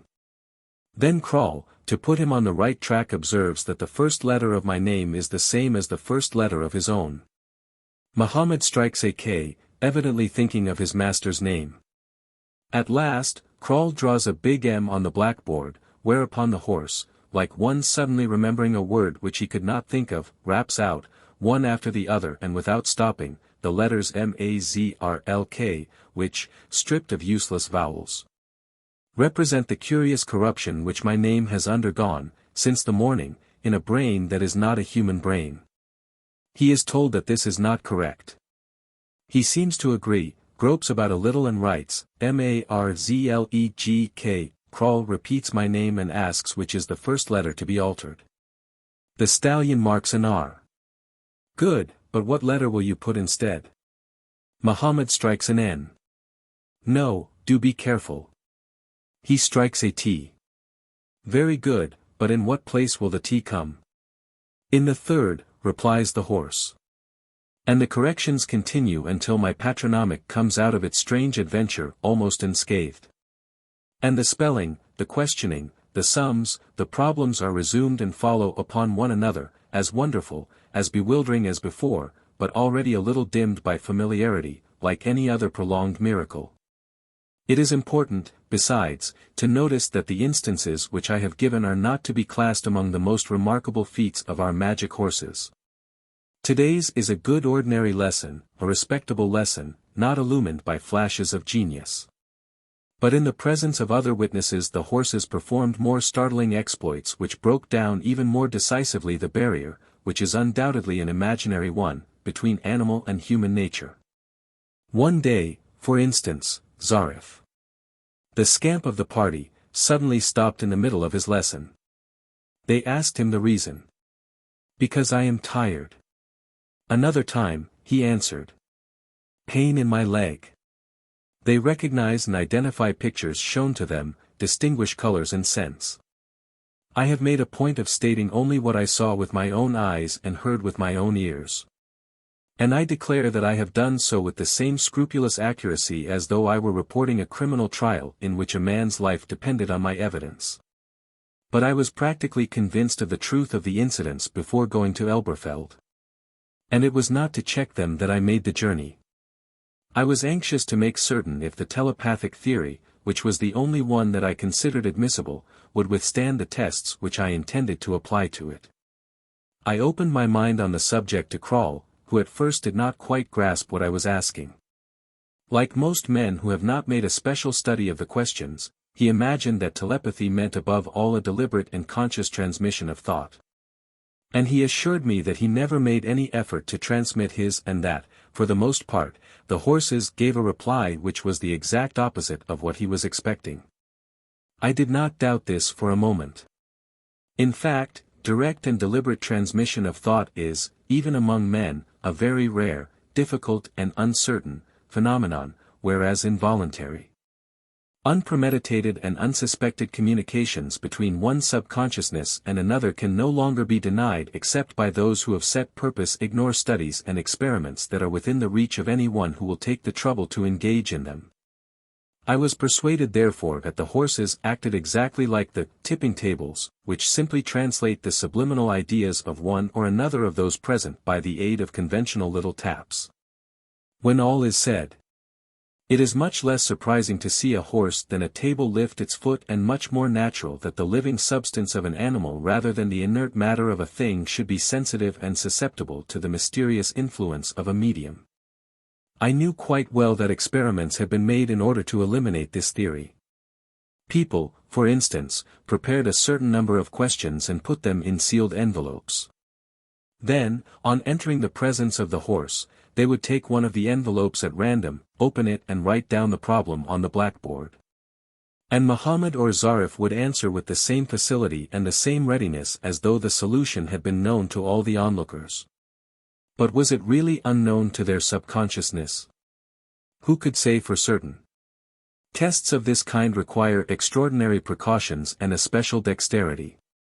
For the action of the subconsciousness is so subtle, takes such unexpected turns, delves in the museum of so many forgotten treasures and operates at such distances that one is never sure of escaping it. Were those precautions taken? I was not convinced that they were, and, without pretending to decide the question, I said to myself that my blissful ignorance of mathematics might perhaps be of service in shedding light upon some part of it. For this ignorance, however deplorable from other points of view, gave me a rare advantage in this case. It was in fact extremely unlikely that my subliminal consciousness, which had never known what a cubic root was or the root of any other power, could help the horse. I therefore took from a table a list containing several problems, all different and all equally unpleasant looking, covered up the solutions, asked Kroll to leave the stable and, when alone with Zarif, copied out one of them on the blackboard. In order not to overload these pages with details which would only be a repetition of one another, I will at once say that none of the antitelepathic tests succeeded that day. It was the end of the lesson and late in the afternoon. The horses were tired and irritable, and, whether Kroll was there or not, whether the problem was elementary or difficult, they gave only absurd replies, willfully putting their foot in it, as one might say with very good reason. But, next morning, on resuming their task, when I proceeded as described above, Muhammad and Zarif, doubtless in a better temper and already more accustomed to their new examiner, gave in rapid succession correct answers to nearly every problem set them. I am bound in fairness to say that there was no appreciable difference between these results and those which are obtained in the presence of Kroll or other onlookers who, consciously or unconsciously, are already aware of the answer required. I next thought of another and much simpler test, but one which, by virtue of its very simplicity, could not be exposed to any elaborate and far-fetched suspicions. I saw on one of the shelves in the stable a panel of cards, about the size of an octavo volume, each bearing an Arabic numeral on one of its sides. I once more asked my good friend Kroll, whose courtesy is inexhaustible, to leave me alone with his pupil. I then shuffled the cards and put 3 of them in a row on the springboard in front of the horse, without looking at them myself. There was therefore, at that moment, not a human soul on earth who knew the figures spread at the feet of my companion, this creature so full of mystery that already I no longer dare call him an animal. Without hesitation and unasked, he rapped out correctly the number formed by the cards. The experiment succeeded, as often as I cared to try it, with Hanschen, Muhammad and Zarif alike. Muhammad did even more. As each figure was of a different color, I asked him to tell me the color, of which I myself was absolutely ignorant, of the first letter on the right. With the aid of the conventional alphabet, he replied that it was blue, which proved to be the case. Of course, I ought to have multiplied these experiments and made them more exhaustive and complicated by combining, with the aid of the cards and under the same conditions, exercises in multiplication, division and the extracting of roots. I had not the time, but, a few days after I left, the subject was resumed and completed by Dr. H. Hamel. I will sum up his report of the experiments. The doctor, alone in the stable with the home, Kroll was away, traveling, puts down on the blackboard the sign plus and then places before and after this sign, without looking at either of them, a card marked with a figure which he does not know. He next asks Muhammad to add up the two numbers. Muhammad at first gives a few heedless taps with his hoof. He is called to order and requested to be serious and to attend. He then gives 15 distinct taps. The doctor next replaces the sign plus by X and, again without looking at them, places two cards on the blackboard and asks the horse not to add up the two figures this time, but to multiply them. Muhammad taps out 27, which is right, for the blackboard says 9 by 3. The same success follows with other multiplication sums, 9 by 2, 8 by 6. Then the doctor takes from an envelope a problem of which he does not know the solution, fourth root of 789, 0481. Muhammad replies, 53. The doctor looks at the back of the paper. Once more, the answer is perfectly correct. Does this mean that every risk of telepathy is done away with? It would perhaps be rash to make a categorical assertion. The power and extent of telepathy are as yet, we cannot too often repeat, indefinite, indiscernible, untraceable and unlimited. We have but quite lately discovered it, we know only that its existence can no longer be denied. But, as for all the rest, we are at much the same stage as that whereat Galvani was when he gave life to the muscles of his dead frogs with two little plates of metal which roused the jeers of the scientists of his time, but contained the germ of all the wonders, of electricity. Nevertheless, as regards telepathy in the sense in which we understand and know it today, my mind is made up. I am persuaded that it is not in this direction that we must seek for an explanation of the phenomenon. Or, if we are determined to find it there, the explanation becomes complicated with so many subsidiary mysteries that it is better to accept the prodigy as it stands, in its original obscurity and simplicity. When, for instance, I was copying out one of the grisly problems which I have mentioned, it is quite certain that my conscious intelligence could make neither head nor tail of it. I did not so much as know what it meant or whether the exponent 3, 4, 5 called for a multiplication, a division or some other mathematical operation which I did not even try to imagine, and, rack my memory as I may, I cannot remember any moment in my life when I knew more about it than I do now. We should therefore have to admit that MY's subliminal self is a born mathematician, quick, infallible and endowed with boundless learning. It is possible and I feel a certain pride at the thought. But the theory simply shifts the miracle by making it pass from the horse's soul to mine, and the miracle becomes no clearer by the transfer, which, for that matter, does not sound probable. I need hardly add that, a fortiori, Dr. Hamel's experiments and many others which I have not here the space to describe finally dispose of the theory. Let us see how those who have interested themselves in these extraordinary manifestations have attempted to explain them. As we go along, we will just shear through the feeble undergrowth of childish theories. I shall not, therefore, linger over the suggestions of cheating, of manifest signs addressed to the eye or ear, of electrical installations that are supposed to control the answers, nor other idle tales of an excessively clumsy character. To realize their inexcusable inanity we have but to spend a few minutes in the honest Elberfeld stable. At the beginning of this essay, I mentioned the attack made by Herpfungst. Herpfungst, the reader will remember, claims to prove that all the horse's replies are determined by imperceptible and probably unconscious movement on the part of the person putting the questions. This interpretation, which falls to the ground, like all the others, in the face of the actual facts, would not deserve serious discussion. Were it not that the Berlin psychologist's report created an immense sensation some years ago and has succeeded in intimidating the greater part of the official German scientific world to this day. It is true that the report in question is a monument of useless pedantry, but we are none the less bound to admit that, such as it was, it annihilated poor von Otten, who, being no controversialist and not knowing how to proclaim the truth which was struggling for utterance, died in gloom and solitude. To make an end of this cumbrous and puerile theory, is it necessary to emphasize again that experiments in which the animal does not see the questioner are as regularly successful as the others? Krall, if you ask him, will stand behind the horse, will speak from the end of the room, will leave the stable altogether, and the results are just the same. They are the same again when the tests are made in the dark or when the animal's head is covered with a close-fitting hood. They do not vary either in the case of Berto, who is stone-blind, or when any other person whatever sets the problem in Krall's absence. Will it be maintained that this outsider or that stranger is acquainted beforehand with the imperceptible signs that are to dictate the solution which he himself often does not know? But what is the use of prolonging this fight against a cloud of smoke? None of it can bear examination, and it calls for a genuine effort of the will to set one's self seriously to refute such pitiful objections.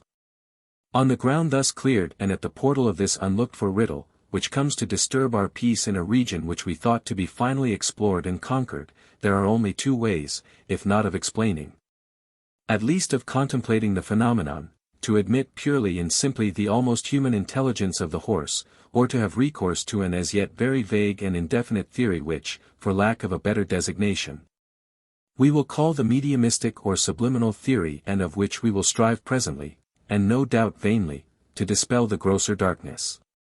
But, whatever interpretation we adopt, we are bound to recognize that it plunges us into a mystery which is equally profound and equally astonishing on either side, one directly related to the greatest mysteries that overwhelm us.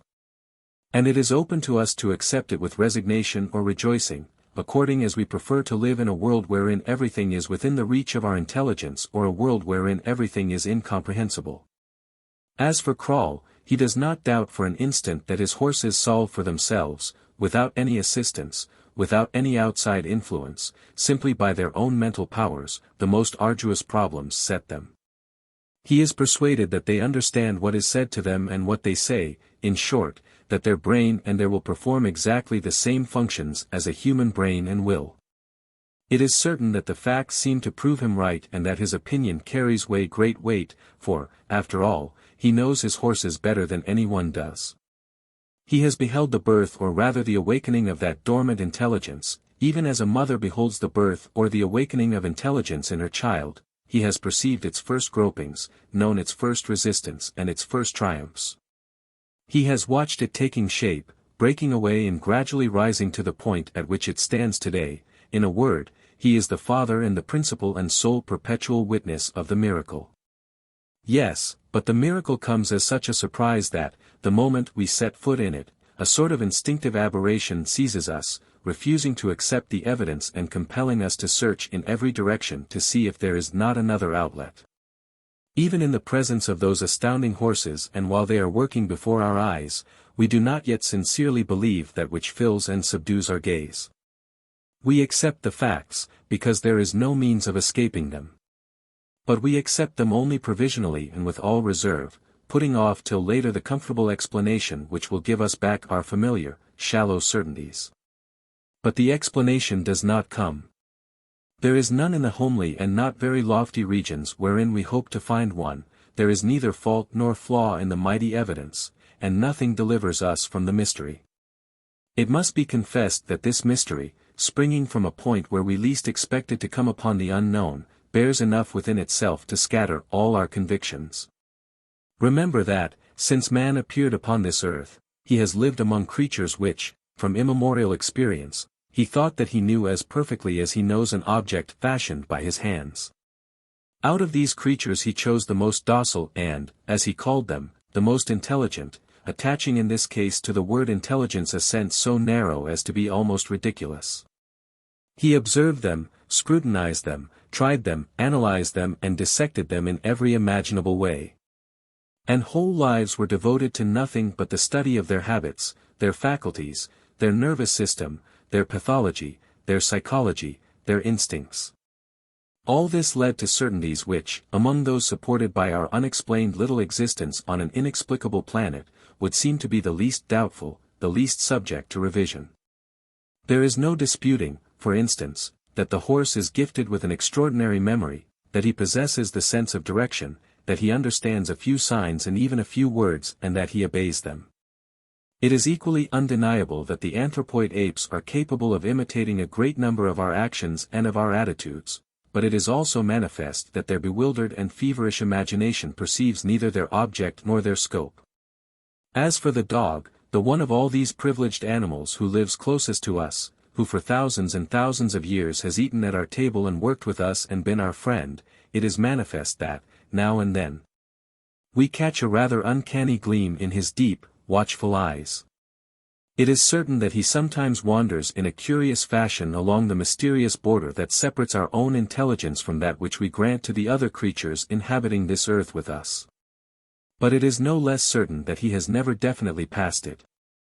We know exactly how far he can go.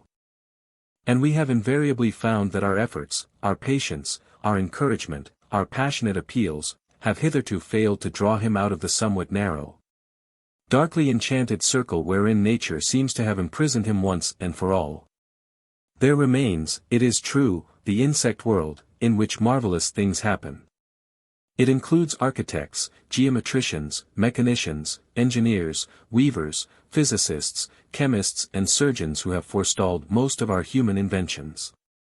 I need not here remind the reader of the wasp's and bee's genius for building, the social and economic organization of the hive and the anthill, the spider's snares, the eumene's nest and hanging egg. The odinerous cell with its neat stacks of game, the sacred beetle's filthy but ingenious ball, the leaf-cutter's faultless discs, the bricklaying of the mason bee. The 3 dagger thrusts which the aphex administers to the 3 nerve centers of the cricket, the lancet of the sorceress, who paralyzes her victims without killing them and preserves them for an indefinite period as fresh meat. Nor 1,000 other features which it would be impossible to enumerate without recapitulating the whole of Henri Fabre's work and completely altering the proportions of the present essay. But here such silence and such darkness reign that we have nothing to hope for. There exists, so to speak, no benchmark, no means of communication between the world of insects and our own. And we are perhaps less far from grasping and fathoming what takes place in Saturn or Jupiter than what is enacted in the ant-hill or the hive. We know absolutely nothing of the quality, the number, the extent or even the nature of their senses. Many of the great laws on which our life is based do not exist for them. Those, for instance, which govern fluids are completely reversed. They seem to inhabit our planet, but in reality move in an entirely different world. Understanding nothing of their intelligence pierced with disconcerting gaps, in which the blindest stupidity suddenly comes and destroys the ablest and most inspired schemes, we have given the name of instinct to that which we could not apprehend. Postponing our interpretation of a word that touches upon life's most insoluble riddles.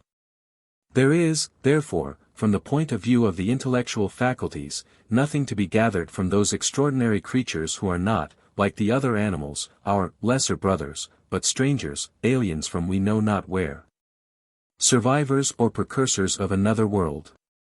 We were at this stage, slumbering peacefully in our long-established convictions, when a man entered upon the scene and suddenly showed us that we were wrong and that, for long centuries, we had overlooked a truth which was scarcely even covered with a very thin veil.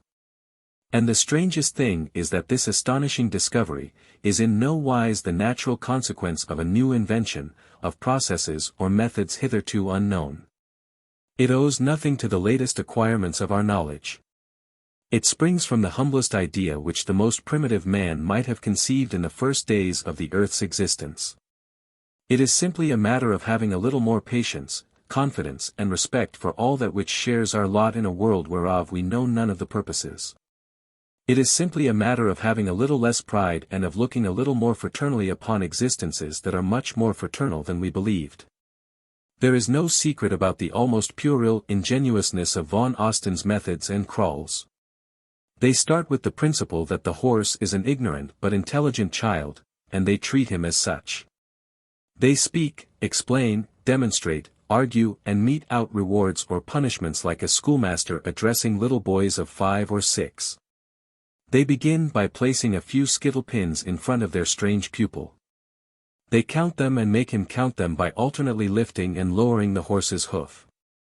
He thus obtains his first notion of numbers. They next add 1 or 2 more skittles and say, for instance, 3 skittles and 2 skittles are 5 skittles. In this way, they explain and teach addition. Next, by the reverse process, subtraction, which is followed by multiplication, division and all the rest. At the beginning, the lessons are extremely laborious and demand an untiring and loving patience, which is the whole secret of the miracle. But, as soon as the first barrier of darkness is passed, the progress becomes bewilderingly rapid. All this is incontestable, and the facts are there, before which we must need bow.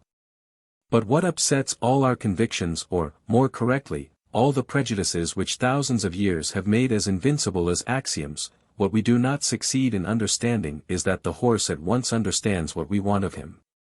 It is that first step, the first tremor of an unexpected intelligence, which suddenly reveals itself as human.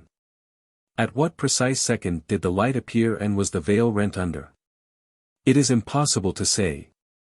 But it is certain that, at a given moment, without any visible sign to reveal the prodigious inner transformation, the horse acts and replies as though he suddenly understood the speech of man. What is it that sets the miracle working? We know that, after a time, the horse associates certain words with certain objects that interest him or with 3 or 4 events whose infinite repetition forms the humble tissue of his daily life. This is only a sort of mechanical memory which has nothing in common with the most elementary intelligence. But behold, one fine day, without any perceptible transition, he seems to know the meaning of a host of words which possess no interest for him, which represent to him no picture, no memory, which he has never had occasion to connect with any sensation, agreeable or disagreeable. He handles figures, which even to man are nothing but obscure and abstract ideas. He solves problems that cannot possibly be made objective or concrete. He reproduces letters which, from his point of view, correspond with nothing actual. He fixes his attention and makes observations on things or circumstances which in no way affect him, which remain and always will remain alien and indifferent to him. In a word, he steps out of the narrow ring in which he was made to turn by hunger and fear, which have been described as the 2 great moving powers of all that is not human, to enter the immense circle in which sensations go on being shed till ideas come into view.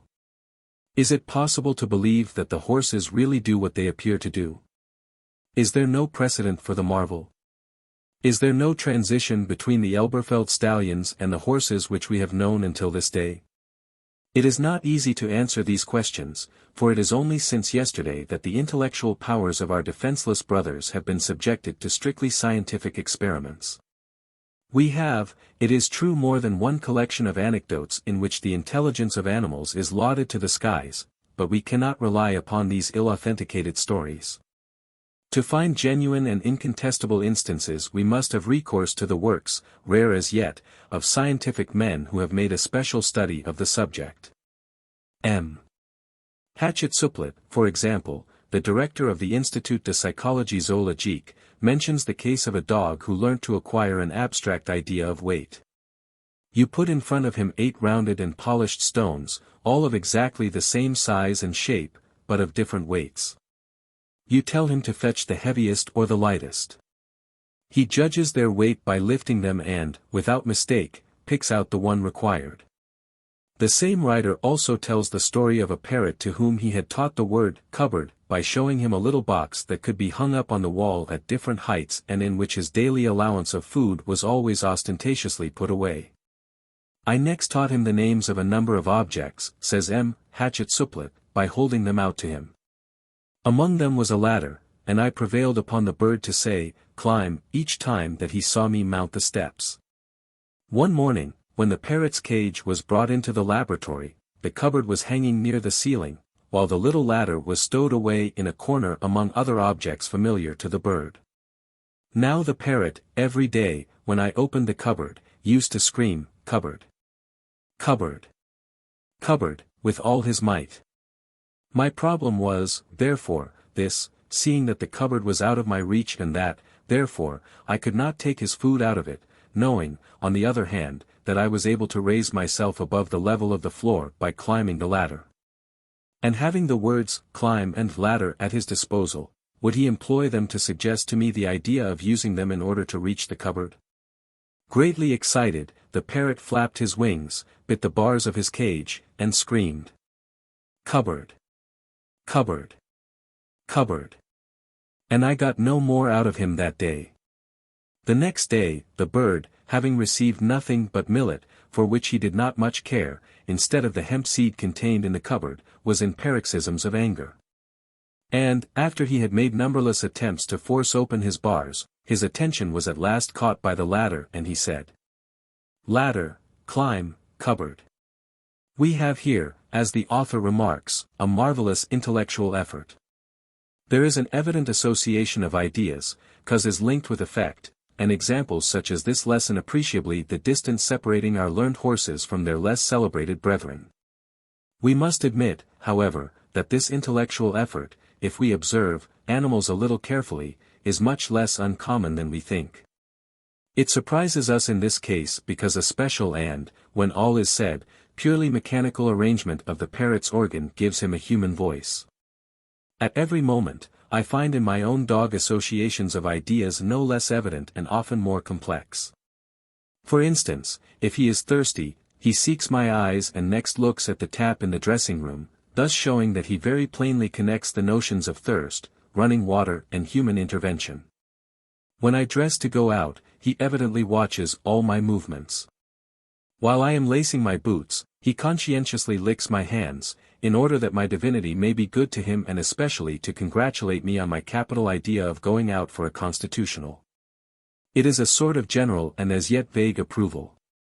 Boots promise an excursion out of doors, that is to say, space, fragrant roads, long grass full of surprises, corners scented with awful, friendly or tragic encounters and the pursuit of wholly illusory game. But the fair vision is still in anxious suspense.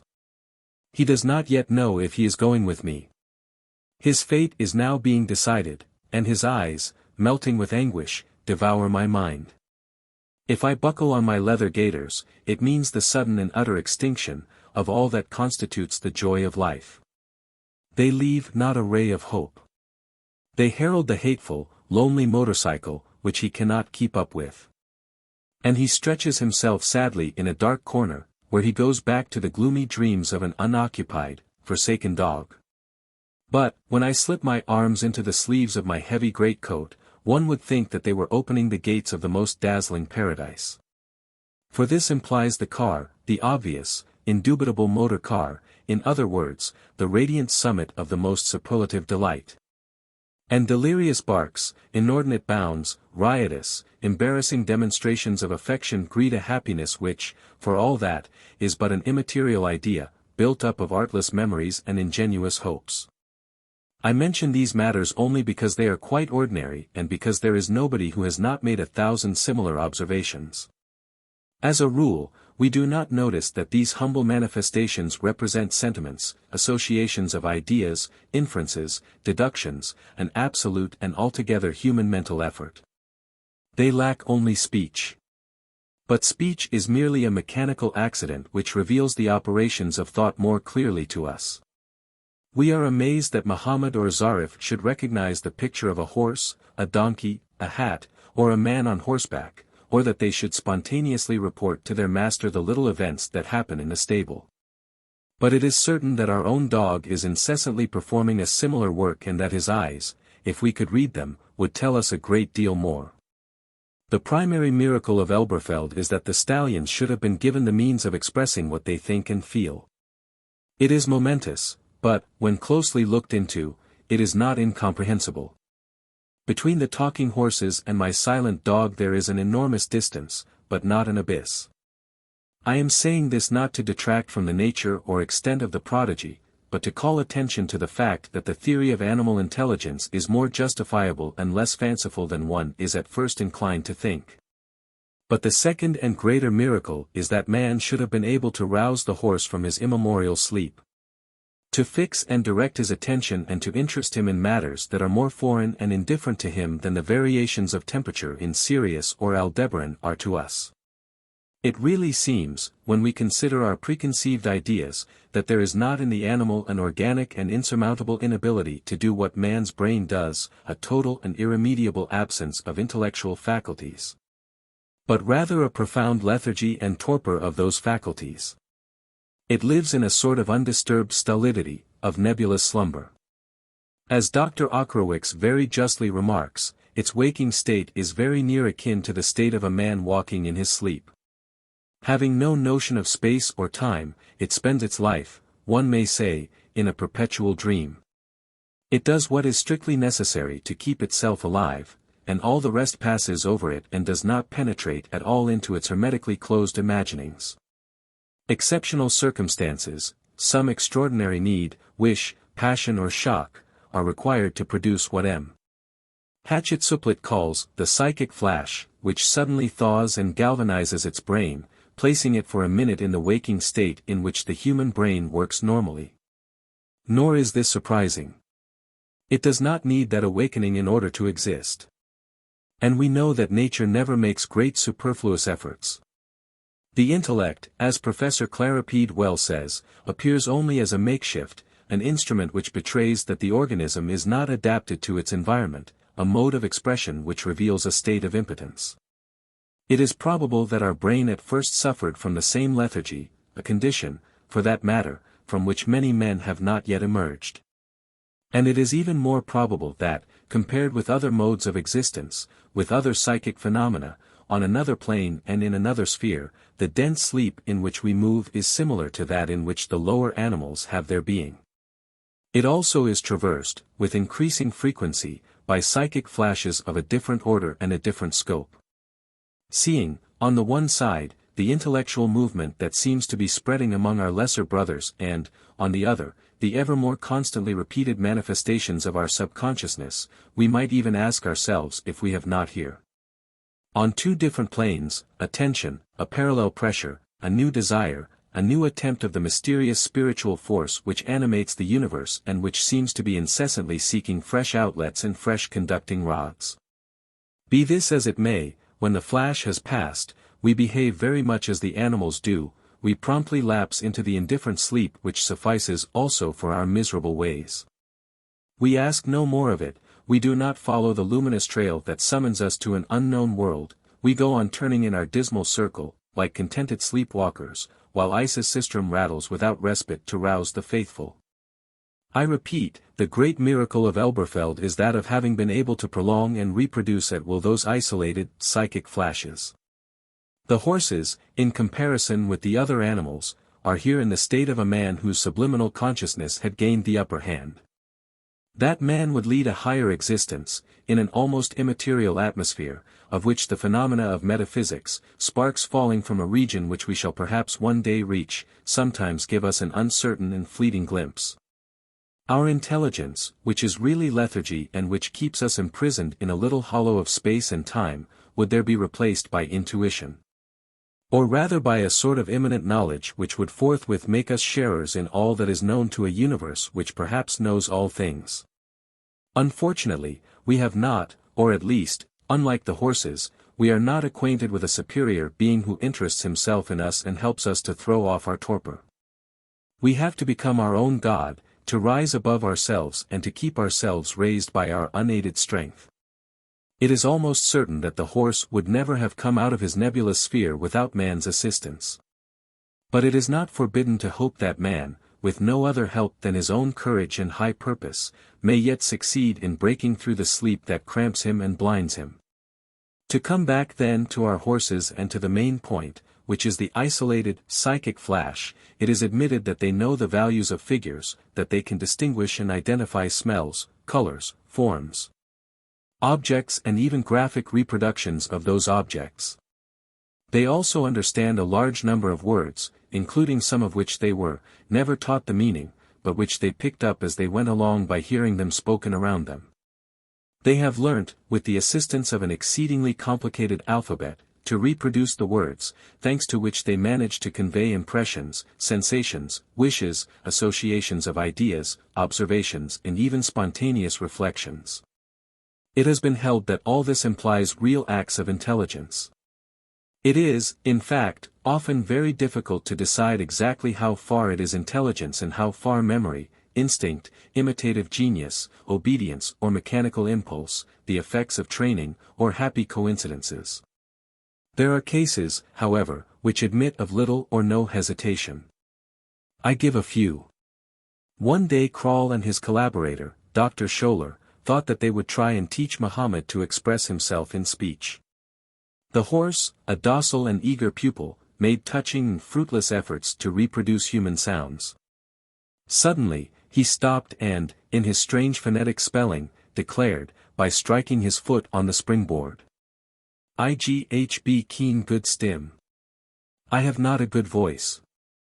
Observing that he did not open his mouth, they strove to make him understand, by the example of a dog, with pictures, and so on, that, in order to speak, it is necessary to separate the jaws. They next asked him, "What must you do to speak?" He replied, by striking with his foot. "Open mouth." "Why don't you open yours?" "While cannide, because I can't." A few days after, Zarif was asked how he talks to Muhammad. "Mit munt, with mouth." "Why don't you tell me that with your mouth?" "While ig keen stim hbe, because I have no voice." Does not this answer, as Kroll remarks, allow us to suppose that he has other means than speech of conversing with his stable companion? In the course of another lesson, Muhammad was shown the portrait of a young girl whom he did not know. "What's that?" asked his master. "Metjen, a girl." "On the blackboard." "Why is it a girl?" "While lang hrhd, because she has long hair." "And what has she not?" "Mustache." They next produced the likeness of man with no mustache. "What's this?" "Why is it a man?" "While Kurs hrhd, because he has short hair." I could multiply these examples indefinitely by drawing on the voluminous Elberfeld minutes, which, I may say in passing, have the convincing force of photographic records.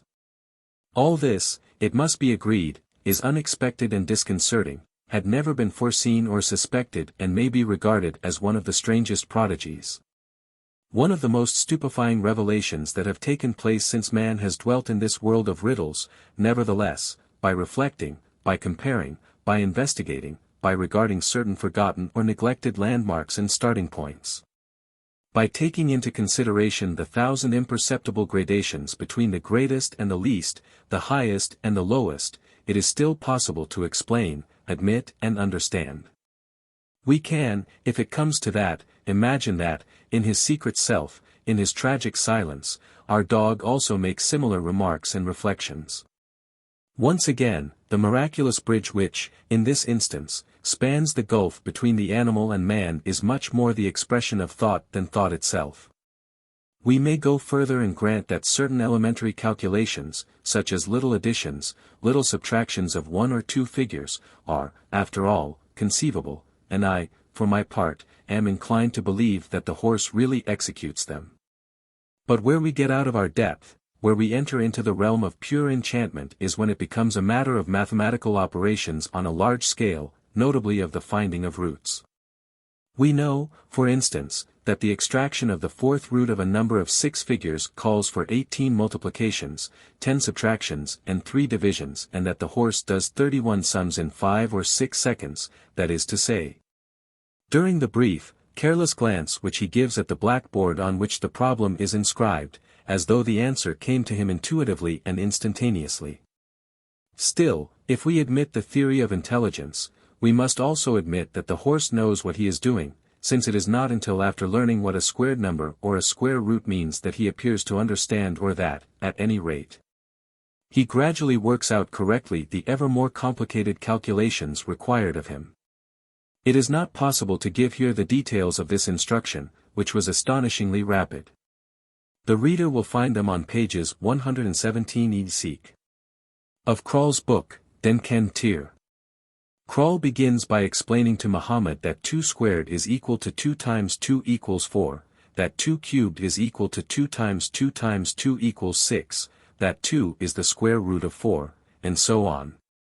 In short, the explanations and demonstrations are absolutely similar to those which one would give to an extremely intelligent child, with this difference, that the horse is much more attentive than the child and that, thanks to his extraordinary memory, he never forgets what he appears to have understood.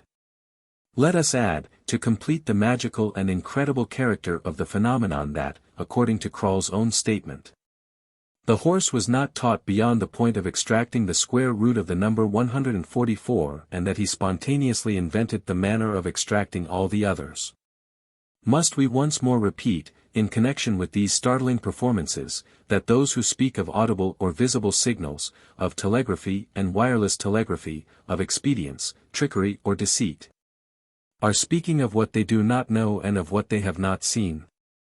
There is but one reply to be made to anyone who honestly refuses to believe. Go to Elberfeld. The problem is sufficiently important, sufficiently big with consequences to make the journey worth while, and, behind closed doors, alone with the horse, in the absolute solitude and silence of the stable, set Muhammad to extract half a dozen roots which, like that which I have mentioned, require 31 operations. You must yourself be ignorant of the solutions, so as to do away with any transmission of unconscious thought. If he then gives you, one after the other, 5 or 6 correct solutions, as he did to me and many others, you will not go away with the conviction that the animal is able by its intelligence to extract those roots. Because that conviction would upset too thoroughly the greater part of the certainties on which your life is based.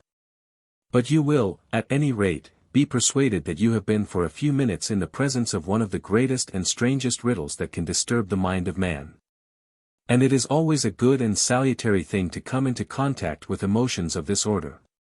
Truth to say, the theory of intelligence in the animal would be so extraordinary as to be almost untenable. If we are determined, at whatever cost, to pin our faith to it, we are bound to call in the aid of other ideas, to appeal, for instance, to the extremely mysterious and essentially uncomprehended and incomprehensible nature of numbers. It is almost certain that the science of mathematics lies outside the intelligence. It forms a mechanical and abstract whole, more spiritual than material and more material than spiritual, visible only through its shadow and yet constituting the most immovable of the realities that govern the universe. From first to last it declares itself a very strange force and, as it were, the sovereign of another element than that which nourishes our brain. Secret, indifferent, imperious and implacable, it subjugates and oppresses us from a great height or a great depth, in any case, from very far, without telling us why. One might say that figures place those who handle them in a special condition. They draw the Kabbalistic circle around their victim. Henceforth, he is no longer his own master, he renounces his liberty, he is literally possessed by the powers which he invokes. He is dragged he knows not whither, into a formless, boundless immensity, subject to laws that have nothing human about them, in which each of those lively and tyrannical little signs which move and dance in their thousands under the pen represents nameless, but eternal, invincible and inevitable verities. We think that we are directing them and they enslave us. We become weary and breathless following them into their uninhabitable spaces. When we touch them, we let loose a force which we are no longer able to control. They do with us what they will and always end by hurling us, blinded and benumbed, into blank infinity or upon a wall of ice against which every effort of our mind and will is shattered. It is possible, therefore, in the last resort, to explain the Elberfeld mystery by the no less obscure mystery that surrounds numbers. This really only means moving to another spot in the gloom. But it is often just by that moving to another spot that we end by discovering the little gleam of light which shows us a thoroughfare. In any case, and to return to more precise ideas, more than one instance has been cited to prove that the gift of handling great groups of figures is almost independent of the intelligence proper. One of the most curious is that of an Italian shepherd boy, Vito Mangiamil, who was brought before the Paris Academy of Science in 1837 and who, at the age of 10, though devoid of the most rudimentary education, was able in half a minute to extract the cubic root of a number of 7 figures. Another, more striking still, also mentioned by Dr. Clarapede in his paper on the learned horses, is that of a man blind from birth, an inmate of the lunatic asylum, at Armentières. This blind man, whose name is Fleury, a degenerate and nearly an idiot, can calculate in 1 minute and 15 seconds the number of seconds in 39 years, 3 months and 12 days, not forgetting the leap years. They explain to him what a square root is, without telling him the conventional method of finding it, and soon he extracts almost as rapidly as Einaudi himself, without a blunder, the square roots of numbers of 4 figures, giving the remainder. On the other hand, we know that a mathematical genius like Henri Poincaré confessed himself incapable of adding up a column of figures without a mistake. From the maybe enchanted atmosphere that surrounds numbers we shall pass more easily to the even more magic mists of the final theory, the only one remaining to us for the moment, the mediumistic or subliminal theory. This, we must remember, is not the telepathic theory proper which decisive experiments have made us reject. Let us have the courage to venture upon it. When one can no longer interpret a phenomenon by the known, we must needs try to do so by the unknown. We, therefore, now enter a new province of a great unexplored kingdom, in which we shall find ourselves without a guide. Mediumistic phenomena, manifestations of the secondary or the subliminal consciousness, between man and man, are, as we have more than once had occasion to assure ourselves, capricious, undisciplined, evasive and uncertain. But more frequent than one thought and, to one who examines them seriously and honestly, often undeniable. Have similar manifestations been discovered between man and the animals? The study of these manifestations, which is very difficult even in the case of man, becomes still more so when we question witnesses doomed to silence. There are, however, some animals which are looked upon as psychic, which, in other words, seem indisputably to be sensitive to certain subliminal influences. One usually classes the cat, the dog and the horse in this somewhat ill-defined category. To these superstitious animals one might perhaps add certain birds, more or less birds of omen, and even a few insects, notably the bees. Other animals, such as, for instance, the elephant and the monkey, appear to be proof against mystery. Be this as it may, M. Ernest Bazzano, in an excellent article on Les Perceptions Psychiques de Animaux 25 collected in 1905 69 cases of telepathy, presentiments and hallucinations of sight or hearing in which the principal actors are cats, dogs and horses. There are, even among them, ghosts or phantoms of dogs which, after their death, return to haunt the homes in which they were happy.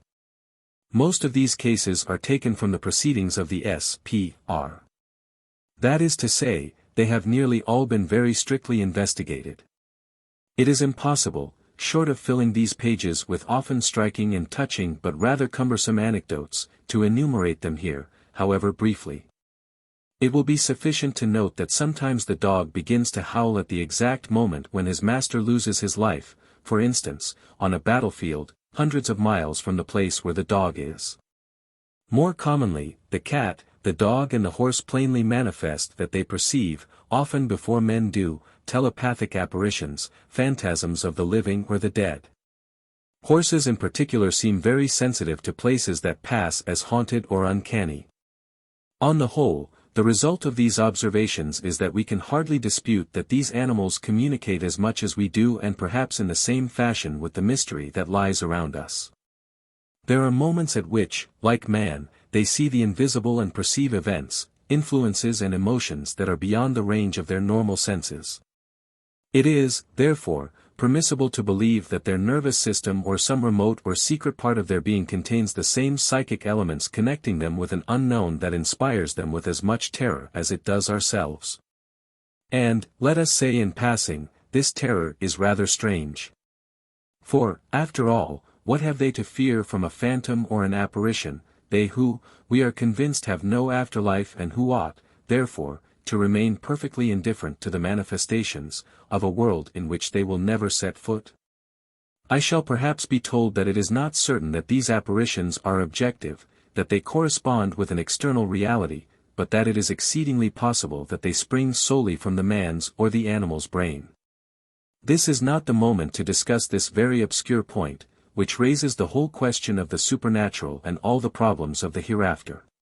The only important thing to observe is that at one time it is man who transmits his terror, his perception or his idea of the invisible to the animal, and at another the animal which transmits its sensations to man. We have here, therefore, intercommunications which spring from a deeper common source than any that we know, and which, to issue from it or go back to it, pass through other channels than those of our customary senses. Now all this belongs to that unexplained sensibility, to that secret treasure, to that as yet undetermined psychic power which, for lack of a better term, we call subconsciousness or subliminal consciousness. Moreover, it is not surprising that in the animals, these subliminal faculties not only exist, but are perhaps keener and more active than in ourselves. Because it is our conscious and abnormally individualized life that atrophies them by relegating them to a state of idleness wherein they have fewer and fewer opportunities of being exercised.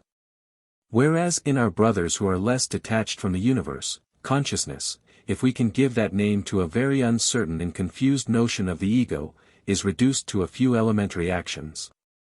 They are much less separated than ourselves from the whole of the circumambient life, and they still possess a number of those more general and indeterminate senses whereof we have been deprived by the gradual encroachment of a narrow and intolerant special faculty.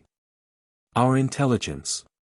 Among these senses which up to the present we have described as instincts, for want, and it is becoming a pressing want, of a more suitable and definite word, need I mention the sense of direction, migration, foreknowledge of the weather, of earthquakes and avalanches, and many others which we doubtless do not even suspect? Does all this not belong to a subconsciousness which differs from ours only in being so much richer? I am fully aware that this explanation by means of the subliminal consciousness will not explain very much, and will at most invoke the aid of the unknown to illuminate the incomprehensible. But to explain a phenomenon, a Dr. J. de Mattos very truly says, is to put forward a theory which is more familiar and more easily comprehensible to us than the phenomenon at issue. This is really what we are constantly and almost exclusively doing in physics, chemistry, biology, and in every branch of science without exception. To explain a phenomenon is not necessarily to make it as clear and lucid as that 2 and 2 are 4, and, even so, the fact that 2 and 2 are 4 is not, when we go to the bottom of things, as clear and lucid as it seems.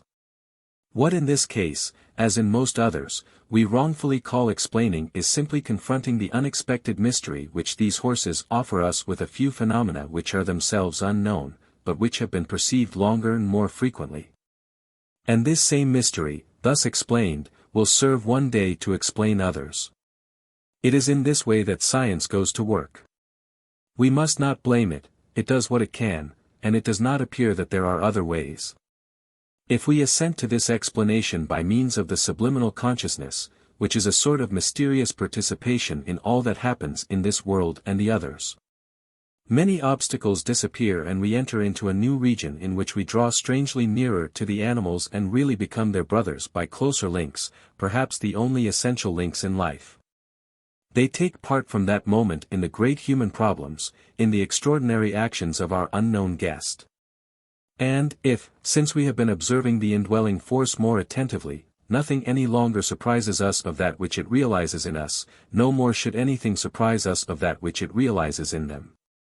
We are on the same plane with them, in some as yet undetermined element, when it is no longer the intelligence that reigns alone, but another spiritual power, which pays no heed to the brain, which passes by other roads, and which might rather be the psychic substance of the universe itself, no longer set in grooves, isolated and specialized by man, but diffused, multiform, and perhaps, if we could trace it, equal in everything that exists.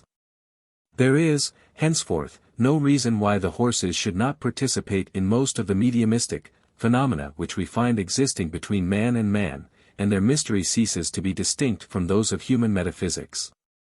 If their subliminal is akin to ours, we can begin by extending to its utmost limits the telepathic theory, which has, so to speak, no limits, for, in the matter of telepathy, as Myers has said, all that we are permitted to declare is that life has the power of manifesting itself to life.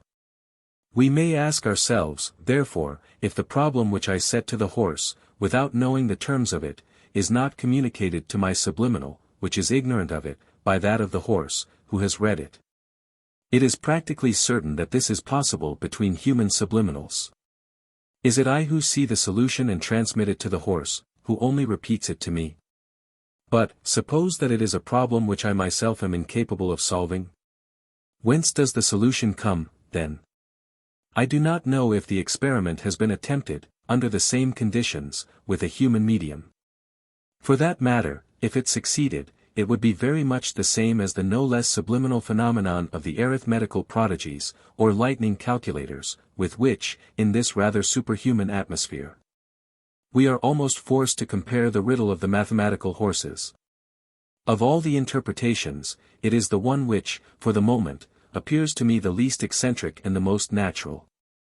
We have seen that the gift of handling colossal figures is almost foreign to the intelligence proper. One can even declare that, in certain cases, it is evidently and completely independent of such intelligence. In these cases, the gift is manifested prior to any education and from the earliest years of childhood. If we refer to the list of arithmetical prodigies given by Dr. Scripture 26, we see that the faculty made its appearance in Ampere at the age of 3, in Colburn at 6, in Gauss at 3, in Mangiamele at 10, in Safford at 6, in Whately at 3, and so on.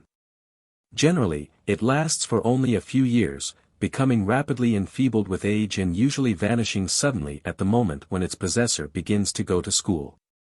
When you ask those children and even most of the lightning calculators who have come to man's estate how they go to work to solve the huge and complicated problems set them, they reply that they know nothing about it. Bitter, for instance, declares that it is impossible for him to say how he can instinctively tell the logarithm of a number consisting of 7 or 8 figures.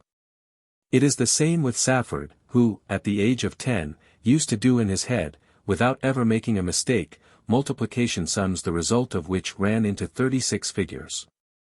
The solution presents itself authoritatively and spontaneously. It is a vision, an impression, an inspiration, an intuition coming one knows not whence, suddenly and indubitably. As a rule, they do not even try to calculate. Contrary to the general belief, they have no peculiar methods. Or, if method there be, it is more a practical way of subdividing the intuition. One would think that the solution springs suddenly from the very enunciation of the problem, in the same way as a veridical hallucination. It appears to rise, infallible and ready done, from a sort of eternal and cosmic reservoir wherein the answers to every question lie dormant. It must, therefore, be admitted that we have here a phenomenon that occurs above or below the brain, by the side of the consciousness and the mind, outside all the intellectual methods and habits. And it is precisely for phenomena of this kind that Myers invented the word subliminal. 27. Does not all this bring us a little nearer to our calculating horses? From the moment that it is demonstrated that the solution of a mathematical problem no longer depends exclusively on the brain, but on another faculty.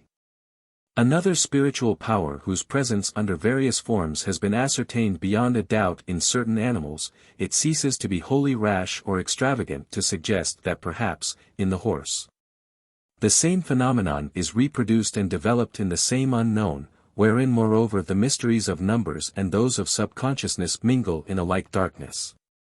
I am well aware that an explanation laden to such an extent with mysteries explains but very little more than silence does. Nevertheless, it is at least a silence traversed by restless murmurs, and sedulous whispers that are better than the gloomy and hopeless ignorance to which we would have perforce to resign ourselves if we did not, in spite of all, to perform the great duty of man, which is to discover a spark in the darkness. It goes without saying that objections are raised from every side. Among men, arithmetical prodigies are looked upon as monsters, as a sort of extremely rare teratological phenomenon. We can count, at most, half a dozen in a century, whereas, among horses, the faculty would appear to be almost general, or at least quite common. In fact, out of 6 or 7 stallions whom Kroll tried to initiate into the secrets of mathematics, he found only 2 that appeared to him too poorly gifted for him to waste time on their education. These were, I believe, 2 thoroughbreds that were presented to him by the Grand Duke of Mecklenburg and sent back by Kroll to their sumptuous stables.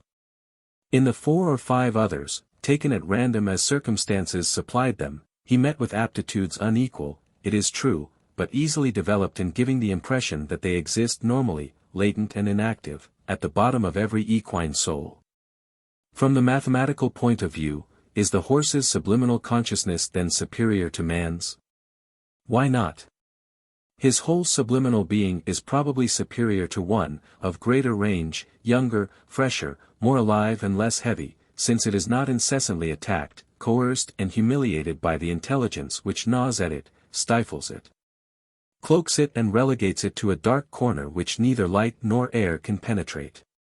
His subliminal consciousness is always present, always alert, ours is never there, is asleep at the bottom of a deserted well and needs exceptional operations, results and events before it can be drawn from its slumber and its unremembered deeps. All this seems very extraordinary, but, in any case, we are here in the midst of the extraordinary, and this outlet is perhaps the least hazardous. It is not a question, we must remember, of a cerebral operation, an intellectual performance, but of a gift of divination closely allied to other gifts of the same nature and the same origin which are not the peculiar attribute of man. No observation, no experiment enables us, up to the present, to establish a difference between the subliminal of human beings and that of animals. On the contrary, the as yet restricted number of actual cases reveals constant and striking analogies between the two. In most of those arithmetical operations, be it noted, the subliminal of the horse behaves exactly like that of the medium in a rate of trance. The horse readily reverses the figures of the solution. He replies, 37, for instance, instead of 73, which is a mediumistic phenomenon so well known and so frequent that it has been styled mirror writing. He makes mistakes fairly often in the most elementary additions and subtractions and much less frequently in the extraction of the most complicated roots, which again, in similar cases, such as xenoglossy and psychometry, is one of the eccentricities of human mediumism and is explained by the same cause, namely, the inopportune intervention of the ever-fallible intelligence, which, by meddling in the matter, alters the certainties of a subliminal which, when left to itself, never makes a mistake. It is, in fact, quite probable that the horse, being really able to do the small sums, no longer relies solely on his intuition and, from that moment, gropes and flounders about. The solution hovers between the intelligence and the subliminal and, passing from the one, which is not quite sure of it, to the other, which is not urgently appealed to, comes out of the conflict as best it may. The case is the same with the psychometric or spiritualistic medium who seeks to profit by what he knows in the ordinary way, so as to complete the visions or revelations of his subconscious sensibility. He, too, in this instance, is nearly always guilty of flagrant and inexplicable blunders. Many other similarities will be found to exist, notably the way in which the lessons vary. Nothing is more uncertain and capricious than manifestations of human mediumism. Whether it be a question of automatic writing, psychometry, materializations or anything else, we meet with series of sittings that yield none but absurd results. Then, suddenly, for reasons as yet obscure, the state of the weather, the presence of this or that witness, or I know not what, the most undeniable and bewildering manifestations occur one after the other. The case is precisely the same with the horses, their queer fancies, their unaccountable and disconcerting freaks drive poor Kroll to despair. He never opens the door of that uncertain stable, on important days, without a sinking at the heart. Let the beard or the frown of some learned professor fail to please the horses, they will, forthwith, take an unholy delight in giving the most irrelevant answer to the most elementary question, for hours and even days on end. Other common features are the strongly marked personality of the mediumistic raps and the communications known as deferred telepathic communications, that is to say, those in which the answer is obtained at the end of a sitting to a question put at the beginning and forgotten by all those present. What at first sight seems one of the strongest objections urged against the mediumism of the horse even tends to confirm it. If the reply comes from the horse's subconsciousness, it has been asked, how is it that it should be necessary first to teach him the elements of language, mathematics, and so forth, and that Berto, for instance, is incapable of solving the same problems as Muhammad? This objection has been very ably refuted by M. de Vezem, who writes, "To produce automatic writing, a medium must have learnt to write. Before Victorian Sardou or Mlle Helene Schmidt could produce their mediumistic drawings and paintings, they had to possess an elementary knowledge of drawing and painting. Tartini would never have composed the Devil's Sonata in a dream, if he had not known music, and so forth. Unconscious cerebration, however wonderful, can only take effect upon elements already acquired in some way or another. The subconscious cerebration of a man blind from birth will not make him see colors." Here, then, in this comparison which might easily be extended, are several fairly well-defined features of resemblance. We receive a vivid impression of the same habits, the same contradictions, and the same eccentricities, and we once more recognize the strange and majestic shadow of our unknown guest. One great objection remains, based upon the very nature of the phenomenon, upon the really inseparable distance that separates the whole life of the horse from the abstract and impenetrable life of numbers. How can his subliminal consciousness interest itself for a moment in signs that represent nothing to him, have no relation to his organism and will never touch his existence? But in the first place, it is just the same with the child or the illiterate calculator. He is not interested either in the figures which he lets loose. He is completely ignorant of the consequences of the problems which he solves. He juggles with digits which have hardly any more meaning to him than to the horse. He is incapable of accounting for what he does, and his subconsciousness also acts in a sort of indifferent and remote dream. It is true that, in his case, we can appeal to heredity and to memory, but is this difference enough to settle the difficulty indefinitely to separate the two phenomena? To appeal to heredity is still to appeal to the subliminal. And it is not at all certain that the latter is limited by the interest of the organism sheltering it. It appears, on the contrary, in many circumstances, to spread and extend far beyond that organism in which it is domiciled, one would say, accidentally and provisionally. It likes to show, apparently, that it is in relation with all that exists. It declares itself, as often as possible, universal and impersonal. It has but a very indifferent care, as we have seen in the matter of apparitions and premonitions, for the happiness and even the safety of its host and protector. It prophesies to its companion of a lifetime events which he cannot avoid or which do not concern him.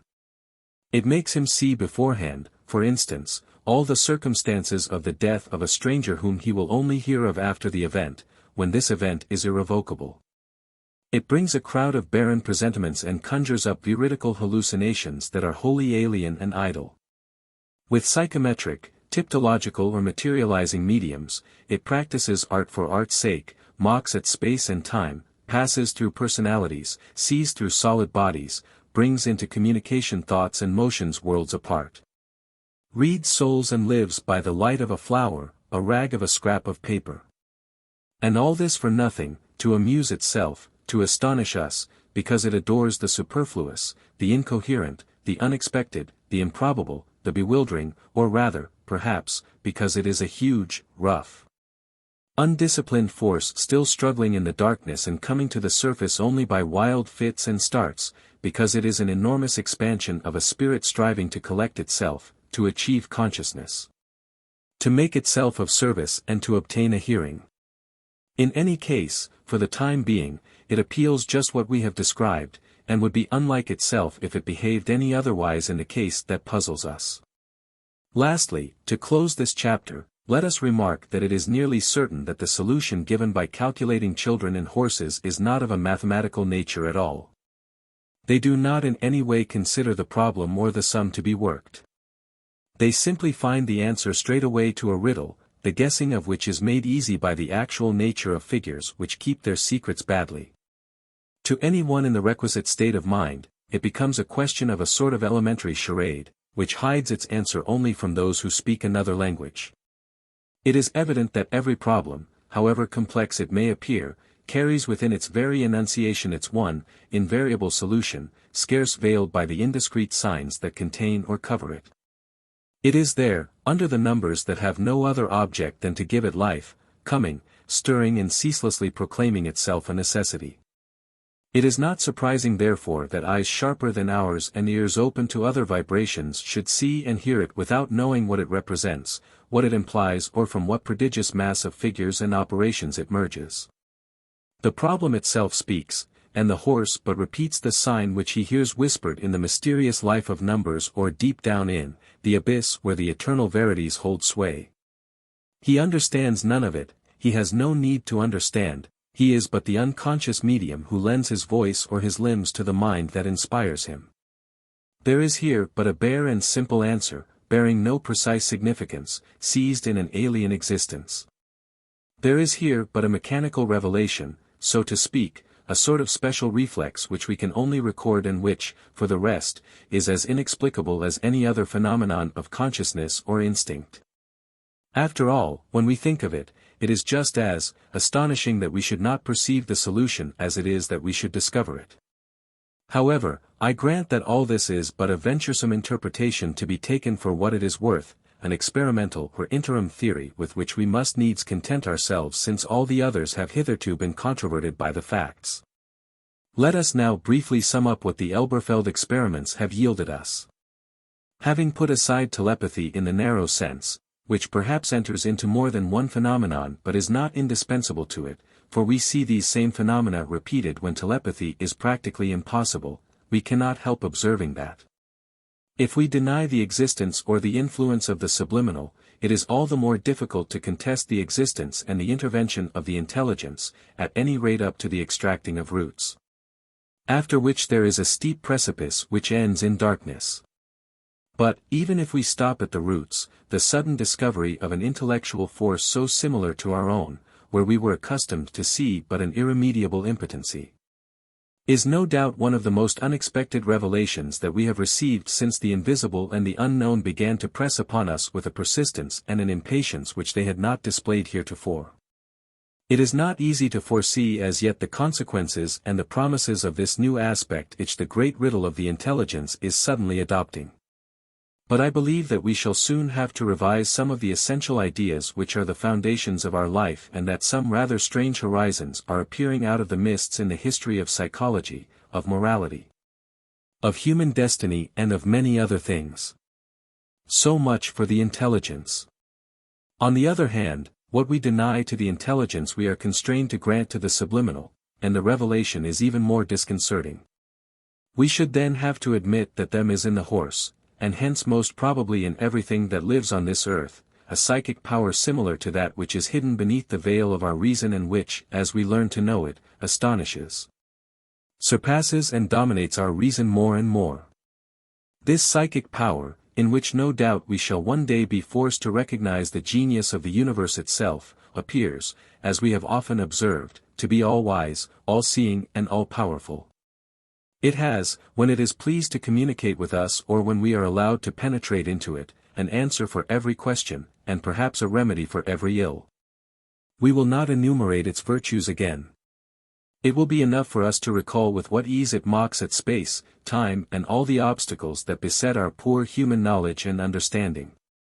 We believed it, like all that seems to us superior and marvelous, the intangible, inalienable and incommunicable attribute of man, with even better reason than his intelligence. And now an accident, strangely belated, it is true, tells us that, at one precise point, the strangest and least foreseen of all, the horse and the dog draw more easily and perhaps more directly than ourselves upon its mighty reservoirs.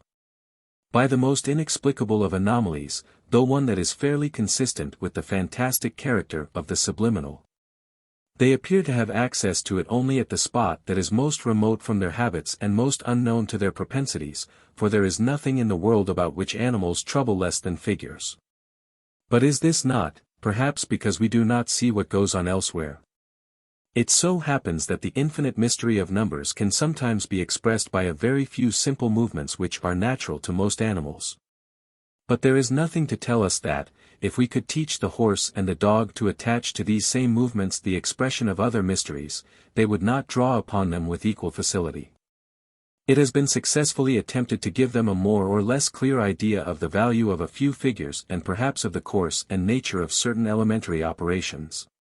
And this appears to have been enough to open up to them the most secret regions of mathematics in which every question is answered beforehand. It is not wholly elusive to suppose that, if we could impart to them, for instance, a similar notion of the future, together with a manner of conveying to us what they see there, they might also have access to strange visions of another class, which are jealously kept from us by the too watchful guardians of our intelligence. There is an opportunity here for experiments which will doubtless prove exceedingly arduous, for the future is not so easily seen and above all not so easily interpreted and expressed as a number. It is possible, moreover, that, when we know how to set about it, we shall obtain most of the human mediumistic phenomena. Rapping, the moving of objects, materialization even in heaven knows what other surprises held in store for us by that astounding subliminal to whose fancy there appears to be no bounds. In any case, if we accept the divining of numbers, as we are almost forced to do, it is almost certain that the divining of other matters must follow.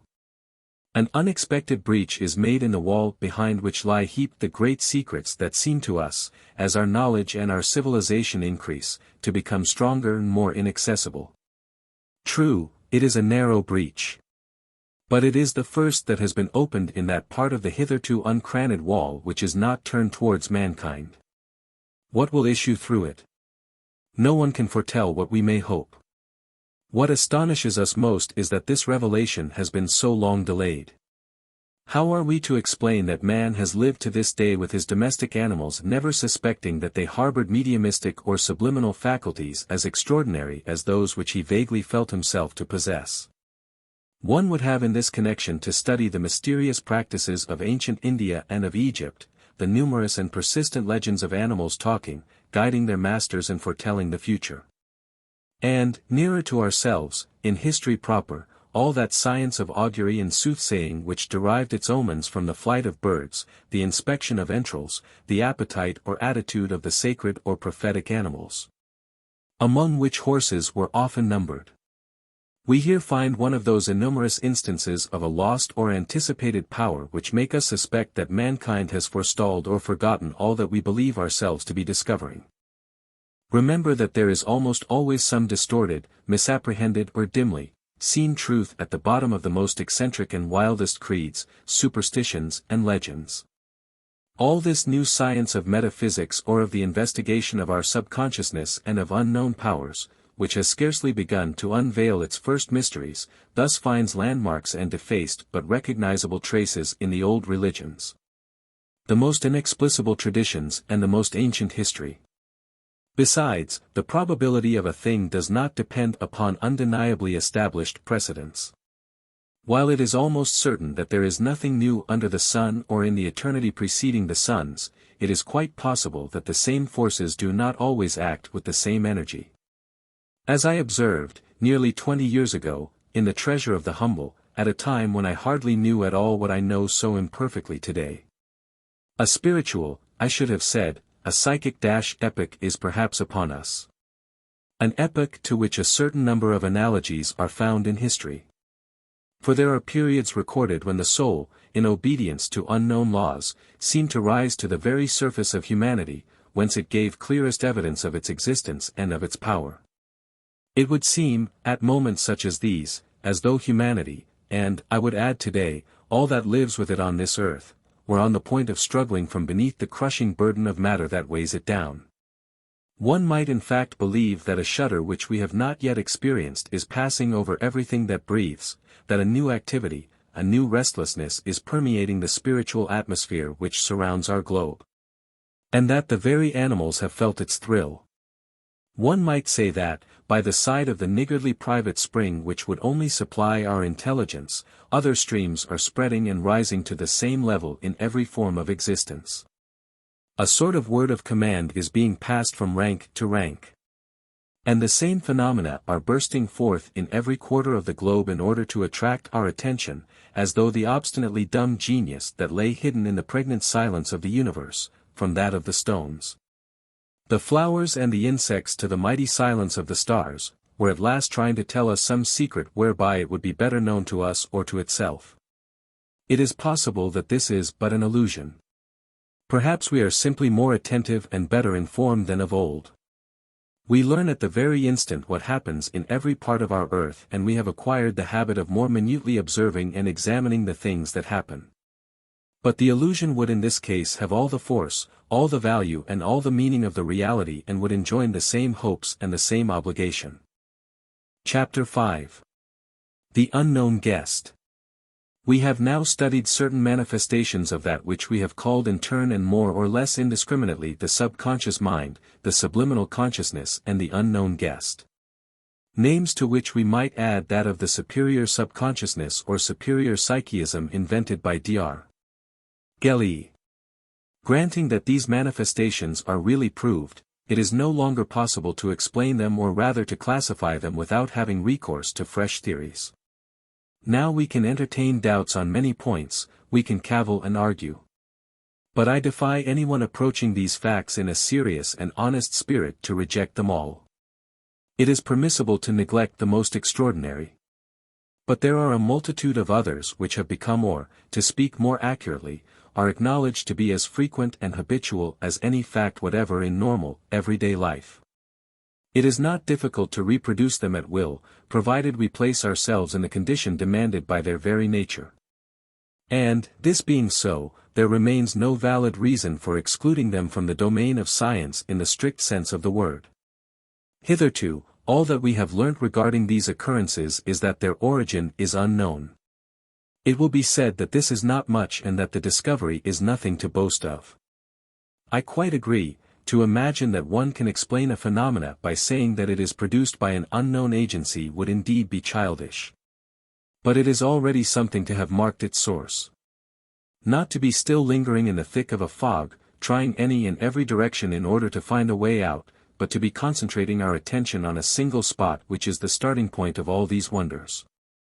So that at each instant we recognize in each phenomenon the characteristic customs, methods or features of the same unknown agency. It is very nearly all that we can do for the moment, but this first effort is not wholly to be despised. It has seemed to us then that it was our unknown guest that expressed itself in the name of the dead in table turning and in automatic writing and speaking. This unknown guest has appeared to us to take within us the place of those who are no more, to unite itself perhaps with forces that do not die. To visit the grave with the object of bringing thence inexplicable phantoms which rise up in front of us fruitlessly or haunt our houses without telling us why. We have seen it, in experiments in clairvoyance and intuition, suppressing all the obstacles that banish or conceal thought and, through bodies that have become transparent, reading in our very souls forgotten secrets of the past. Sentiments that have not yet taken shape, intentions as yet unborn. We have discovered that some object once handled by a person now far away is enough to make it take part in the innermost life of that person, to go deeper and rise higher than he does. To see what he sees and even what he does not see, the landscape that surrounds him, the house which he inhabits and also the dangers that threaten him and the secret passions by which he is stirred. We have surprised it wandering hither and thither, at haphazard, in the future, confounding it with the present and the past, not conscious of where it is but seeing far and wide. Knowing perhaps everything but unaware of the importance of what it knows, or as yet incapable of turning it to account or of making itself understood, at once neglectful and overscrupulous, prolix and reticent, useless and indispensable. We have seen it, lastly, although we had hitherto looked upon it as indissolubly and unchangeably human, suddenly emerge from other creatures and there reveal faculties akin to ours, which commune with them deep down in the deepest mysteries and which equal them and sometimes surpass them in a region that wrongly appeared to us the only really unassailable province of mankind, I mean the obscure and abstruse province of numbers. It has many other no less strange and perhaps more important manifestations, which we propose to examine in a later volume, notably its surprising therapeutic virtues and its phenomena of materialization. But, without expressing a premature judgment on what we do not yet know, perhaps we have sketched it with sufficient clearness in the foregoing pages to enable us henceforward to disentangle certain general and characteristic features from a confusion of often contradictory lines. But, in the first place, does it really exist, this tragic and comical, evasive and unavoidable figure which we make no claim to portray, but at most to divest of some of its shadows? It were rash to affirm it too loudly. But meanwhile, in the realms where we suppose it to reign, everything happens as though it did exist. Do away with it and you are obliged to people the world and burden your life with a host of hypothetical and imaginary beings, gods, demigods, angels, demons, saints, spirits, shells, elementals, ethereal entities, interplanetary intelligences and so on. Accept it and all those phantoms, without disappearing, for they may very well continue to live in its shadow, become superfluous or accessory. It is not intolerant and does not definitely eliminate any of the hypotheses by the aid of which man has hitherto striven to explain what he did not understand, hypotheses which, in regard to some matters, are not inadmissible, although not one of them is confirmed. But it brings him back to itself, absorbs them and rules them without annihilating them. If, for instance, to select the most defensible theory, one which it is sometimes difficult to dismiss absolutely, if you insist that the discarnate spirits take part in your actions, haunt your house, inspire your thoughts, reveal your future, it will answer, that is true, but it is still I. I am discarnate, or rather I am not wholly incarnate, it is only a small part of my being that is embodied in your flesh. And the rest, which is nearly all of me, comes and goes freely both among those who once were and among those who are yet to be. And, when they seem to speak to you, it is my own speech that borrows their customs and their voice in order to make you listen and to amuse your often slumbering attention. If you prefer to deal with superior entities of unknown origin, with interplanetary or supernatural intelligences, once more it is I, for, since I am not entirely in your body, I must needs be elsewhere. And to be elsewhere when one is not held back by the weight of the flesh is to be everywhere if one so pleases. We see, it has a reply to everything, it takes every name that we wish and there is nothing to limit it, because it lives in a world wherein bounds are as illusory as the useless words which we employ on earth. While it has a reply to everything, certain manifestations which it deliberately ascribes to the spirits have brought upon it a not undeserved reproach. To begin with, as Dr. Maxwell observes, it has no absolutely fixed doctrine. In nearly every country in the world, when it speaks in the name of the spirits, it declares that they undergo reincarnation and readily relates their past existences. In England, on the contrary, it usually asserts that they do not become reincarnated. What does this mean? Surely this ignorance or this inconsistency on the part of that which appears to know everything is very strange. And worse, sometimes it attributes to the spirits, sometimes to itself or any one or anything the revelations which it makes to us. When exactly is it speaking the truth? At least on 2 occasions out of 3, it deludes itself or deludes us. If it deceive itself, if it is mistaken about a matter in which it should be easy for it to know the truth, what can it teach us on the subject of a world of whose most elementary laws it is ignorant? Since it does not even know whether it is itself or another that speaks to us in the name of that world. Are we to believe that it was in the same darkness as our poor superficial ego, which it pretends so often to enlighten and which it does in fact inspire in most of the great events of life? If it deceives us, why does it do so? We can see no object, it asks for nothing, not for alms, nor prayers, nor thoughts, on behalf of those whose mantle it assumes for the sole purpose of leading us astray. What is the use of those mischievous and puerile pranks, of those ghastly graveyard pleasantries? It must lie then for the mere pleasure of lying. And our unknown guest, that infinite and doubtless immortal subconsciousness in which we have placed out last hopes, is after all but an imbecile, a buffoon or a rank swindler. I do not believe that the truth is as hideous as this. Our unknown guest does not deceive itself any more than it deceives us, but it is we who deceive ourselves. It has not the stage to itself. And its voice is not the voice that sounds in our ears, which were never made to catch the echoes of a world that is not like ours. If it could speak to us itself and tell us what it knows, we should probably at that instant cease to be on this earth.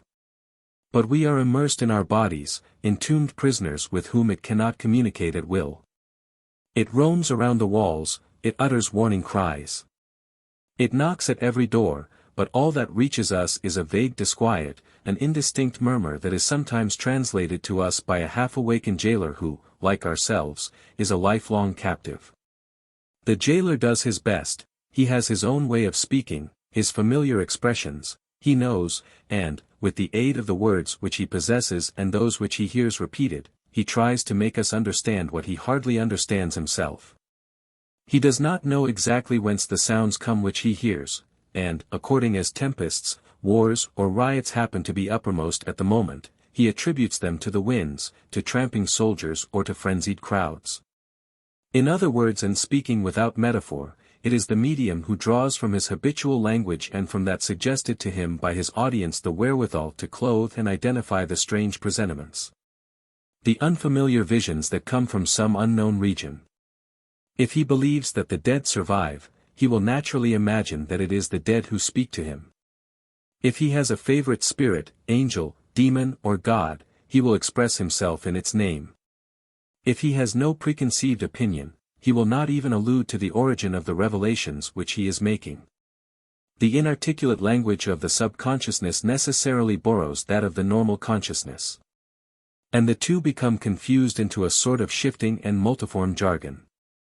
And our unknown guest, which is not thinking of delivering a course of lectures upon its entity, but simply giving us as best it can a more or less warning or mark of its existence, seems to care but little as to the garments in which it is rigged out, having indeed no choice in the matter, for either because it is unable to manifest itself or because we are incapable of understanding it. It has to be content with whatever comes to hand. Besides, if we attribute too exclusively to the spirits that which comes from another quarter, the mistake is doubtless no great one in its eyes. For it is not madness to believe that it lives with that which does not die in the dead even as with that which does not die in ourselves. With that which does not descend into the grave even as with that which does not take flesh at the hour of birth. There is no reason therefore to condemn the other theories entirely.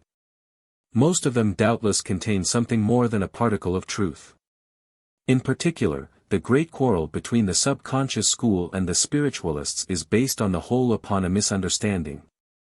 It is quite possible and even very probable that the dead are all around us, since it is impossible that the dead do not live. Our subconsciousness must mingle with all that does not die in them. And that which dies in them or rather disperses and loses all its importance is but the little consciousness accumulated on this earth and kept up until the last hour by the frail bonds of memory. In all those manifestations of our unknown guest, it is our posthumous ego that already lives in us while we are still in the flesh and at moments joins that which does not die in those who have quitted their body. Then does the existence of our unknown guest presume the immortality of a part of ourselves? Can one possibly doubt it? Have you ever imagined that you would perish entirely? As for me, what I cannot picture is the manner in which you would picture that total annihilation.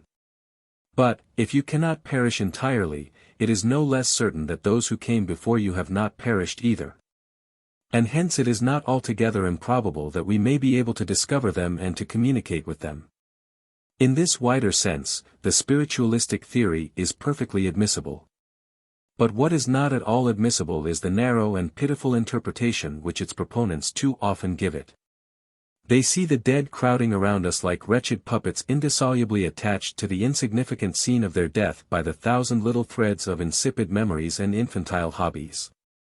They are supposed to be here, blocking up our homes, more abjectly human than if they were still alive, vague, inconsistent, garrulous, derelict, futile and idle, tossing hither and thither their desolate shadows, which are being slowly swallowed up by silence and oblivion, busying themselves incessantly with what no longer concerns them, but almost incapable of doing us a real service, so much so that, in short, they would end by persuading us that death serves no purpose, that it neither purifies nor exalts, that it brings no deliverance and that it is indeed a thing of terror and despair. No, it is not the dead who thus speak and act. Besides, why bring them into the matter unnecessarily?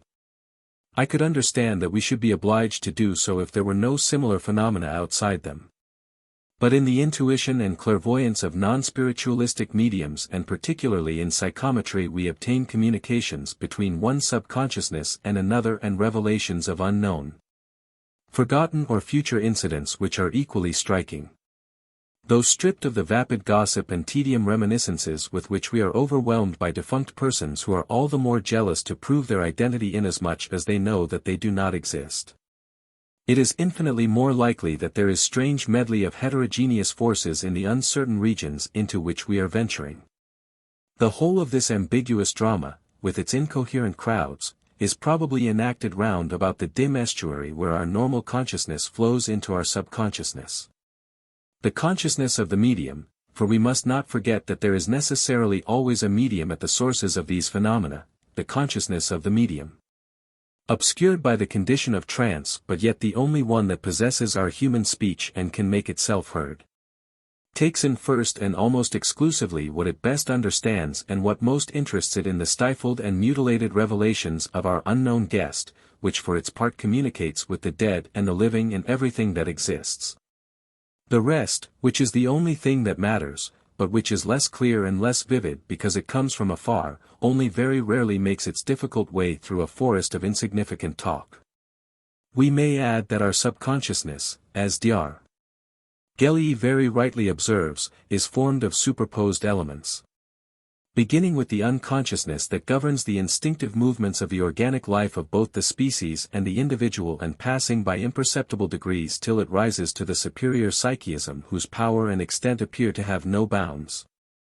The voice of the medium, or that which we hear within ourselves when, at certain moments of excitement or crisis in our lives, we become our own medium, has therefore to traverse three worlds or three provinces, that of the atavistic instincts which connect us with the animal, that of human or empirical consciousness, and lastly that of our unknown guest or our superior subconsciousness which links us to immense invisible realities and which we may, if we wish, call divine or superhuman. Hence it is not surprising that the intermediary, be he spiritualist, autonomist, palingenicist or what he will, should lose himself in those wild and troubled eddies and that the truth or message which he brings us, tossed and tumbled in every direction, should reach us broken, shattered and pulverized beyond recognition. For the rest, I repeat, were it not for the absurd prominence given to our dead in the spiritualistic interpretation, this question of origin would have little importance, since both life and death are incessantly joining and uniting in all things. There are assuredly dead people in all these manifestations, seeing that we are full of dead people and that the greater part of ourselves is at this moment steeped in death, that is to say, is already living the boundless life that awaits us on the farther side of the grave. We should be wrong, however, to fix all our attention on these extraordinary phenomena, either those with which we unduly connect the deceased or those no less striking ones in which we do not believe that they take part. They are evidently precious points of emergence that enable us approximately to mark the extent, the forms and the habits of our mystery. But it is within ourselves, in the silence of the darkness of our being, where it is ever in motion, guiding our destiny, that we should strive to surprise that mystery and to discover it.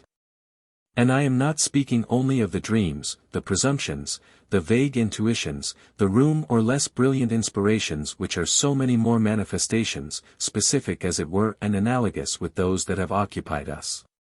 There is another, a more secret and much more active existence which we have scarcely begun to study and which is, if we descend to the bedrock of truth, our only real existence. From the darkest corners of our ego it directs our veritable life, the one that is not to die, and pays no heed to our thought or to anything emanating from our reason, which believes that it guides nor steps. It alone knows the long past that preceded our birth and the endless future that will follow our departure from this earth. It is itself that future and that past, all those from whom we have sprung and all those who will spring from us. It represents the individual, not only the species but that which preceded it and that which will follow it, and it has neither beginning nor end. That is why nothing touches it, nothing moves it which does not concern that which it represents. When a misfortune or a joy befall us, it knows their value instantly, knows if they are going to open or to dose the wells of life. It is the one thing that is never wrong. In vain does reason demonstrate to it, by irresistible arguments, that it is hopelessly at fault, silent under its immovable mask, whose expression we have not yet been able to react. It pursues its way. It treats us as insignificant children, void of understanding, never answers our objections, refuses what we ask and lavishes upon us that which we refuse. If we go to the right, it reconducts us to the left. If we cultivate this or that faculty which we think that we possess or which we would like to possess, it hides it under some other which we did not expect and did not wish for. It saves us from a danger by imparting to our limbs unforeseen and unerring movements and actions which they had never made before and which are contrary to those which they had been taught to make. It knows that the hour has not yet come when it will be useless to defend ourselves. It chooses our love in spite of the revolt of our intelligence or of our poor, ephemeral heart. It smiles and we are frightened, and sometimes it is frightened when we smile. And it is always the winner, humiliating our reason, crushing our wisdom and silencing arguments and passions alike with the contemptuous hand of destiny. The greatest doctors surround our sick bed and deceive themselves and us in foretelling our death or our recovery. It alone whispers in our car the truth that will not be denied. 1,000 apparently mortal blows fall upon our head and not a lash of its eyelids quivers, but suddenly a tiny shock, which our senses had not even transmitted to our brain, wakes it with a start. It sits up, looks around and understands. It has seen the crack in the vault that separates the two lives. It gives the signal for departure. Forthwith panic spreads from cell to cell. And the innumerous city that we are utters yells of horror and distress and hustles around the gates of death. That great figure, that new being has been there, in our darkness, from all time, though its awkward and extravagant actions, until recently attributed to the gods, the demons, or the dead, am only now asking for our serious attention. It has been likened to an immense block of which our personality is but a diminutive facet. To an iceberg of which we see a few glistening prisms that represent our life, while 9/10 of the enormous mass remain buried in the shadows of the sea. According to Sir Oliver Lodge, it is that part of our being that has not become carnate. According to Gustave Le Bon, it is the condensed soul of our ancestors, which is true, beyond a doubt, but only a part of the truth, for we find in it also the soul of the future and probably of many other forces which are not necessarily human. William James saw in it a diffuse cosmic consciousness and the chance intrusion into our scientifically organized world of remnants and vestiges of the primordial chaos. Here are a number of images striving to give us an idea of a reality so vast that we are unable to grasp it. It is certain that what we see from our terrestrial life is nothing compared with what we do not see. Besides, if we think of it, it would be monstrous and inexplicable that we should be only what we appear to be, nothing but ourselves, whole and complete in ourselves, separated, isolated, circumscribed by our body, our mind, our consciousness. Our birth and our death. We become possible and probable only on the conditions that we project beyond ourselves on every side and that we stretch in every direction throughout time and space. But how shall we explain the incredible contrast between the immeasurable grandeur of our unknown guest, the assurance, the calmness, the gravity of the inner life which it leads in us, and the puerile and sometimes grotesque incongruities of what one might call its public existence? Inside us, it is the sovereign judge, the supreme arbiter, the prophet, almost the God omnipotent. Outside us, from the moment that it quits its shelter and manifests itself in external actions, it is nothing more than a fortune-teller, a bone-setter, a sort of facetious conjurer or telephone operator. I was on the verge of saying a mountebank or clown. At what particular instant is it really itself? Is it seized with giddiness when it leaves its lair? Is it we who no longer hear it, who no longer understand it, as soon as it ceases to speak in a whisper and to act in the dark recesses of our life? Are we in regard to it the terrified hive invaded by a huge and inexplicable hand, the maddened anthill trampled by a colossal and incomprehensible foot? Let us not venture yet to solve the strange riddle with the aid of the little that we know. Let us confine ourselves, for the moment, to noting on the way some other, rather easier questions which we can at least try to answer. First of all, are the facts at issue really new? Was it only yesterday that the existence of our unknown guest and its external manifestations were revealed to us? Is it our attention that makes them appear more numerous, or is it the increase in their number that at last attracts our attention? It does indeed seem that, however far we go back in history, we everywhere find the same extraordinary phenomena, under other names and often in a more glamorous setting. Oracles, prophecies, incantations, haruspication, possession, evocation of the dead, apparitions, ghosts, miraculous cures, levitation, transmission of thought, apparent resurrections, and the rest are the exact equivalent. Though magnified by the aid of plentiful and obvious frauds of our latter-day supernaturalism. Turning in another direction, we are able to see that psychical phenomena are very evenly distributed over the whole surface of the globe. At all events, there does not appear to be any race that is absolutely or peculiarly refractory to them. One would be inclined to say, however, that they manifest themselves by preference among the most civilized nations, perhaps because that is where they are most carefully sought after, and among the most primitive. In short, it cannot be denied that we are in the presence of faculties or senses, more or less latent but at the same time universally distributed, which form part of the general and unvarying inheritance of mankind. But have these faculties or senses undergone evolution, like most of the others? And, if they have not done so on our Earth, do they show traces of an extraplanetary evolution? Is there progress or reaction? Are they withered and useless branches, or buds swollen with sap and promise? Are they retreating before the march of intelligence or invading its domain? M. Ernest Bazzano, one of the most learned, most daring and most subtle exponents of the new science that is in process of formation, in the course of a remarkable essay in the Annales des Sciences Psychiques. 28 gives it as his opinion that they have remained stationary and unchanged. He considers that they have become in no way diffused, generalized and refined, like so many others that are much less important and useful from the point of view of the struggle for life, such as the musical faculty, for instance. It does not even seem, says M. Bazzano, that it is possible to cultivate or develop them systematically. The Hindu race in particular, who for thousands of years have been devoting themselves to the study of these manifestations, have arrived at nothing but a better knowledge of the empirical methods calculated to produce them in individuals already endowed with these supernormal faculties. I do not know to what extent M. Bazzano's assertions are beyond dispute. They concern historical or remote facts which it is very difficult to verify. In any case, it is something to have perfected, as has been done in India, the empirical methods favorable to the production of supernormal phenomena.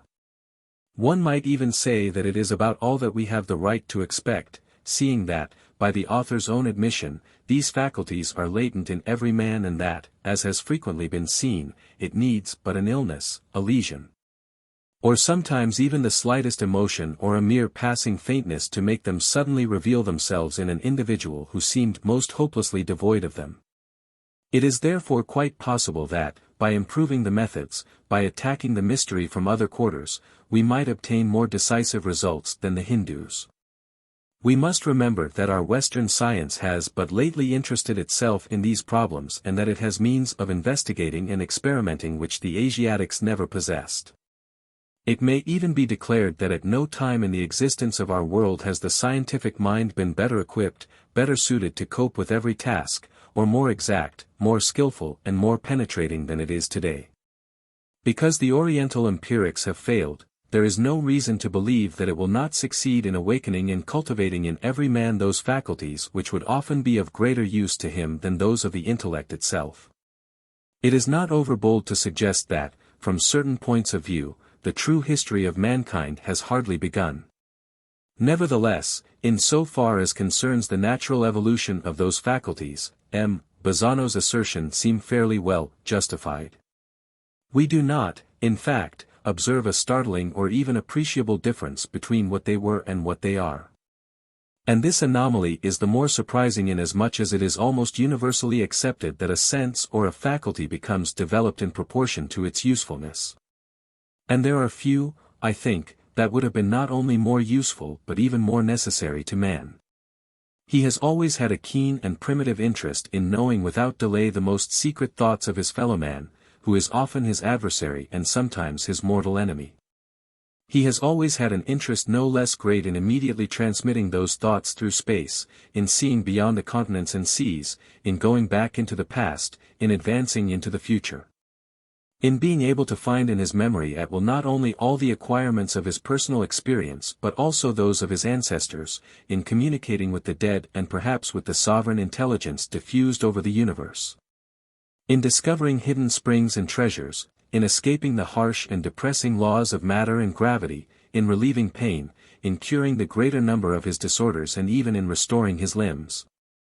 Not to mention many other miracles which he could work if he knew all the mighty forces that doubtless slumber in the dark recesses of his life.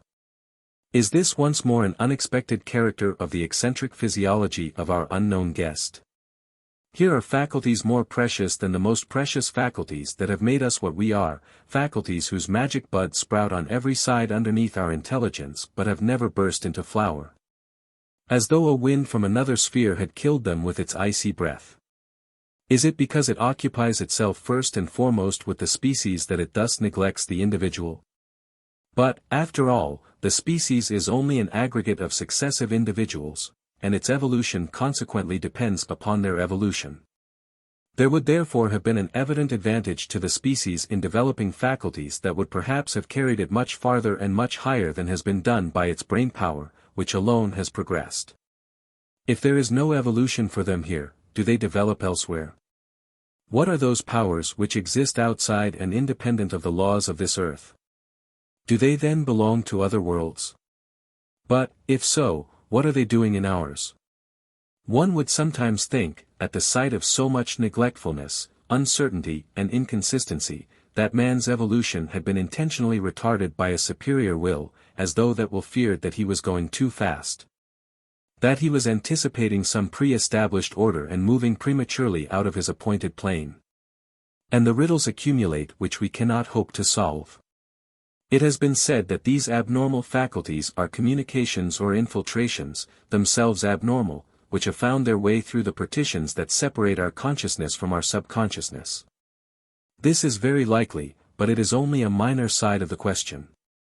It would be important before all to know what that subconsciousness represents, whither it tends and with what it itself is communicating. Is the impersonal form of knowledge a necessary or an accidental stage? Is the impersonal form which it takes in the subconsciousness the only true one? Is there really, as everything seems to prove, a hopeless incompatibility between our intellectual faculties and those families of uncertain origin? To such an extent that the latter are unable to manifest themselves except when the former are weakened or temporarily suspended?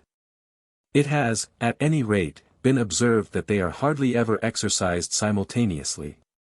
Are we to believe that, at a given moment, mankind or the genius that presides over its destinies had to make an exclusive and awful choice between cerebral energy and the mysterious forces of the subconsciousness, and that we still find traces of its hesitations in our organism?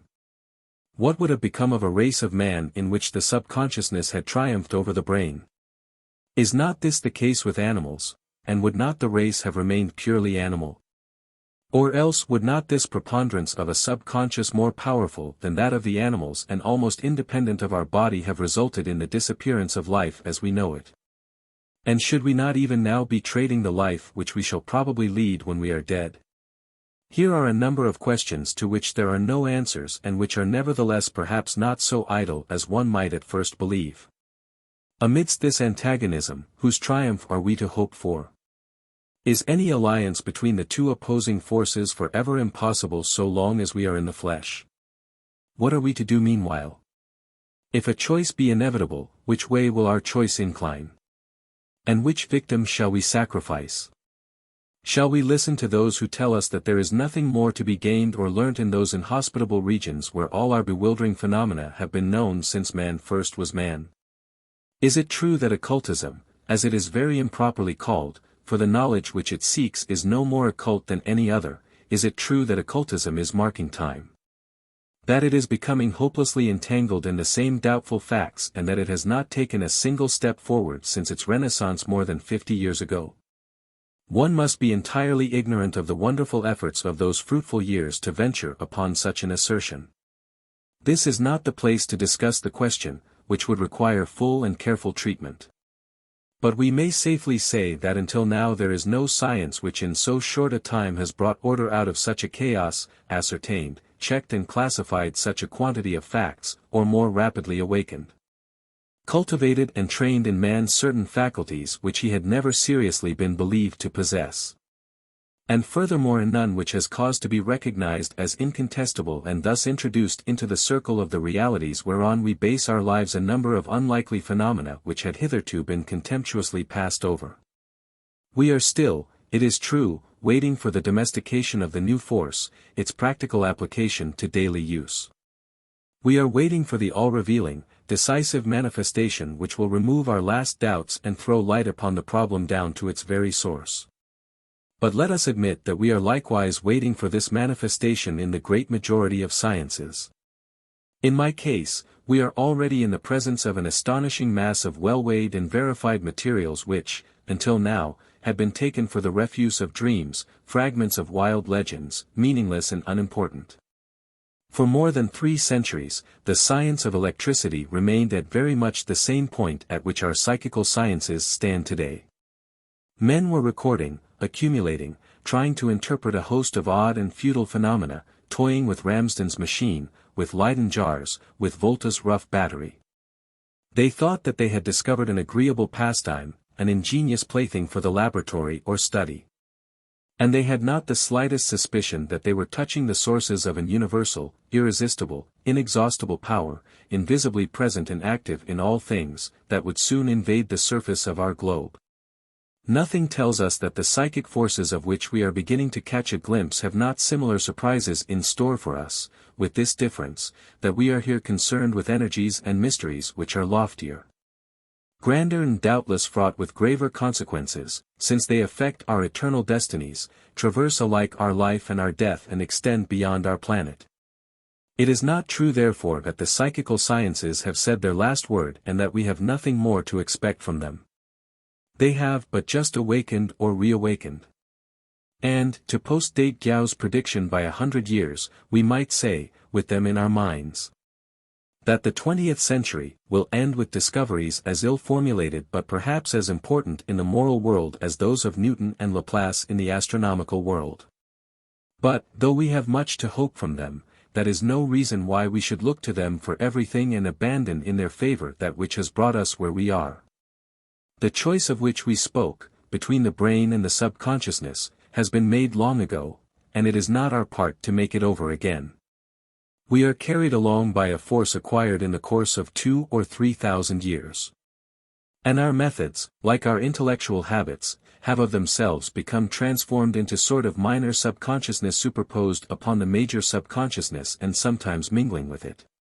Henri Bergson, in his very fine presidential address to the Society for Psychical Research on the 28th of May, 1913, said that he had sometimes wondered what would have happened if modern science, instead of setting out from mathematics, instead of bringing all its forces to converge on the study of matter, had begun by the consideration of mind.